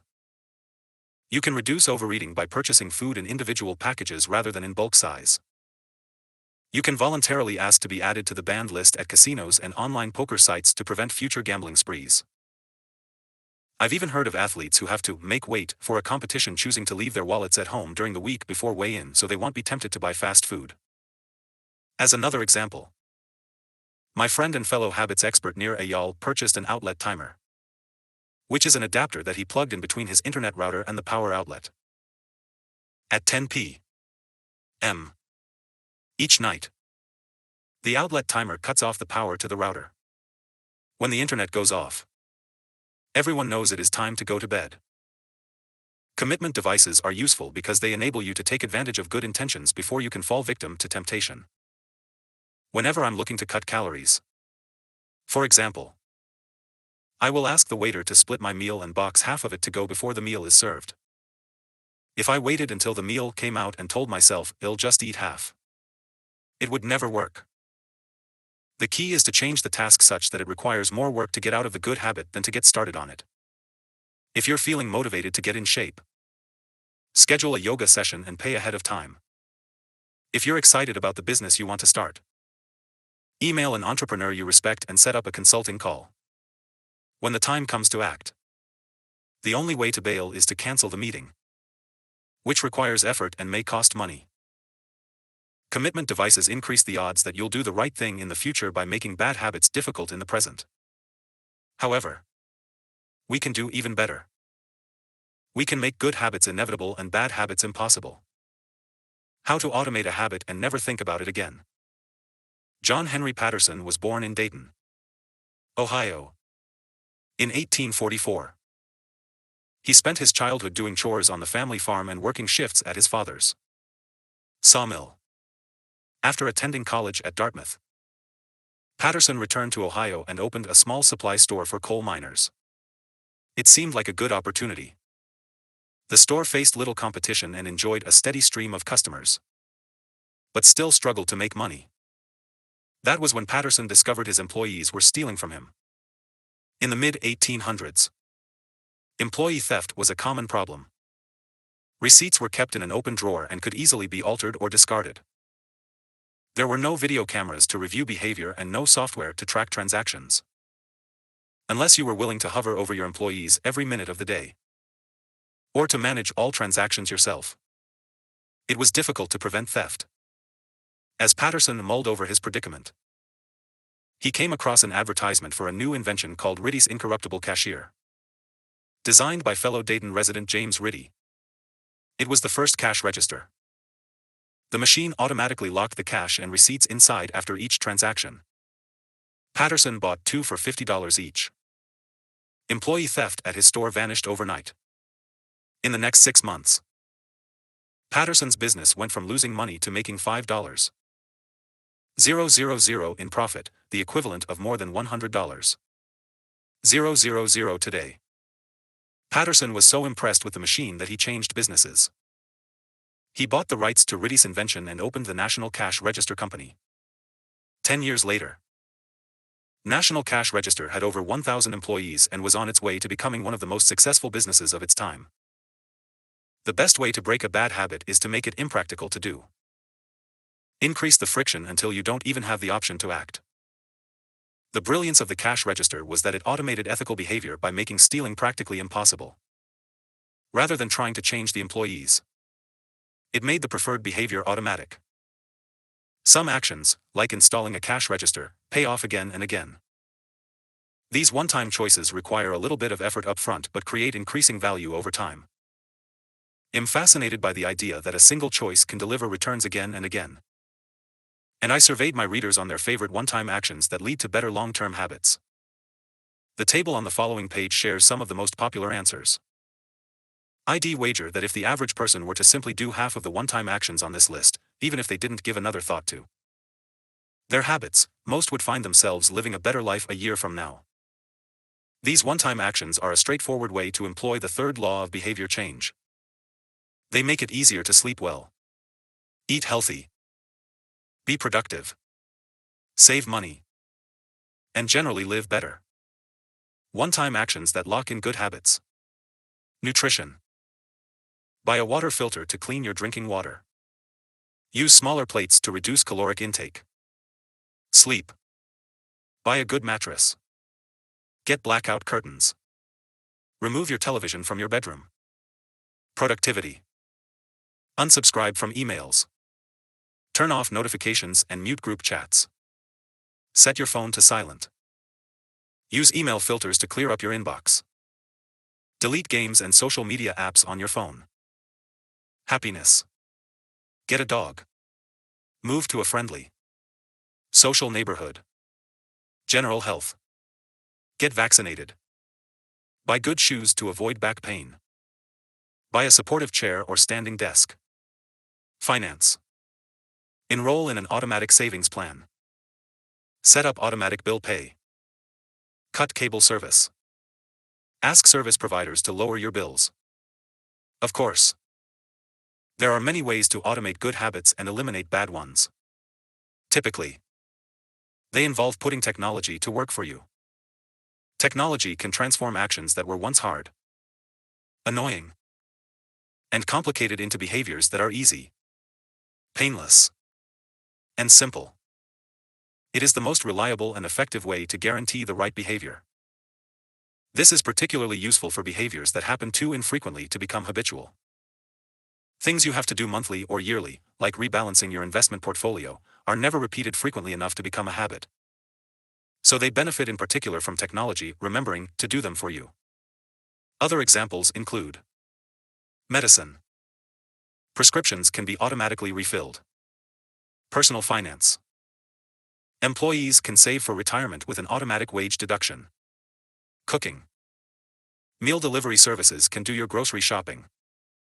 Productivity. Social media browsing can be cut off with a website blocker. When you automate as much of your life as possible, you can spend your effort on the tasks machines cannot do yet. Each habit that we hand over to the authority of technology frees up time and energy to pour into the next stage of growth. As mathematician and philosopher Alfred North Whitehead wrote, "Civilization advances by extending the number of operations we can perform without thinking about them." Of course, the power of technology can work against us as well. Binge watching becomes a habit because you have to put more effort in to stop looking at the screen than to continue doing so. Instead of pressing a button to advance to the next episode, Netflix or YouTube will autoplay it for you. All you have to do is keep your eyes open. Technology creates a level of convenience that enables you to act on your smallest whims and desires. At the mere suggestion of hunger, you can have food delivered to your door. At the slightest hint of boredom, you can get lost in the vast expanse of social media. When the effort required to act on your desires becomes effectively zero, you can find yourself slipping into whatever impulse arises at the moment. The downside of automation is that we can find ourselves jumping from easy task to easy task without making time for more difficult, but ultimately more rewarding work. I often find myself gravitating toward social media during any downtime. If I feel bored for just a fraction of a second, I reach for my phone. It's easy to write off these minor distractions as just taking a break. But over time they can accumulate into a serious issue. The constant tug of just one more minute can prevent me from doing anything of consequence. I'm not the only one. The average person spends over 2 hours per day on social media. What could you do with an extra 600 hours per year? During the year I was writing this book, I experimented with a new time management strategy. Every Monday, my assistant would reset the passwords on all my social media accounts, which logged me out on each device. All week I worked without distraction. On Friday, she would send me the new passwords. I had the entire weekend to enjoy what social media had to offer until Monday morning when she would do it again. If you don't have an assistant, team up with a friend or family member and reset each other's passwords each week. One of the biggest surprises was how quickly I adapted. Within the first week of locking myself out of social media, I realized that I didn't need to check it nearly as often as I had been. And I certainly didn't need it each day. It had simply been so easy that it had become the default. Once my bad habit became impossible, I discovered that I did actually have the motivation to work on more meaningful tasks. After I removed the mental candy from my environment, it became much easier to eat the healthy stuff. When working in your favor, automation can make your good habits inevitable and your bad habits impossible. It is the ultimate way to lock in future behavior rather than relying on willpower in the moment. By utilizing commitment devices, strategic one-time decisions, and technology, you can create an environment of inevitability, a space where good habits are not just an outcome you hope for but an outcome that is virtually guaranteed. Chapter Summary. The inversion of the third law of behavior change is make it difficult. A commitment device is a choice you make in the present that locks in better behavior in the future. The ultimate way to lock in future behavior is to automate your habits.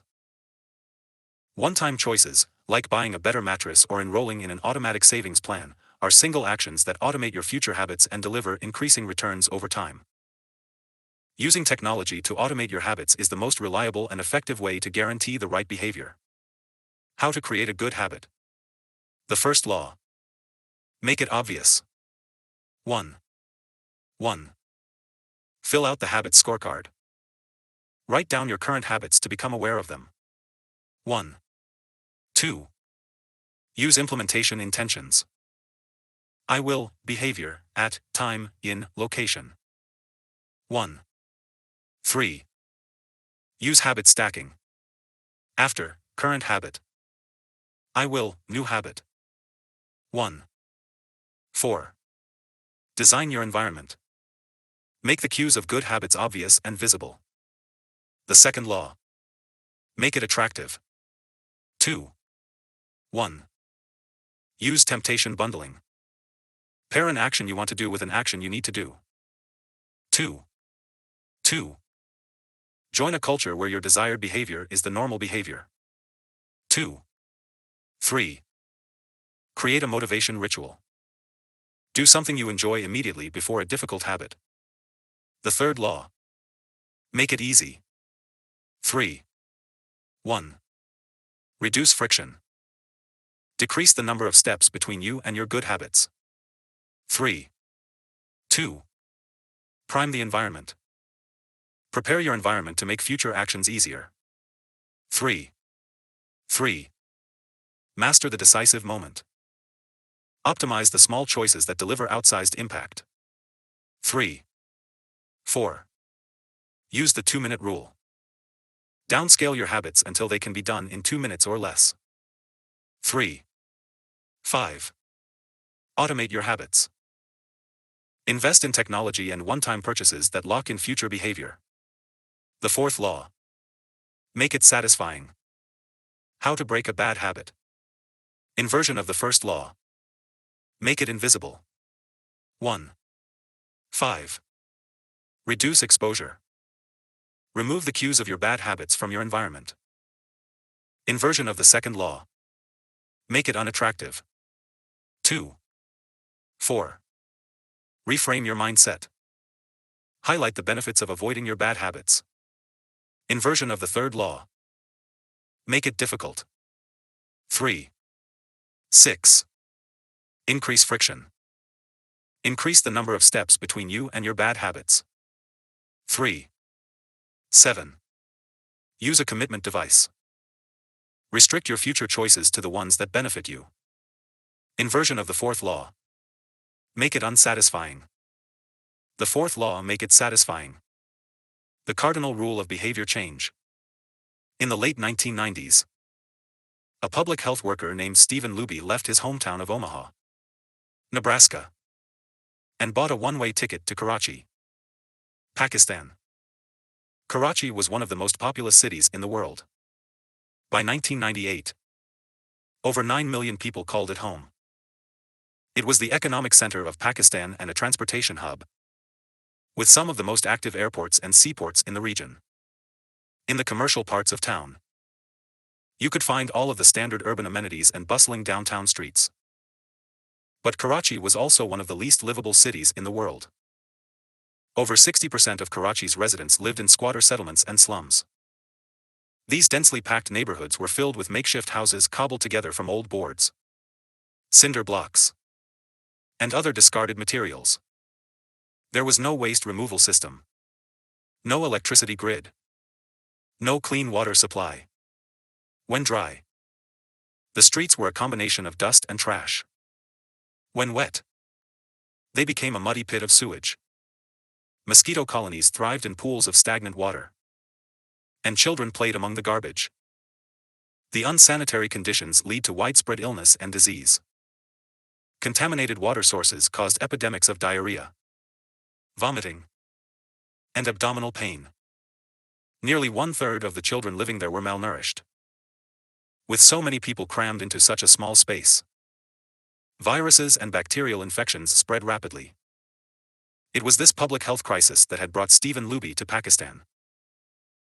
Luby and his team realized that in an environment with poor sanitation, the simple habit of washing your hands could make a real difference in the health of the residents. But they soon discovered that many people were already aware that hand washing was important. And yet, despite this knowledge, many residents were washing their hands in a haphazard fashion.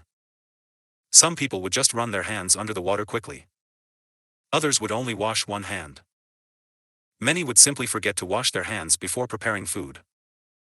Everyone said hand washing was important. But few people made a habit out of it. The problem wasn't knowledge. The problem was consistency. That was when Luby and his team partnered with Procter & Gamble to supply the neighborhood with Safeguard soap. Compared to your standard bar of soap, using Safeguard was a more enjoyable experience. In Pakistan, Safeguard was a premium soap. Luby told me. The study participants commonly mentioned how much they liked it. The soap foamed easily, and people were able to lather their hands with suds. It smelled great. Instantly, handwashing became slightly more pleasurable. I see the goal of handwashing promotion not as behavior change but as habit adoption. Luby said. It is a lot easier for people to adopt a product that provides a strong positive sensory signal. For example, the mint taste of toothpaste. Than it is to adopt a habit that does not provide pleasurable sensory feedback. Like flossing one's teeth. The marketing team at Procter & Gamble talked about trying to create a positive handwashing experience. Within months, the researchers saw a rapid shift in the health of children in the neighborhood. The rate of diarrhea fell by 52%, pneumonia by 48%, and impetigo, a bacterial skin infection, by 35%. The long-term effects were even better. We went back to some of the households in Karachi 6 years after. Luby told me. Over 95% of households who had been given the soap for free and encouraged to wash their hands had a handwashing station with soap and water available when our study team visited. We had not given any soap to the intervention group for over 5 years.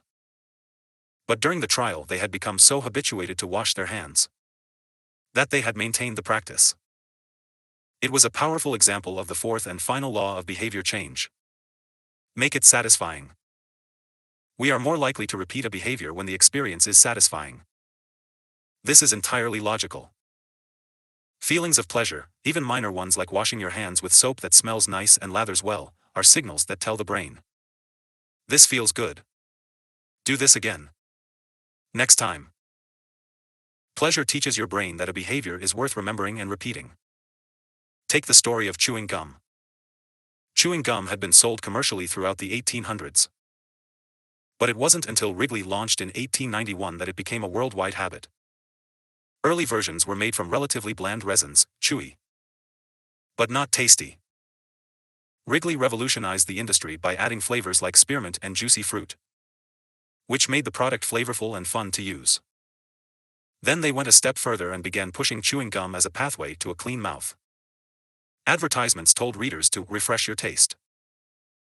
Tasty flavors and the feeling of a fresh mouth provided little bits of immediate reinforcement and made the product satisfying to use. Consumption skyrocketed, and Wrigley became the largest chewing gum company in the world. Toothpaste had a similar trajectory. Manufacturers enjoyed great success when they added flavors like spearmint, peppermint, and cinnamon to their products. These flavors don't improve the effectiveness of toothpaste. They simply create a clean mouth feel and make the experience of brushing your teeth more pleasurable. My wife actually stopped using Sensodyne because she didn't like the aftertaste. She switched to a brand with a stronger mint flavor, which proved to be more satisfying. Conversely, if an experience is not satisfying, we have little reason to repeat it. In my research, I came across the story of a woman who had a narcissistic relative who drove her nuts. In an attempt to spend less time with this egomaniac, she acted as dull and as boring as possible whenever he was around. Within a few encounters, he started avoiding her because he found her so uninteresting. Stories like these are evidence of the cardinal rule of behavior change. What is rewarded is repeated. What is punished is avoided. You learn what to do in the future based on what you were rewarded for doing, or punished for doing, in the past. Positive emotions cultivate habits. Negative emotions destroy them. The first 3 laws of behavior change: make it obvious, make it attractive, And make it easy, increase the odds that a behavior will be performed this time. The fourth law of behavior change, make it satisfying, increases the odds that a behavior will be repeated next time. It completes the habit loop. But there is a trick. We are not looking for just any type of satisfaction. We are looking for immediate satisfaction. The mismatch between immediate and delayed rewards. Imagine you're an animal roaming the plains of Africa, a giraffe or an elephant or a lion. On any given day, most of your decisions have an immediate impact. You are always thinking about what to eat or where to sleep or how to avoid a predator. You are constantly focused on the present or the very near future. You live in what scientists call an immediate return environment because your actions instantly deliver clear and immediate outcomes. Now switch back to your human self. In modern society, many of the choices you make today will not benefit you immediately. If you do a good job at work, you'll get a paycheck in a few weeks. If you exercise today, perhaps you won't be overweight next year. If you save money now, maybe you'll have enough for retirement decades from now. You live in what scientists call a delayed return environment because you can work for years before your actions deliver the intended payoff. The human brain did not evolve for life in a delayed return environment. The earliest remains of modern humans, known as Homo sapiens sapiens, are approximately 200,000 years old. These were the first humans to have a brain relatively similar to ours.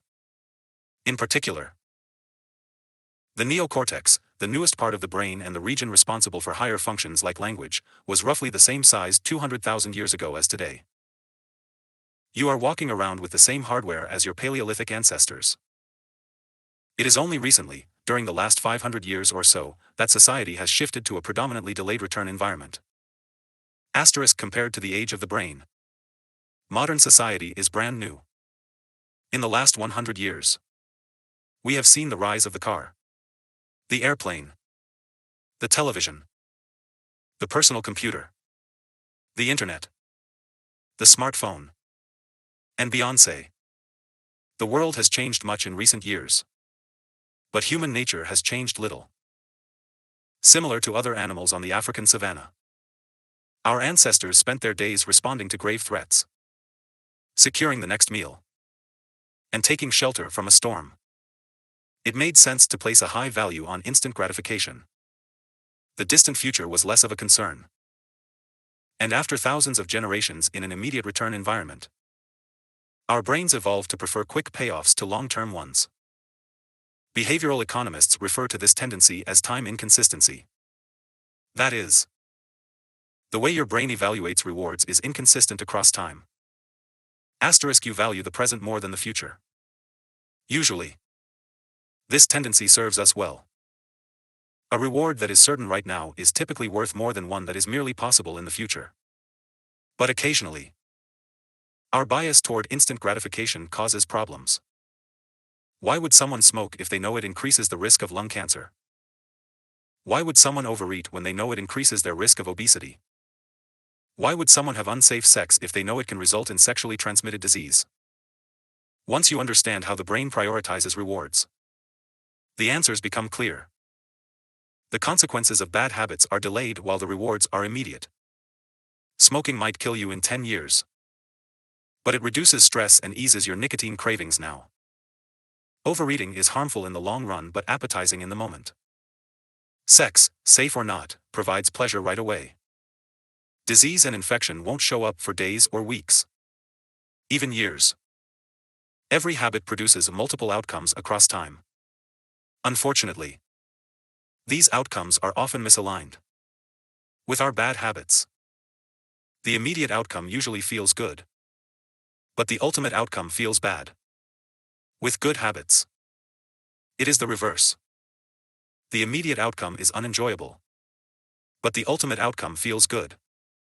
The French economist Frédéric Bastiat explained the problem clearly when he wrote, "It almost always happens that when the immediate consequence is favorable, the later consequences are disastrous. And vice versa. Often, the sweeter the first fruit of a habit, the more bitter are its later fruits." Put another way, the costs of your good habits are in the present. The costs of your bad habits are in the future. The brain's tendency to prioritize the present moment means you can't rely on good intentions. When you make a plan to lose weight, write a book, or learn a language, you are actually making plans for your future self. And when you envision what you want your life to be like, it is easy to see the value in taking actions with long-term benefits. We all want better lives for our future selves. However, when the moment of decision arrives, instant gratification usually wins. You are no longer making a choice for future you, who dreams of being fitter or wealthier or happier. You are choosing for present you, who wants to be full, pampered, and entertained. As a general rule, the more immediate pleasure you get from an action, the more strongly you should question whether it aligns with your long-term goals. Asterisk with a fuller understanding of what causes our brain to repeat some behaviors and avoid others. Let's update the cardinal rule of behavior change.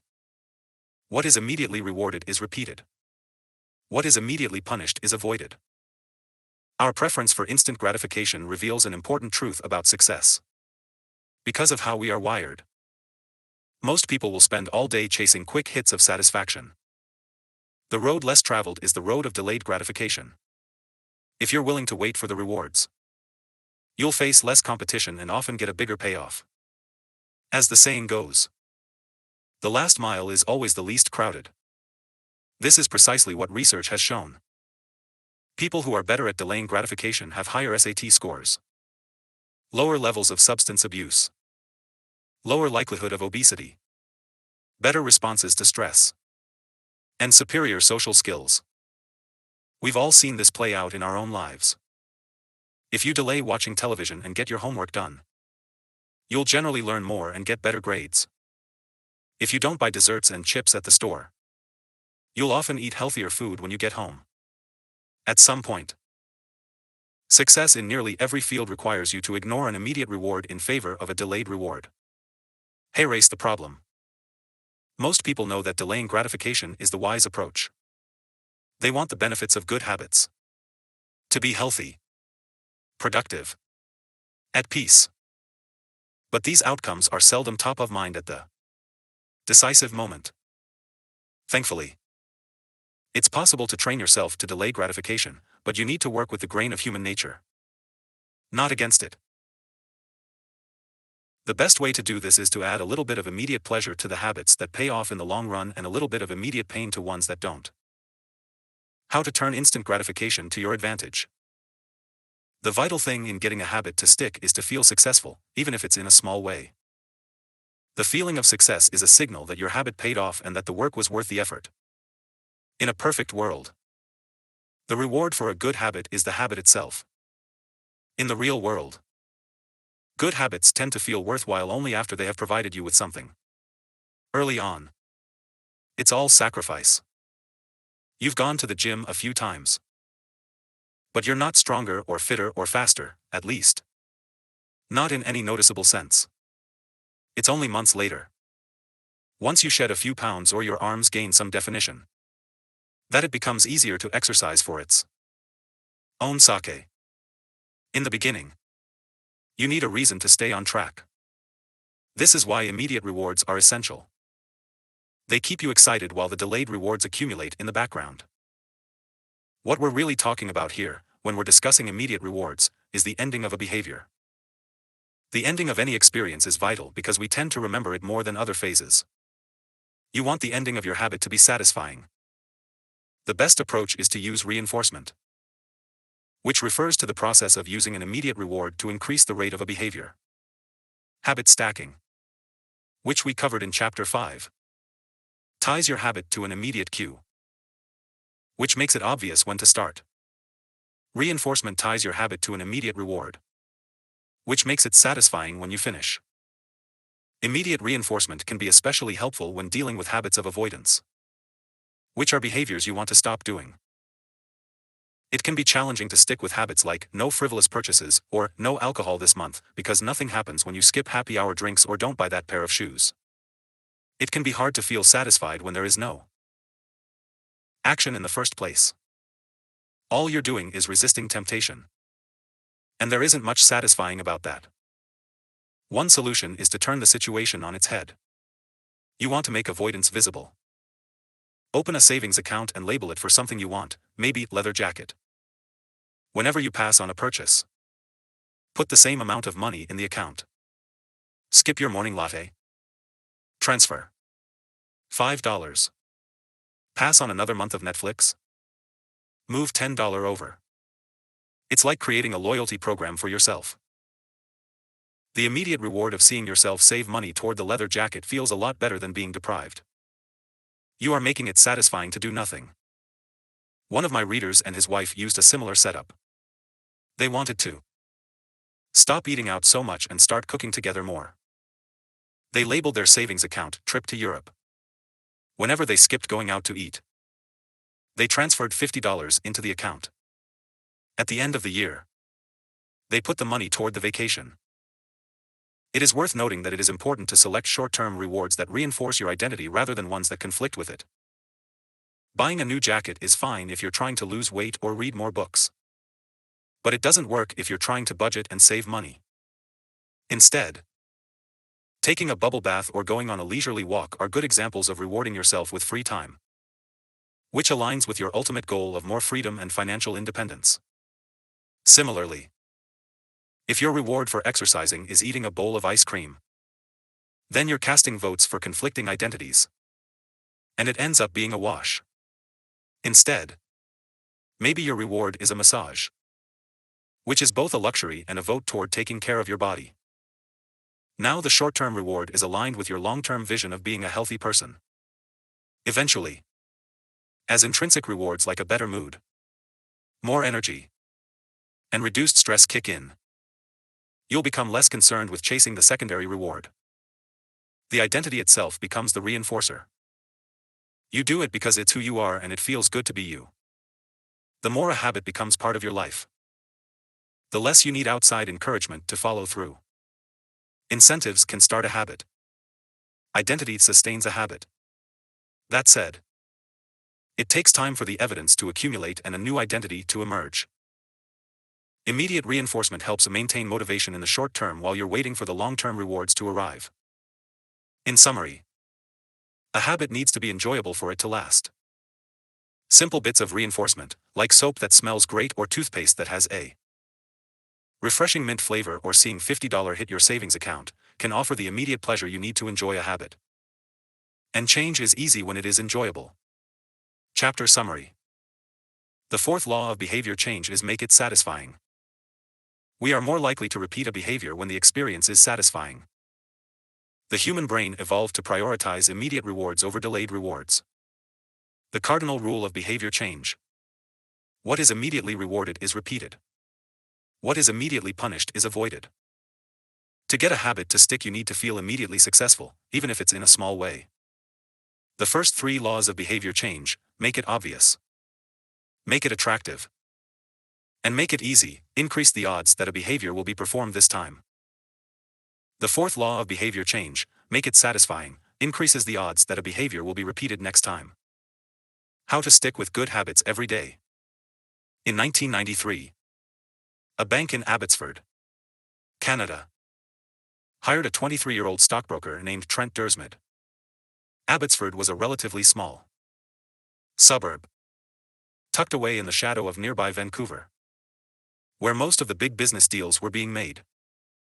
Given the location, and the fact that Dursmid was a rookie, nobody expected too much of him. But he made brisk progress thanks to a simple daily habit. Dursmid began each morning with 2 jars on his desk. One was filled with 120 paper clips. The other was empty. As soon as he settled in each day, he would make a sales call. Immediately after, he would move 1 paper clip from the full jar to the empty jar and the process would begin again. Every morning I would start with 120 paper clips in 1 jar and I would keep dialing the phone until I had moved them all to the second jar. He told me. Within 18 months, Dursmid was bringing in $5 million to the firm. By age 24, he was making $75,000 per year, the equivalent of $125,000 000 today. Not long after, he landed a six-figure job with another company. I like to refer to this technique as the paperclip strategy, and over the years, I've heard from readers who have employed it in a variety of ways. One woman shifted a hairpin from one container to another whenever she wrote a page of her book. Another man moved a marble from one bin to the next after each set of push-ups. Making progress is satisfying. And visual measures, like moving paper clips or hairpins or marbles, provide clear evidence of your progress. As a result, they reinforce your behavior and add a little bit of immediate satisfaction to any activity. Visual measurement comes in many forms: food journals, workout logs, loyalty punch cards, the progress bar on a software download, even the page numbers in a book. But perhaps the best way to measure your progress is with a habit tracker. How to keep your habits on track. A habit tracker is a simple way to measure whether you did a habit. The most basic format is to get a calendar and cross off each day you stick with your routine. For example, if you meditate on Monday, Wednesday, and Friday, each of those dates gets an X. As time rolls by, the calendar becomes a record of your habit streak. Countless people have tracked their habits, but perhaps the most famous was Benjamin Franklin. Beginning at age 20, Franklin carried a small booklet everywhere he went and used it to track 13 personal virtues. This list included goals like lose no time, be always employed in something useful, and avoid trifling conversation. At the end of each day, Franklin would open his booklet and record his progress. Jerry Seinfeld reportedly uses a habit tracker to stick with his streak of writing jokes. In the documentary Comedian, he explains that his goal is simply to never break the chain of writing jokes every day. In other words, he is not focused on how good or bad a particular joke is or how inspired he feels. He is simply focused on showing up and adding to his streak. Don't break the chain is a powerful mantra. Don't break the chain of sales calls and you'll build a successful book of business. Don't break the chain of workouts and you'll get fit faster than you'd expect. Don't break the chain of creating every day and you will end up with an impressive portfolio. Habit tracking is powerful because it leverages multiple laws of behavior change. It simultaneously makes a behavior obvious, attractive, and satisfying. Let's break down each one. Benefit number 1. Habit tracking is obvious. Recording your last action creates a trigger that can initiate your next one. Habit tracking naturally builds a series of visual cues like the streak of excess on your calendar or the list of meals in your food log. When you look at the calendar and see your streak, you'll be reminded to act again. Research has shown that people who track their progress on goals like losing weight, quitting smoking, and lowering blood pressure are all more likely to improve than those who don't. One study of more than 1,600 people found that those who kept a daily food log lost twice as much weight as those who did not. The mere act of tracking a behavior can spark the urge to change it. Habit tracking also keeps you honest. Most of us have a distorted view of our own behavior. We think we act better than we do. Measurement offers one way to overcome our blindness to our own behavior and notice what's really going on each day. One glance at the paper clips in the container and you immediately know how much work you have, or haven't, been putting in. When the evidence is right in front of you, you're less likely to lie to yourself. Benefit number 2. Habit tracking is attractive. The most effective form of motivation is progress. When we get a signal that we are moving forward, we become more motivated to continue down that path. In this way, habit tracking can have an addictive effect on motivation. Each small win feeds your desire. This can be particularly powerful on a bad day. When you're feeling down, it's easy to forget about all the progress you have already made. Habit tracking provides visual proof of your hard work, a subtle reminder of how far you've come. Plus, the empty square you see each morning can motivate you to get started because you don't want to lose your progress by breaking the streak. Benefit number 3. Habit tracking is satisfying. This is the most crucial benefit of all. Tracking can become its own form of reward. It is satisfying to cross an item off your to-do list, To complete an entry in your workout log. Or to mark an X on the calendar. It feels good to watch your results grow, the size of your investment portfolio, the length of your book manuscript, and if it feels good, then you're more likely to endure. Habit tracking also helps keep your eye on the ball.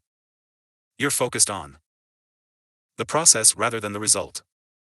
You're not fixated on getting six-pack abs. You're just trying to keep the streak alive and become the type of person who doesn't miss workouts. In summary, habit tracking, 1, creates a visual cue that can remind you to act. 2, is inherently motivating because you see the progress you are making and don't want to lose it. And 3, feels satisfying whenever you record another successful instance of your habit.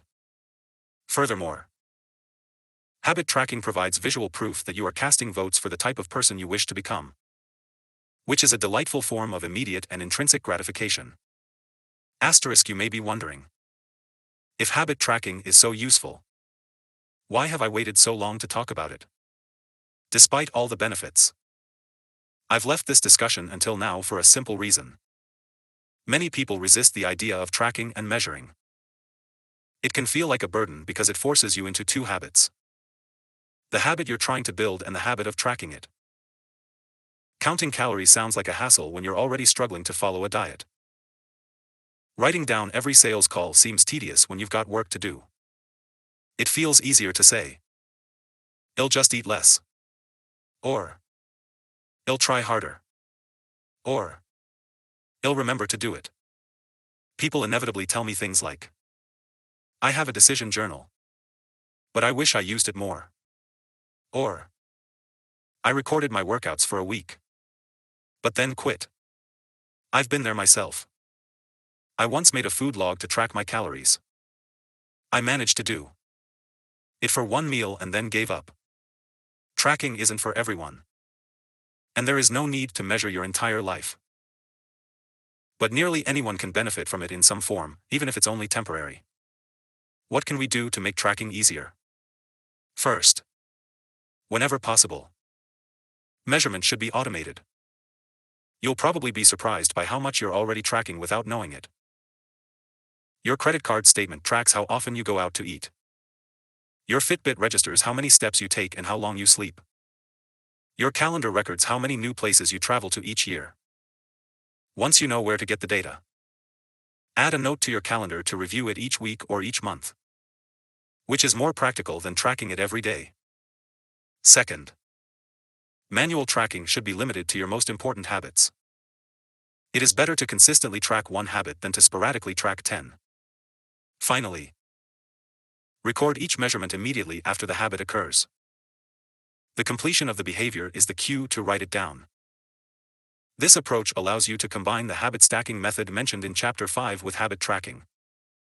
The habit stacking plus habit tracking formula is: after current habit, I will track my habit. After I hang up the phone from a sales call, I will move one paper clip over.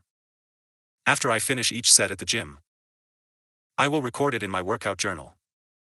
After I put my plate in the dishwasher, I will write down what I ate.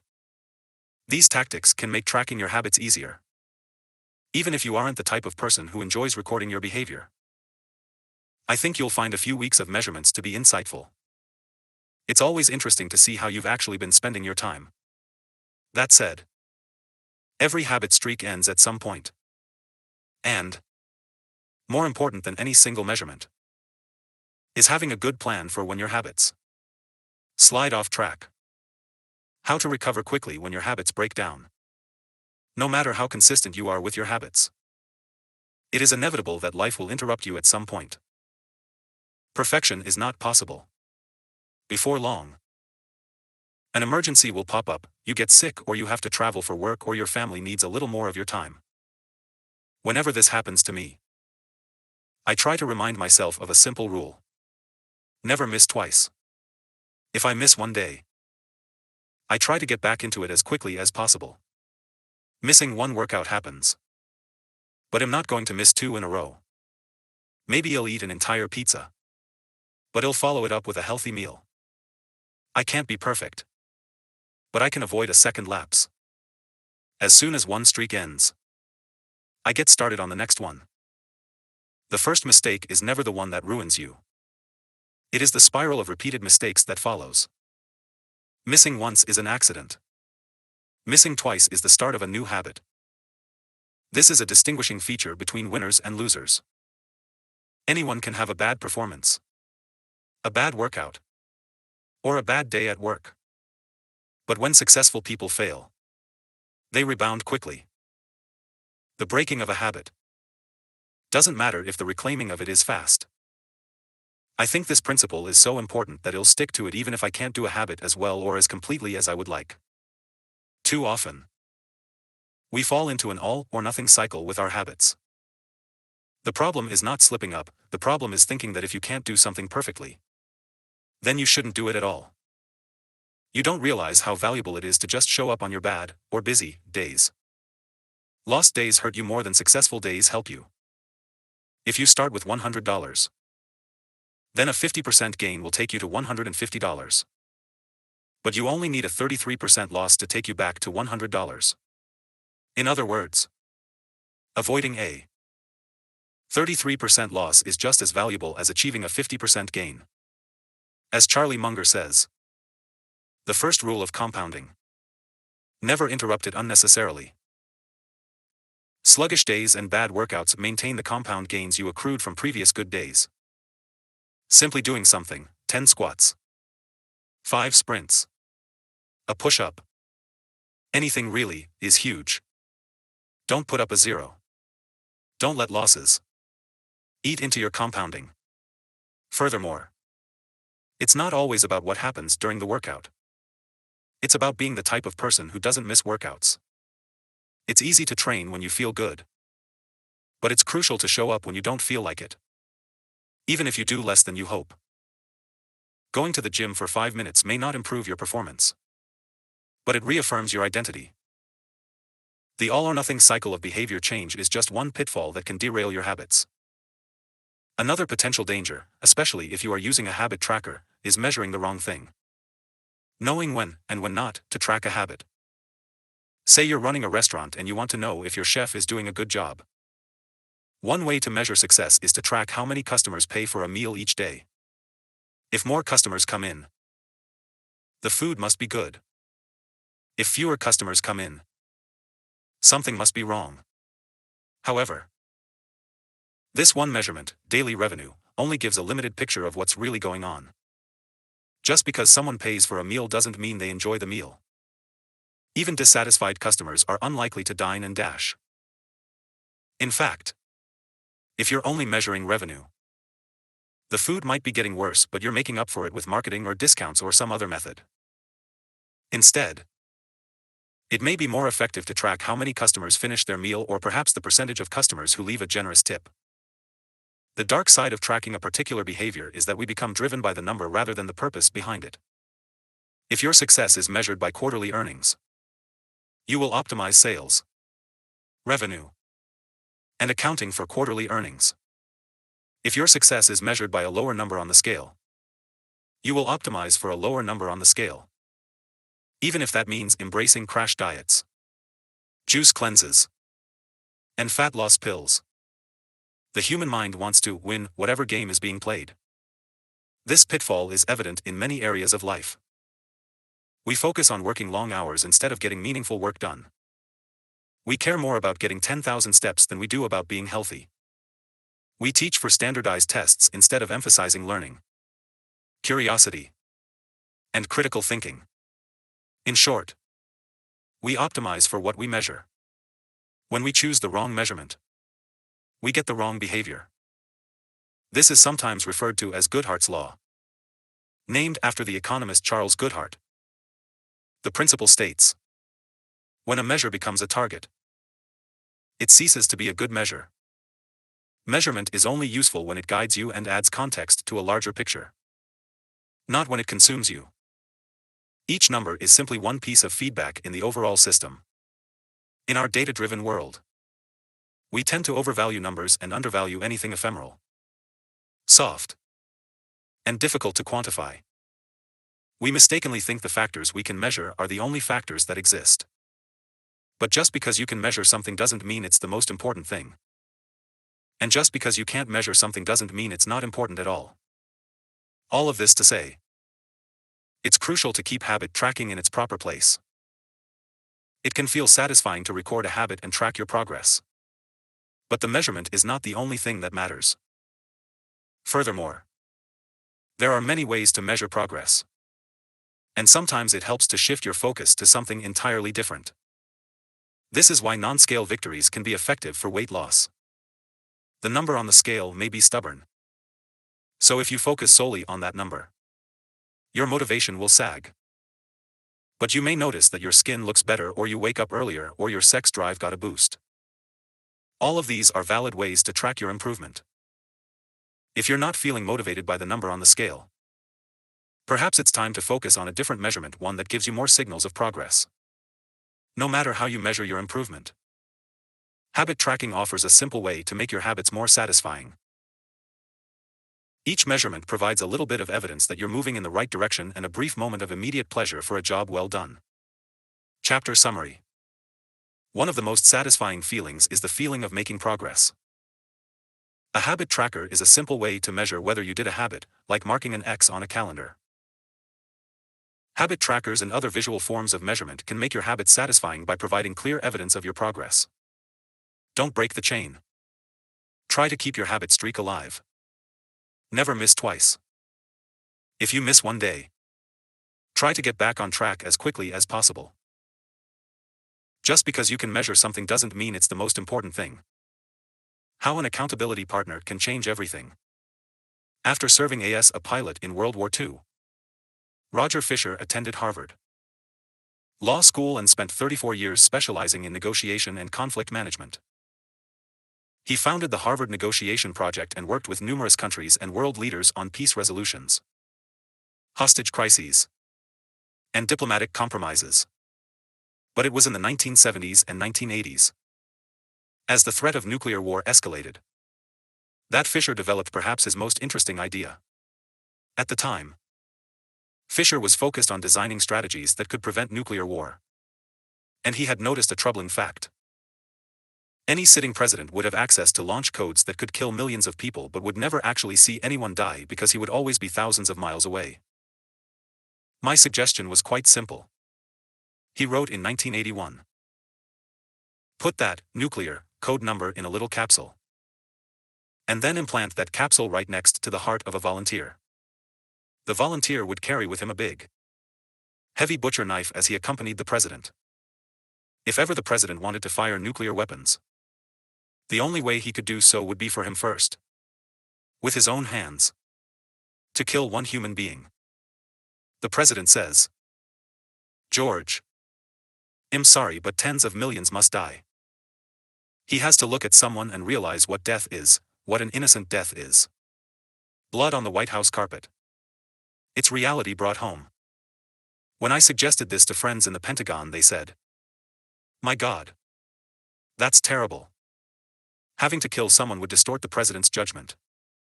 He might never push the button." Throughout our discussion of the fourth law of behavior change, we have covered the importance of making good habits immediately satisfying. Fisher's proposal is an inversion of the fourth law. Make it immediately unsatisfying. Just as we are more likely to repeat an experience when the ending is satisfying, we are also more likely to avoid an experience when the ending is painful. Pain is an effective teacher.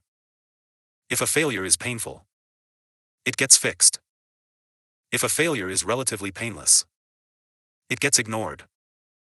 The more immediate and more costly a mistake is, the faster you will learn from it. The threat of a bad review forces a plumber to be good at his job. The possibility of a customer never returning makes restaurants create good food. The cost of cutting the wrong blood vessel makes a surgeon master human anatomy and cut carefully.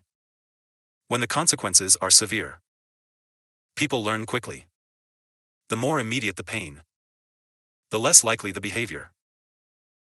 If you want to prevent bad habits and eliminate unhealthy behaviors, then adding an instant cost to the action is a great way to reduce their odds. We repeat bad habits because they serve us in some way, and that makes them hard to abandon. The best way I know to overcome this predicament is to increase the speed of the punishment associated with the behavior. There can't be a gap between the action and the consequences. As soon as actions incur an immediate consequence, behavior begins to change. Customers pay their bills on time when they are charged a late fee. Students show up to class when their grade is linked to attendance. Well, jump through a lot of hoops to avoid a little bit of immediate pain. There is, of course, a limit to this. If you're going to rely on punishment to change behavior, then the strength of the punishment must match the relative strength of the behavior it is trying to correct. To be productive, the cost of procrastination must be greater than the cost of action. To be healthy, the cost of laziness must be greater than the cost of exercise. Getting fined for smoking in a restaurant or failing to recycle adds consequence to an action. Behavior only shifts if the punishment is painful enough and reliably enforced. In general, the more local, tangible, concrete, and immediate the consequence, the more likely it is to influence individual behavior. The more global, intangible, vague, and delayed the consequence, the less likely it is to influence individual behavior. Thankfully, there is a straightforward way to add an immediate cost to any bad habit. Create a habit contract. The habit contract. The first seatbelt law was passed in New York on December 1, 1984. At the time, just 14% of people in the United States regularly wore a seatbelt, but that was all about to change. Within 5 years, over half of the nation had seatbelt laws. Today, wearing a seatbelt is enforceable by law in 49 of the 50 states. And it's not just the legislation. The number of people wearing seatbelts has changed dramatically as well. In 2016, over 88% of Americans buckled up each time they got in a car. In just over 30 years, there was a complete reversal in the habits of millions of people. Laws and regulations are an example of how government can change our habits by creating a social contract. As a society, we collectively agree to abide by certain rules and then enforce them as a group. Whenever a new piece of legislation impacts behavior, seatbelt laws, banning smoking inside restaurants, mandatory recycling, it is an example of a social contract shaping our habits. The group agrees to act in a certain way. And if you don't follow along, you'll be punished. Just as governments use laws to hold citizens accountable, you can create a habit contract to hold yourself accountable. A habit contract is a verbal or written agreement in which you state your commitment to a particular habit and the punishment that will occur if you don't follow through. Then you find one or two people to act as your accountability partners and sign off on the contract with you.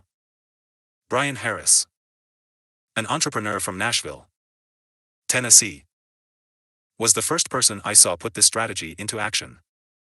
Shortly after the birth of his son, Harris realized he wanted to shed a few pounds. He wrote up a habit contract between himself, his wife, and his personal trainer. The first version read, Brian's number one objective for Q1 of 2017 is to start eating correctly again so he feels better, looks better, and is able to hit his long-term goal of 200 pounds at 10% body fat. Phase number 1. Get back to a strict, slow-carb diet in Q1. Phase number 2. Start a strict macronutrient tracking program in Q2. Phase number 3. Refine and maintain the details of his diet and workout program in Q3. Finally, he wrote out each of the daily habits that would get him to his goal. For example, write down all food that he consumes each day and weigh himself each day. And then he listed the punishment if he failed. If Brian doesn't do these 2 items, then the following consequence will be enforced. He will have to dress up each workday and each Sunday morning for the rest of the quarter. Dress up is defined as not wearing jeans, t-shirts, hoodies, or shorts. He will also give Joey, his trainer, $200 to use as he sees fit if he misses 1 day of logging food. At the bottom of the page, Harris, his wife, and his trainer all signed the contract. My initial reaction was that a contract like this seemed overly formal and unnecessary. Especially the signatures. But Harris convinced me that signing the contract was an indication of seriousness. Anytime I skip this part, he said, I start slacking almost immediately. 3 months later, after hitting his targets for Q1, Harris upgraded his goals. The consequences escalated. 2. If he missed his carbohydrate and protein targets, he had to pay his trainer $100. And if he failed to weigh himself, he had to give his wife $500 to use as she saw fit. Perhaps most painfully, if he forgot to run sprints, he had to dress up for work every day and wear an Alabama hat the rest of the quarter, the bitter rival of his beloved Auburn team. The strategy worked. With his wife and trainer acting as accountability partners and with the habit contract clarifying exactly what to do each day, Harris lost the weight. Asterisk. To make bad habits unsatisfying, your best option is to make them painful in the moment. Creating a habit contract is a straightforward way to do exactly that. Even if you don't want to create a full-blown habit contract, simply having an accountability partner is useful. The comedian Margaret Cho writes a joke or song every day. She does the song a day challenge with a friend, which helps them both stay accountable. Knowing that someone is watching can be a powerful motivator. You are less likely to procrastinate or give up because there is an immediate cost. If you don't follow through, perhaps they'll see you as untrustworthy or lazy. Suddenly, you are not only failing to uphold your promises to yourself, but also failing to uphold your promises to others. You can even automate this process. Thomas Frank, an entrepreneur in Boulder, Colorado, wakes up at 5:55 each morning. And if he doesn't, he has a tweet automatically scheduled that says, "It's 6:10 and I'm not up because I'm lazy. Reply to this for $5 via PayPal, limit 5. Assuming my alarm didn't malfunction." We are always trying to present our best selves to the world. We comb our hair and brush our teeth and dress ourselves carefully because we know these habits are likely to get a positive reaction. We want to get good grades and graduate from top schools to impress potential employers and mates and our friends and family. We care about the opinions of those around us because it helps if others like us. This is precisely why getting an accountability partner or signing a habit contract can work so well. Chapter Summary. The inversion of the fourth law of behavior change is make it unsatisfying. We are less likely to repeat a bad habit if it is painful or unsatisfying. An accountability partner can create an immediate cost to inaction. We care deeply about what others think of us, and we do not want others to have a lesser opinion of us. A habit contract can be used to add a social cost to any behavior. It makes the costs of violating your promises public and painful. Knowing that someone else is watching you can be a powerful motivator. How to create a good habit. The first law. Make it obvious. 1. 1. Fill out the habit scorecard. Write down your current habits to become aware of them. 1. 2. Use implementation intentions. I will, behavior, at, time, in, location. 1. 3. Use habit stacking. After, current habit. I will, new habit. 1. 4. Design your environment. Make the cues of good habits obvious and visible. The second law. Make it attractive. 2. 1. Use temptation bundling. Pair an action you want to do with an action you need to do. 2. 2. Join a culture where your desired behavior is the normal behavior. 2.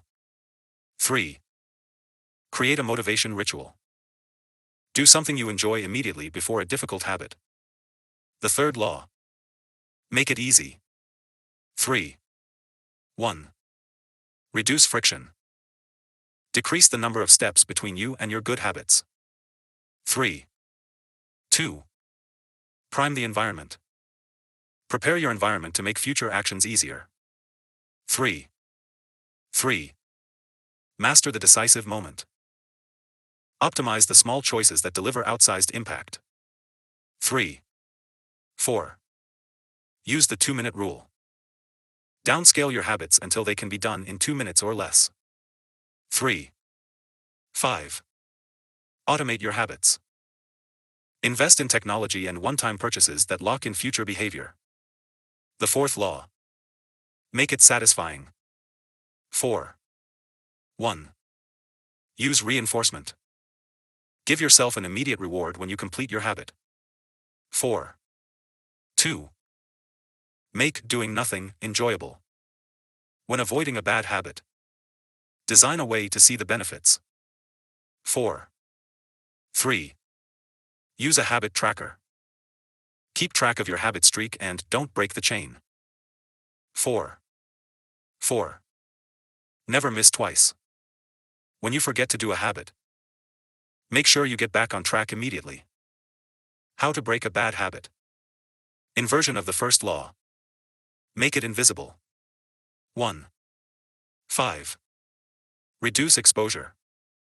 Remove the cues of your bad habits from your environment. Inversion of the second law. Make it unattractive. 2. 4. Reframe your mindset. Highlight the benefits of avoiding your bad habits. Inversion of the third law. Make it difficult. 3. 6. Increase friction. Increase the number of steps between you and your bad habits. 3. 7. Use a commitment device. Restrict your future choices to the ones that benefit you. Inversion of the fourth law. Make it unsatisfying. 4. 5. Get an accountability partner. Ask someone to watch your behavior. 4. 6. Create a habit contract. Make the costs of your bad habits public and painful. Advanced tactics. How to go from being merely good to being truly great. The truth about talent, when genes matter and when they don't. Many people are familiar with Michael Phelps, who is widely considered to be one of the greatest athletes in history. Phelps has won more Olympic medals not only than any swimmer but also more than any Olympian in any sport. Fewer people know the name Hisham El Garou, but he was a fantastic athlete in his own right. El Garou is a Moroccan runner who holds 2 Olympic gold medals and is one of the greatest middle-distance runners of all time. For many years, he held the world record in the mile 1, 500 meter, and 2,000 meter races at the Olympic Games in Athens, Greece. In 2004, he won gold in the 1, 500 meter and 5,000 meter races. These two athletes are wildly different in many ways. For starters, one competed on land and the other in water. But most notably, they differ significantly in height. El Garou is 5 feet 9 inches tall. Phelps is 6 feet 4 inches tall. Despite this 7-inch difference in height, the two men are identical in one respect. Michael Phelps and Hisham El Garou wear the same length inseam on their pants. How is this possible? Phelps has relatively short legs for his height and a very long torso. The perfect build for swimming. El Garou has incredibly long legs and a short upper body. An ideal frame for distance running. Now, imagine if these world-class athletes were to switch sports. Given his remarkable athleticism, could Michael Phelps become an Olympic caliber distance runner with enough training? It's unlikely. At peak fitness, Phelps weighed 194 pounds, which is 40% heavier than El Garou, who competed at an ultralight 138 pounds. Taller runners are heavier runners, and every extra pound is a curse when it comes to distance running. Against elite competition, Phelps would be doomed from the start. Similarly, El Garou might be one of the best runners in history, but it's doubtful he would ever qualify for the Olympics as a swimmer. Since 1976, the average height of Olympic gold medalists in the men's 1, 500 meter run is 5 feet 10 inches. In comparison, the average height of Olympic gold medalists in the men's 100-meter freestyle swim is 6 feet 4 inches. Swimmers tend to be tall and have long backs and arms, which are ideal for pulling through the water. El Guru would be at a severe disadvantage before he ever touched the pool. The secret to maximizing your odds of success is to choose the right field of competition. This is just as true with habit change as it is with sports and business. Habits are easier to perform and more satisfying to stick with when they align with your natural inclinations and abilities. Like Michael Phelps in the pool or Hisham El Guru on the track. You want to play a game where the odds are in your favor. Embracing this strategy requires the acceptance of the simple truth that people are born with different abilities. Some people don't like to discuss this fact.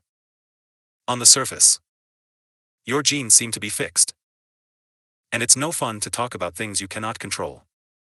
Plus, phrases like biological determinism makes it sound like certain individuals are destined for success and others doomed to failure. But this is a short-sighted view of the influence of genes on behavior. The strength of genetics is also their weakness. Genes cannot be easily changed, which means they provide a powerful advantage in favorable circumstances and a serious disadvantage in unfavorable circumstances. If you want to dunk a basketball, being 7 feet tall is very useful. If you want to perform a gymnastics routine, being 7 feet tall is a great hindrance. Our environment determines the suitability of our genes and the utility of our natural talents. When our environment changes, so do the qualities that determine success. This is true not just for physical characteristics but for mental ones as well. I'm smart if you ask me about habits and human behavior, not so much when it comes to knitting, rocket propulsion, or guitar chords. Competence is highly dependent on context. The people at the top of any competitive field are not only well trained, they are also well suited to the task. And this is why, if you want to be truly great, selecting the right place to focus is crucial. In short, genes do not determine your destiny. They determine your areas of opportunity. As physician Gabor Mate notes, genes can predispose, but they don't predetermine. The areas where you are genetically predisposed to success are the areas where habits are more likely to be satisfying. The key is to direct your effort toward areas that both excite you and match your natural skills. To align your ambition with your ability. The obvious question is, how do I figure out where the odds are in my favor? How do I identify the opportunities and habits that are right for me? The first place we will look for an answer is by understanding your personality. How your personality influences your habits. Your genes are operating beneath the surface of every habit. Indeed, beneath the surface of every behavior. Genes have been shown to influence everything from the number of hours you spend watching television to your likelihood to marry or divorce to your tendency to get addicted to drugs, alcohol, or nicotine. There's a strong genetic component to how obedient or rebellious you are when facing authority, how vulnerable or resistant you are to stressful events, how proactive or reactive you tend to be, and even how captivated or bored you feel during sensory experiences like attending a concert. As Robert Plowman, a behavioral geneticist at King's College in London, told me, it is now at the point where we have stopped testing to see if traits have a genetic component because we literally can't find a single one that isn't influenced by our genes. Bundled together, your unique cluster of genetic traits predispose you to a particular personality. Your personality is the set of characteristics that is consistent from situation to situation. The most proven scientific analysis of personality traits is known as the Big Five, which breaks them down into 5 spectrums of behavior. 1. Openness to experience. From curious and inventive on one end to cautious and consistent on the other. 2. Conscientiousness. Organized and efficient to easygoing and spontaneous. 3. Extroversion. Outgoing and energetic to solitary and reserved, you likely know them as extroverts versus introverts. 4. Agreeableness. Friendly and compassionate to challenging and detached. 5. Neuroticism. Anxious and sensitive to confident, calm, and stable. All 5 characteristics have biological underpinnings. Extroversion, for instance, can be tracked from birth. If scientists play a loud noise in the nursing ward, some babies turn toward it while others turn away. When the researchers tracked these children through life, they found that the babies who turned toward the noise were more likely to grow up to be extroverts. Those who turned away were more likely to become introverts. People who are high in agreeableness are kind, considerate, and warm. They also tend to have higher natural oxytocin levels, a hormone that plays an important role in social bonding, increases feelings of trust, and can act as a natural antidepressant. You can easily imagine how someone with more oxytocin might be inclined to build habits like writing thank you notes or organizing social events.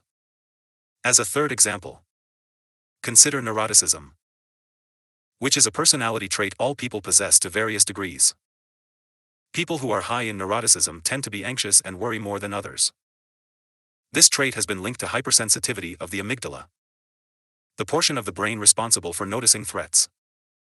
In other words, people who are more sensitive to negative cues in their environment are more likely to score high in neuroticism. Our habits are not solely determined by our personalities, but there is no doubt that our genes nudge us in a certain direction. Our deeply rooted preferences make certain behaviors easier for some people than for others. You don't have to apologize for these differences or feel guilty about them, but you do have to work with them. A person who scores lower on conscientiousness, for example, will be less likely to be orderly by nature and may need to rely more heavily on environment design to stick with good habits. As a reminder for the less conscientious readers among us, environment design is a strategy we discussed in chapters 6 and 12.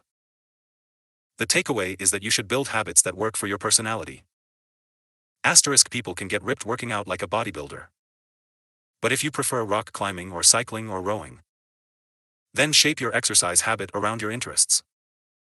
If your friend follows a low-carb diet but you find that low-fat works for you, then more power to you. If you want to read more, don't be embarrassed if you prefer steamy romance novels over nonfiction. Read whatever fascinates you. Asterisk you don't have to build the habits everyone tells you to build. Choose the habit that best suits you, not the one that is most popular. There is a version of every habit that can bring you joy and satisfaction. Find it. Habits need to be enjoyable if they are going to stick. This is the core idea behind the 4th law. Tailoring your habits to your personality is a good start. But this is not the end of the story. Let's turn our attention to finding and designing situations where you're at a natural advantage. How to find a game where the odds are in your favor. Learning to play a game where the odds are in your favor is critical for maintaining motivation and feeling successful. In theory, you can enjoy almost anything. In practice, you are more likely to enjoy the things that come easily to you. People who are talented in a particular area tend to be more competent at that task and are then praised for doing a good job. They stay energized because they are making progress where others have failed, and because they get rewarded with better pay and bigger opportunities, which not only makes them happier but also propels them to produce even higher quality work. It's a virtuous cycle. Pick the right habit and progress is easy. Pick the wrong habit and life is a struggle. How do you pick the right habit? The first step is something we covered in the 3rd law. Make it easy. In many cases, when people pick the wrong habit, it simply means they picked a habit that was too difficult. When a habit is easy, you are more likely to be successful. When you are successful, you are more likely to feel satisfied.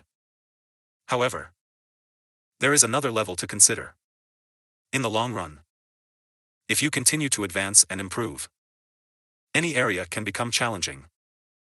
At some point, you need to make sure you're playing the right game for your skill set. How do you figure that out? The most common approach is trial and error. Of course, there's a problem with this strategy. Life is short. You don't have time to try every career, date every eligible bachelor, or play every musical instrument.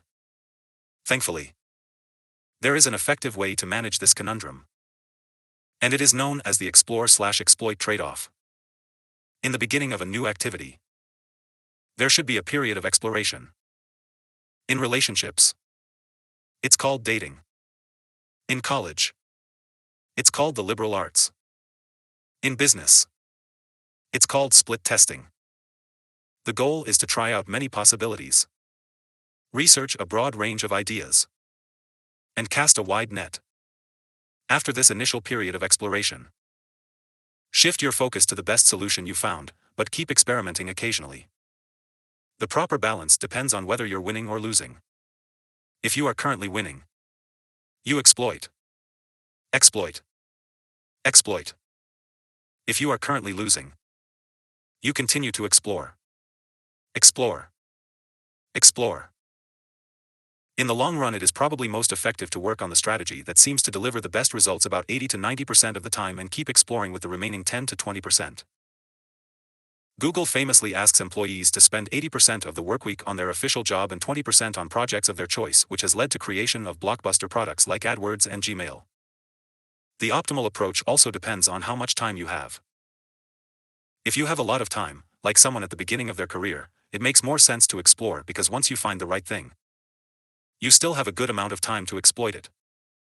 If you're pressed for time, say, as you come up on the deadline for a project, you should implement the best solution you've found so far and get some results.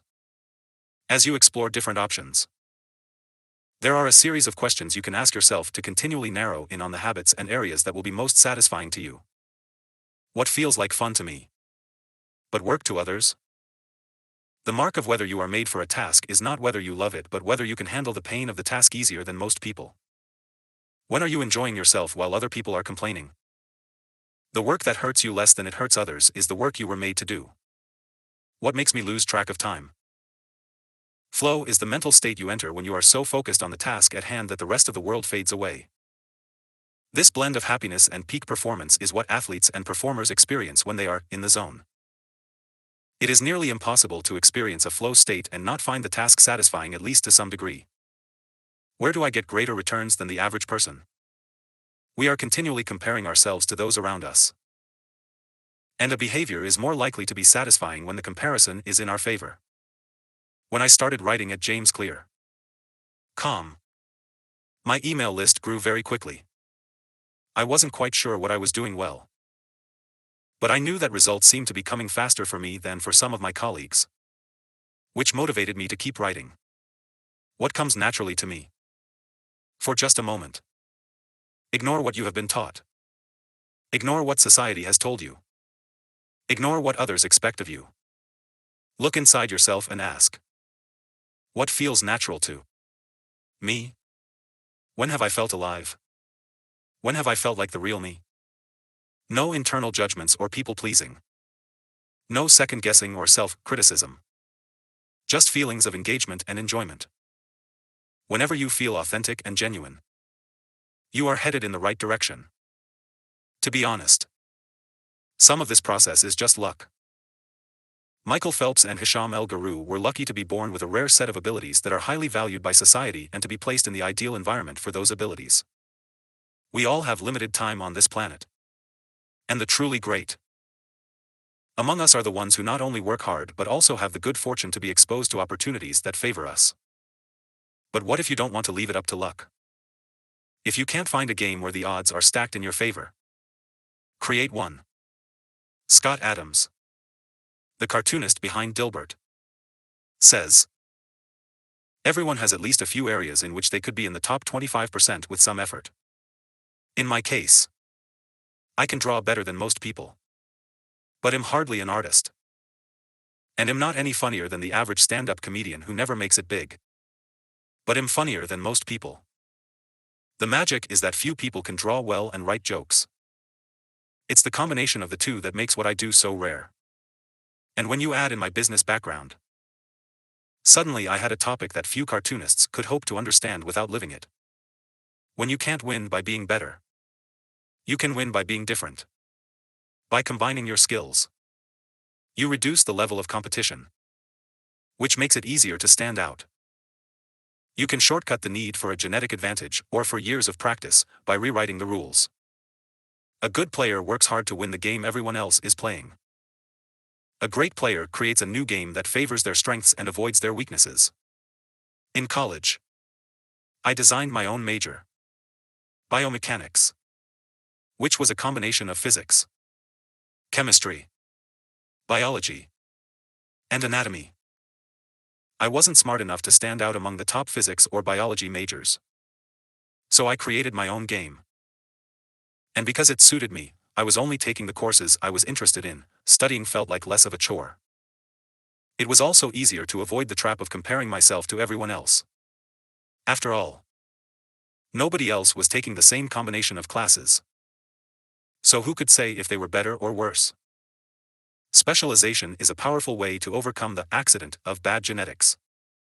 The more you master a specific skill, the harder it becomes for others to compete with you. Many bodybuilders are stronger than the average arm wrestler. But even a massive bodybuilder may lose at arm wrestling because the arm wrestling champ has very specific strength. Even if you're not the most naturally gifted, you can often win by being the best in a very narrow category. Boiling water will soften a potato but harden an egg. You can't control whether you're a potato or an egg. But you can decide to play a game where it's better to be hard or soft. If you can find a more favorable environment, you can transform the situation from one where the odds are against you to one where they are in your favor. How to get the most out of your genes. Our genes do not eliminate the need for hard work. They clarify it. They tell us what to work hard on. Once we realize our strengths, we know where to spend our time and energy. We know which types of opportunities to look for and which types of challenges to avoid. The better we understand our nature, the better our strategy can be. Biological differences matter. Even so, it's more productive to focus on whether you are fulfilling your own potential than comparing yourself to someone else. The fact that you have a natural limit to any specific ability has nothing to do with whether you are reaching the ceiling of your capabilities. People get so caught up in the fact that they have limits that they rarely exert the effort required to get close to them. Furthermore, genes can't make you successful if you're not doing the work. Yes, it's possible that the ripped trainer at the gym has better genes. But if you haven't put in the same reps, it's impossible to say if you have been dealt a better or worse genetic hand. Until you work as hard as those you admire, don't explain away their success as luck. In summary, one of the best ways to ensure your habits remain satisfying over the long run is to pick behaviors that align with your personality and skills. Work hard on the things that come easy. Chapter Summary. The secret to maximizing your odds of success is to choose the right field of competition. Pick the right habit and progress is easy. Pick the wrong habit and life is a struggle. Genes cannot be easily changed, which means they provide a powerful advantage in favorable circumstances and a serious disadvantage in unfavorable circumstances. Habits are easier when they align with your natural abilities. Choose the habits that best suit you. Play a game that favors your strengths. If you can't find a game that favors you, create one. Genes do not eliminate the need for hard work. They clarify it. They tell us what to work hard on. The Goldilocks rule. How to stay motivated in life and work. In 1955, Disneyland had just opened in Anaheim, California, when a 10-year-old boy walked in and asked for a job. Labor laws were loose back then, and the boy managed to land a position selling guidebooks for $0.50 apiece. Within a year, he had transitioned to Disney's Magic Shop, where he learned tricks from the older employees. He experimented with jokes and tried out simple routines on visitors. Soon he discovered that what he loved was not performing magic but performing in general. He set his sights on becoming a comedian. Beginning in his teenage years, he started performing in little clubs around Los Angeles. The crowds were small and his act was short. He was rarely on stage for more than 5 minutes. Most of the people in the crowd were too busy drinking or talking with friends to pay attention. One night, he literally delivered his stand-up routine to an empty club. It wasn't glamorous work, but there was no doubt he was getting better. His first routines would only last 1 or 2 minutes. By high school, his material had expanded to include a 5-minute act, and a few years later, A 10-minute show. At 19, he was performing weekly for 20 minutes at a time. He had to read 3 poems during the show just to make the routine long enough. But his skills continued to progress. He spent another decade experimenting, adjusting, and practicing. He took a job as a television writer and, gradually, he was able to land his own appearances on talk shows. By the mid-1970s, he had worked his way into being a regular guest on The Tonight Show and Saturday Night Live. Finally, after nearly 15 years of work, the young man rose to fame. He toured 60 cities in 63 days. Then 72 cities in 80 days. Then 85 cities in 90 days. He had 695 people attend one show in Ohio. Another 45,000 tickets were sold for his 3-day show in New York. He catapulted to the top of his genre and became one of the most successful comedians of his time. His name is Steve Martin. Martin's story offers a fascinating perspective on what it takes to stick with habits for the long run. Comedy is not for the timid. It is hard to imagine a situation that would strike fear into the hearts of more people than performing alone on stage and failing to get a single laugh. And yet Steve Martin faced this fear every week for 18 years. In his words, 10 years spent learning, 4 years spent refining, and 4 years as a wild success. Why is it that some people, like Martin, stick with their habits, whether practicing jokes or drawing cartoons or playing guitar, while most of us struggle to stay motivated? How do we design habits that pull us in rather than ones that fade away? Scientists have been studying this question for many years. While there is still much to learn, one of the most consistent findings is that the way to maintain motivation and achieve peak levels of desire is to work on tasks of just manageable difficulty. The human brain loves a challenge, but only if it is within an optimal zone of difficulty. If you love tennis and try to play a serious match against a 4-year-old, you will quickly become bored. It's too easy. You'll win every point. In contrast, if you play a professional tennis player like Roger Federer or Serena Williams, you will quickly lose motivation because the match is too difficult.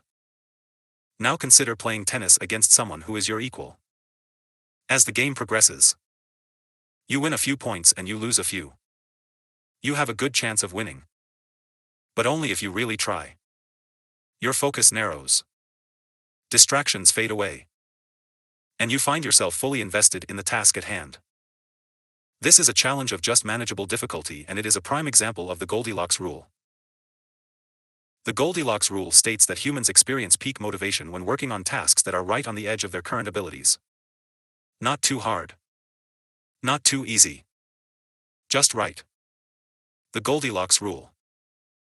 Martin's comedy career is an excellent example of the Goldilocks rule in practice. Each year, he expanded his comedy routine, but only by a minute or two. He was always adding new material, but he also kept a few jokes that were guaranteed to get laughs. There were just enough victories to keep him motivated and just enough mistakes to keep him working hard. When you're starting a new habit, it's important to keep the behavior as easy as possible so you can stick with it even when conditions aren't perfect. This is an idea we covered in detail while discussing the third law of behavior change.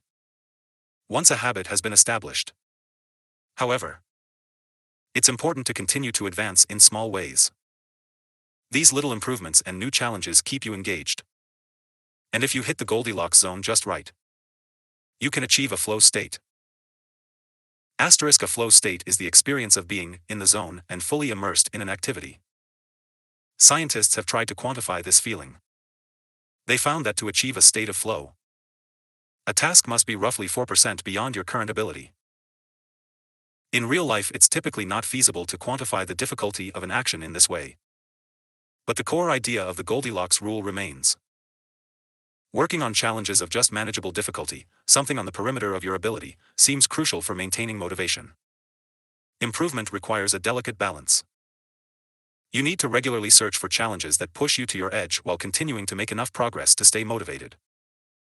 Behaviors need to remain novel in order for them to stay attractive and satisfying. Without variety, We get bored. And boredom is perhaps the greatest villain on the quest for self-improvement.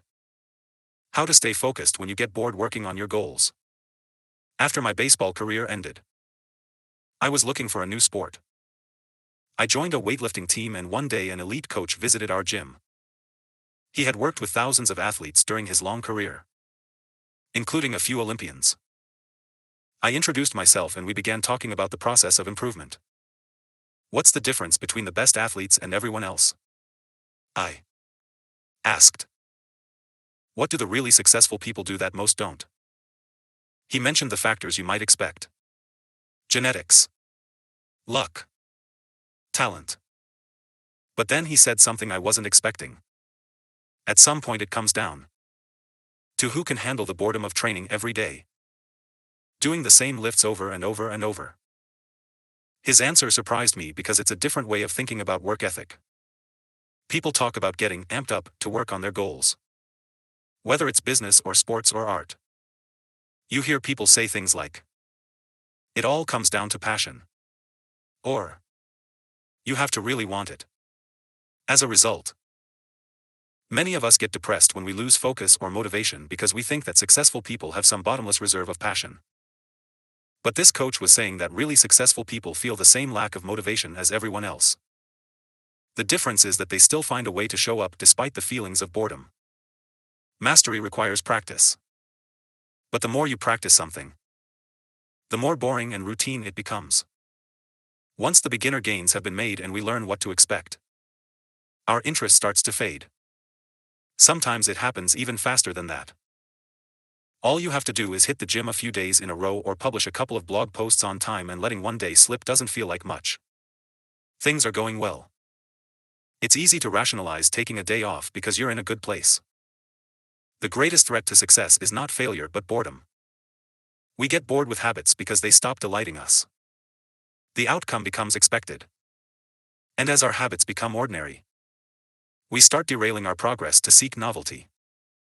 Perhaps this is why we get caught up in a never-ending cycle, jumping from one workout to the next, one diet to the next, one business idea to the next. As soon as we experience the slightest dip in motivation, we begin seeking a new strategy, even if the old one was still working. As Machiavelli noted, men desire novelty to such an extent that those who are doing well wish for a change as much as those who are doing badly. Perhaps this is why many of the most habit-forming products are those that provide continuous forms of novelty. Video games provide visual novelty. Porn provides sexual novelty. Junk foods provide culinary novelty. Each of these experiences offer continual elements of surprise. In psychology, this is known as a variable reward. Asterisk slot machines are the most common real-world example. A gambler hits the jackpot every now and then, but not at any predictable interval. The pace of rewards varies. This variance leads to the greatest spike of dopamine, enhances memory recall, and accelerates habit formation. Variable rewards won't create a craving, that is, you can't take a reward people are uninterested in, give it to them at a variable interval, and hope it will change their mind, but they are a powerful way to amplify the cravings we already experience because they reduce boredom. The sweet spot of desire occurs at a 50-50 split between success and failure. Half of the time you get what you want. Half of the time you don't. You need just enough winning to experience satisfaction and just enough wanting to experience desire. This is one of the benefits of following the Goldilocks rule. If you're already interested in a habit, working on challenges of just manageable difficulty is a good way to keep things interesting. Of course, not all habits have a variable reward component, and you wouldn't want them to. If Google only delivered a useful search result some of the time, I would switch to a competitor pretty quickly.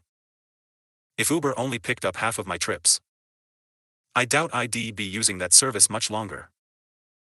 And if I flossed my teeth each night and only sometimes ended up with a clean mouth, I think I'd skip it.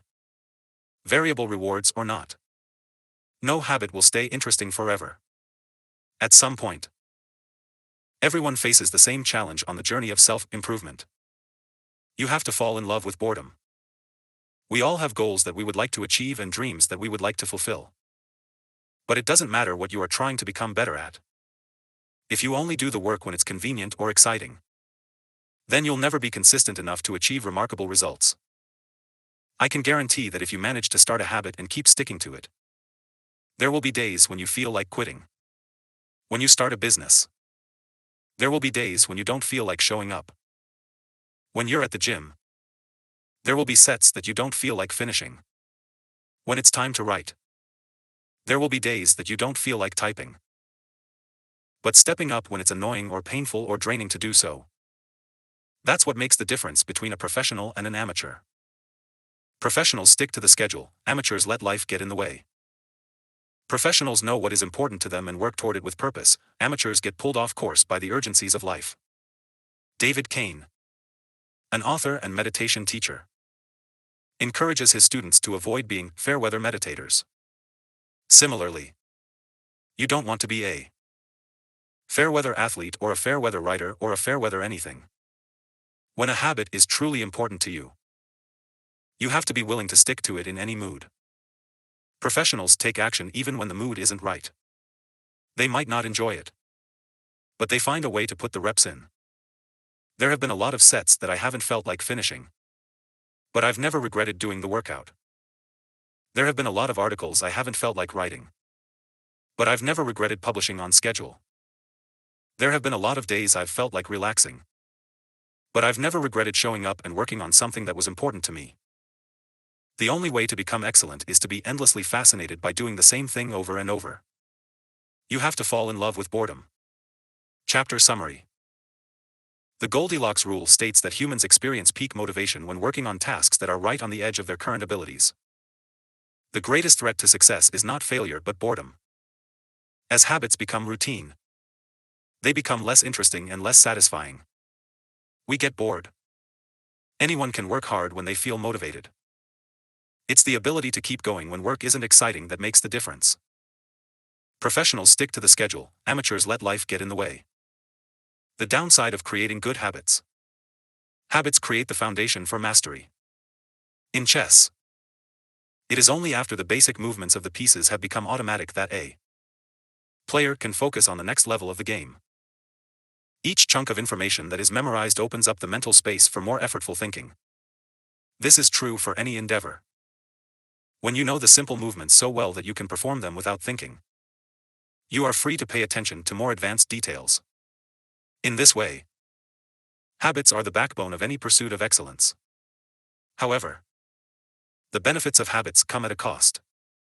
At first, each repetition develops fluency, speed, and skill. But then, as a habit becomes automatic, you become less sensitive to feedback. You fall into mindless repetition. It becomes easier to let mistakes slide. When you can do it good enough on autopilot, you stop thinking about how to do it better. The upside of habits is that we can do things without thinking.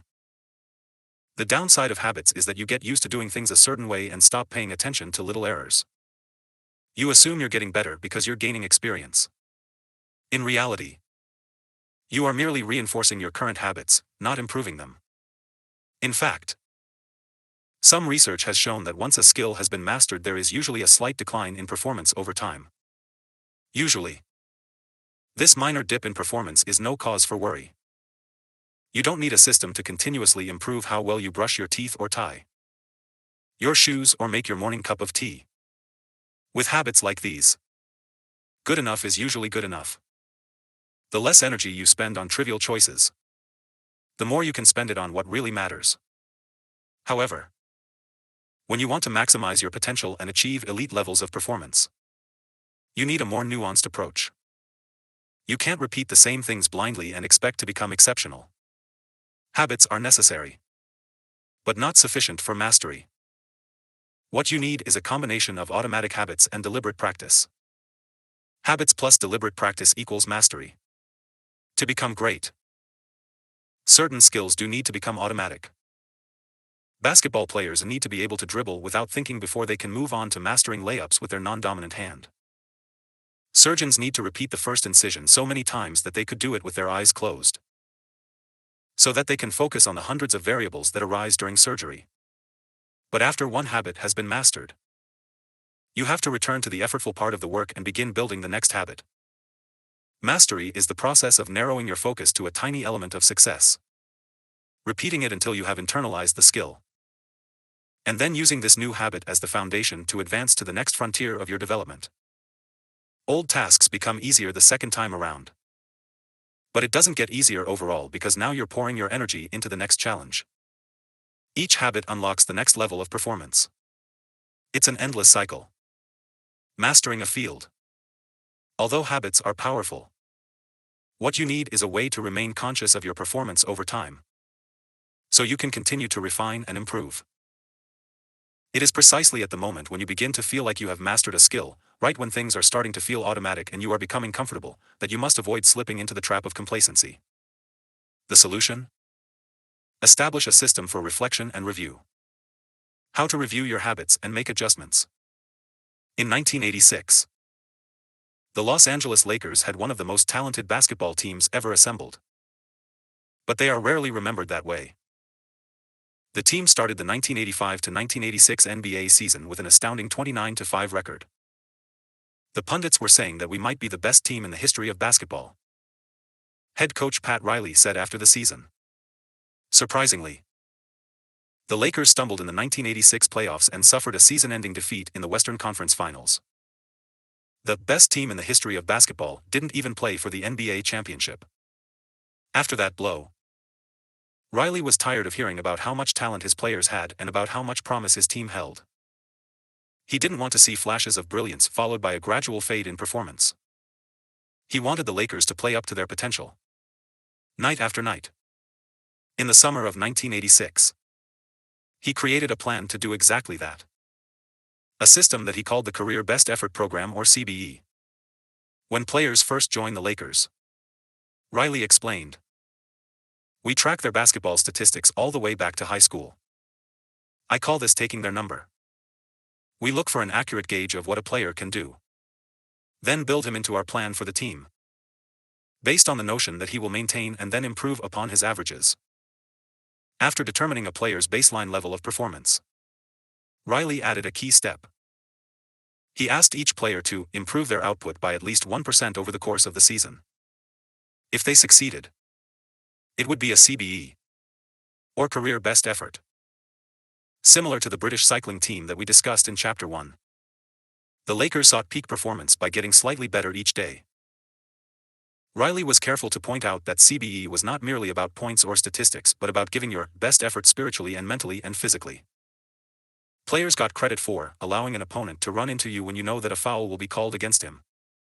Diving for loose balls. Going after rebounds whether you are likely to get them or not. Helping a teammate when the player he's guarding has surged past him. And other unsung hero deeds. 8 rebounds. 12 assists. 2 steals. And 5 turnovers in a game. Magic also got credit for an unsung hero deed by diving after a loose ball, +1.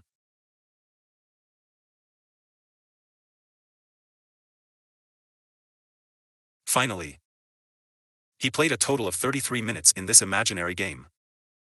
The positive numbers, 11 plus 8 plus 12 plus 2 plus 1, add up to 34.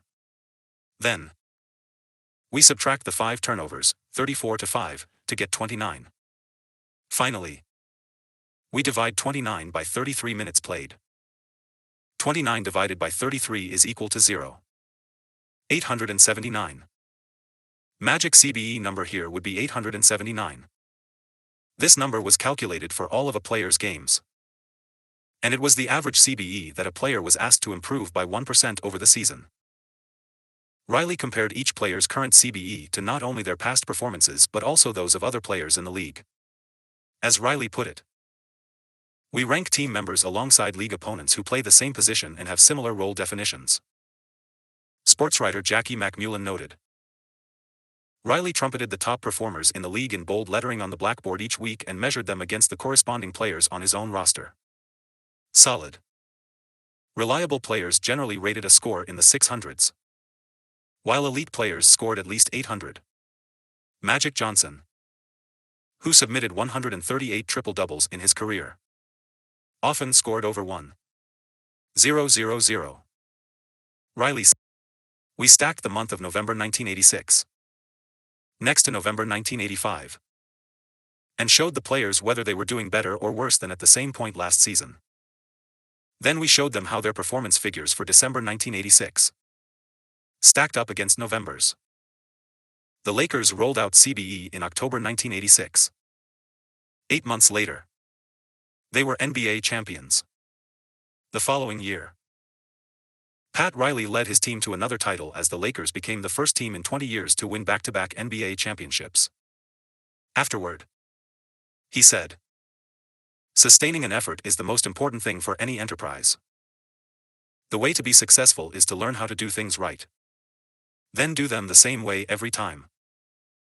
The CBE program is a prime example of the power of reflection and review. The Lakers were already talented. CBE helped them get the most out of what they had and made sure their habits improved rather than declined. Reflection and review enables the long-term improvement of all habits because it makes you aware of your mistakes and helps you consider possible paths for improvement. Without reflection, we can make excuses, create rationalizations, and lie to ourselves. We have no process for determining whether we are performing better or worse compared to yesterday. Top performers in all fields engage in various types of reflection and review. And the process doesn't have to be complex. Kenyan runner Eliud Kipchoge is one of the greatest marathoners of all time and an Olympic gold medalist. He still takes notes after every practice in which he reviews his training for the day and searches for areas that can be improved. Similarly, gold medal swimmer Katie Ledecky records her wellness on a scale of 1 to 10 and includes notes on her nutrition and how well she slept. She also records the times posted by other swimmers. At the end of each week, her coach goes over her notes and adds his thoughts. It's not just athletes either. When comedian Chris Rock is preparing fresh material, he will first appear at small nightclubs dozens of times and test hundreds of jokes. He brings a notepad on stage and records which bits go over well and where he needs to make adjustments. The few killer lines that survive will form the backbone of his new show. I know of executives and investors who keep a decision journal in which they record the major decisions they make each week, why they made them, and what they expect the outcome to be. They review their choices at the end of each month or year to see where they were correct and where they went wrong. Asterisk. Improvement is not just about learning habits. It's also about fine-tuning them. Reflection and review ensures that you spend your time on the right things and make course corrections whenever necessary, like Pat Riley adjusting the effort of his players on a nightly basis. You don't want to keep practicing a habit if it becomes ineffective. Personally, I employ two primary modes of reflection and review. Each December, I perform an annual review, in which I reflect on the previous year. I tally my habits for the year by counting up how many articles I published, how many workouts I put in, how many new places I visited, and more. Asterisk then. I reflect on my progress, or lack thereof, by answering 3 questions. 1. What went well this year? 2. What didn't go so well this year? 3. What did I learn? 6 months later, when summer rolls around, I conduct an integrity report. Like everyone, I make a lot of mistakes. My integrity report helps me realize where I went wrong and motivates me to get back on course. I use it as a time to revisit my core values and consider whether I have been living in accordance with them. This is when I reflect on my identity and how I can work toward being the type of person I wish to become. Asterisk. My yearly integrity report answers 3 questions. 1. What are the core values that drive my life and work? 2. How am I living and working with integrity right now? 3. How can I set a higher standard in the future? These 2 reports don't take very long, just a few hours per year, but they are crucial periods of refinement. They prevent the gradual slide that happens when I don't pay close attention. They provide an annual reminder to revisit my desired identity and consider how my habits are helping me become the type of person I wish to be. They indicate when I should upgrade my habits and take on new challenges and when I should dial my efforts back and focus on the fundamentals. Reflection can also bring a sense of perspective. Daily habits are powerful because of how they compound. But worrying too much about every daily choice is like looking at yourself in the mirror from an inch away. You can see every imperfection and lose sight of the bigger picture. There is too much feedback. Conversely, never reviewing your habits is like never looking in the mirror. You aren't aware of easily fixable flaws: a spot on your shirt, a bit of food in your teeth. There is too little feedback. Periodic reflection and review is like viewing yourself in the mirror from a conversational distance. You can see the important changes you should make without losing sight of the bigger picture. You want to view the entire mountain range, not obsess over each peak and valley. Finally, reflection and review offers an ideal time to revisit one of the most important aspects of behavior change: identity. How to break the beliefs that hold you back. In the beginning, repeating a habit is essential to build up evidence of your desired identity. As you latch on to that new identity, however, those same beliefs can hold you back from the next level of growth. When working against you, your identity creates a kind of pride that encourages you to deny your weak spots and prevents you from truly growing. This is one of the greatest downsides of building habits. The more sacred an idea is to us, that is, the more deeply it is tied to our identity, the more strongly we will defend it against criticism. You see this in every industry. The schoolteacher who ignores innovative teaching methods and sticks with her tried-and-true lesson plans. The veteran manager who is committed to doing things his way. The surgeon who dismisses the ideas of her younger colleagues. The band who produces a mind-blowing first album and then gets stuck in a rut. The tighter we cling to an identity, the harder it becomes to grow beyond it. One solution is to avoid making any single aspect of your identity an overwhelming portion of who you are. In the words of investor Paul Graham, keep your identity small. The more you let a single belief define you, the less capable you are of adapting when life challenges you. If you tie everything up in being the point guard or the partner at the firm or whatever else, then the loss of that facet of your life will wreck you. If you're a vegan and then develop a health condition that forces you to change your diet, you'll have an identity crisis on your hands. When you cling too tightly to one identity, you become brittle. Lose that one thing and you lose yourself. For most of my young life, being an athlete was a major part of my identity. After my baseball career ended, I struggled to find myself. When you spend your whole life defining yourself in one way and that disappears, who are you now? Military veterans and former entrepreneurs report similar feelings. If your identity is wrapped up in a belief like, I'm a great soldier, what happens when your period of service ends? For many business owners, their identity is something along the lines of, I'm the CEO, or I'm the founder. If you have spent every waking moment working on your business, how will you feel after you sell the company? The key to mitigating these losses of identity is to redefine yourself such that you get to keep important aspects of your identity even if your particular role changes. I'm an athlete becomes, I'm the type of person who is mentally tough and loves a physical challenge. I'm a great soldier transforms into, I'm the type of person who is disciplined, reliable, and great on a team. I'm the CEO translates to, I'm the type of person who builds and creates things. When chosen effectively, an identity can be flexible rather than brittle. Like water flowing around an obstacle, your identity works with the changing circumstances rather than against them. The following quote from the Tao Te Ching encapsulates the ideas perfectly. Men are born soft and supple, dead. They are stiff and hard. Plants are born tender and pliant, dead. They are brittle and dry. Thus whoever is stiff and inflexible is a disciple of death. Whoever is soft and yielding is a disciple of life. The hard and stiff will be broken. The soft and supple will prevail. Lao Tzu. Habits deliver numerous benefits. But the downside is that they can lock us into our previous patterns of thinking and acting, even when the world is shifting around us. Everything is impermanent. Life is constantly changing. So you need to periodically check in to see if your old habits and beliefs are still serving you. A lack of self-awareness is poison.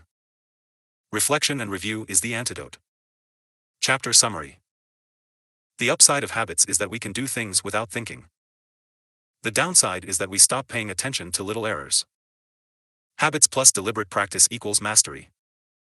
Reflection and review is a process that allows you to remain conscious of your performance over time. The tighter we cling to an identity, the harder it becomes to grow beyond it. Conclusion. The secret to results that last. There is an ancient Greek parable known as the Sorites paradox.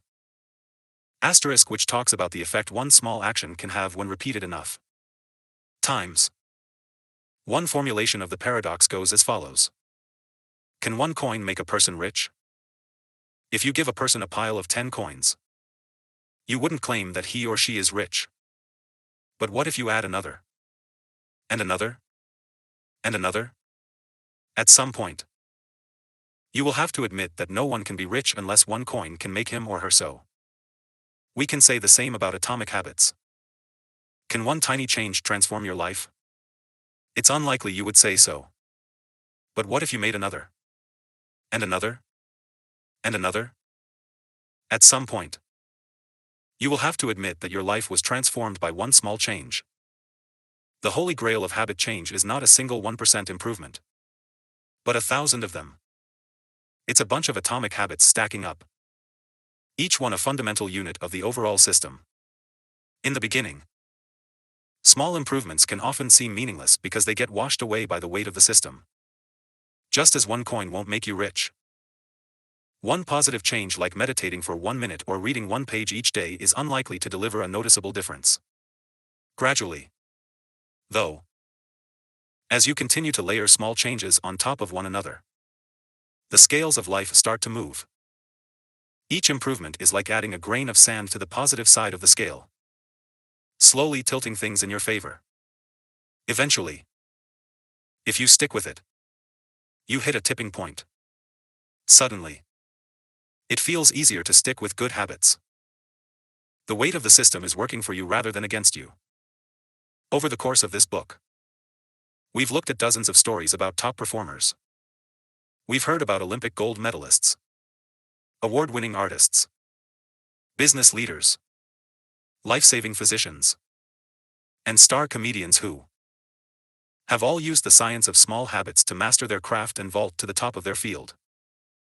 Each of the people, teams, and companies we have covered has faced different circumstances, but ultimately progressed in the same way, through a commitment to tiny, sustainable, unrelenting improvements. Success is not a goal to reach or a finish line to cross. It is a system to improve, an endless process to refine. In Chapter 1, I said, if you're having trouble changing your habits, the problem isn't you. The problem is your system.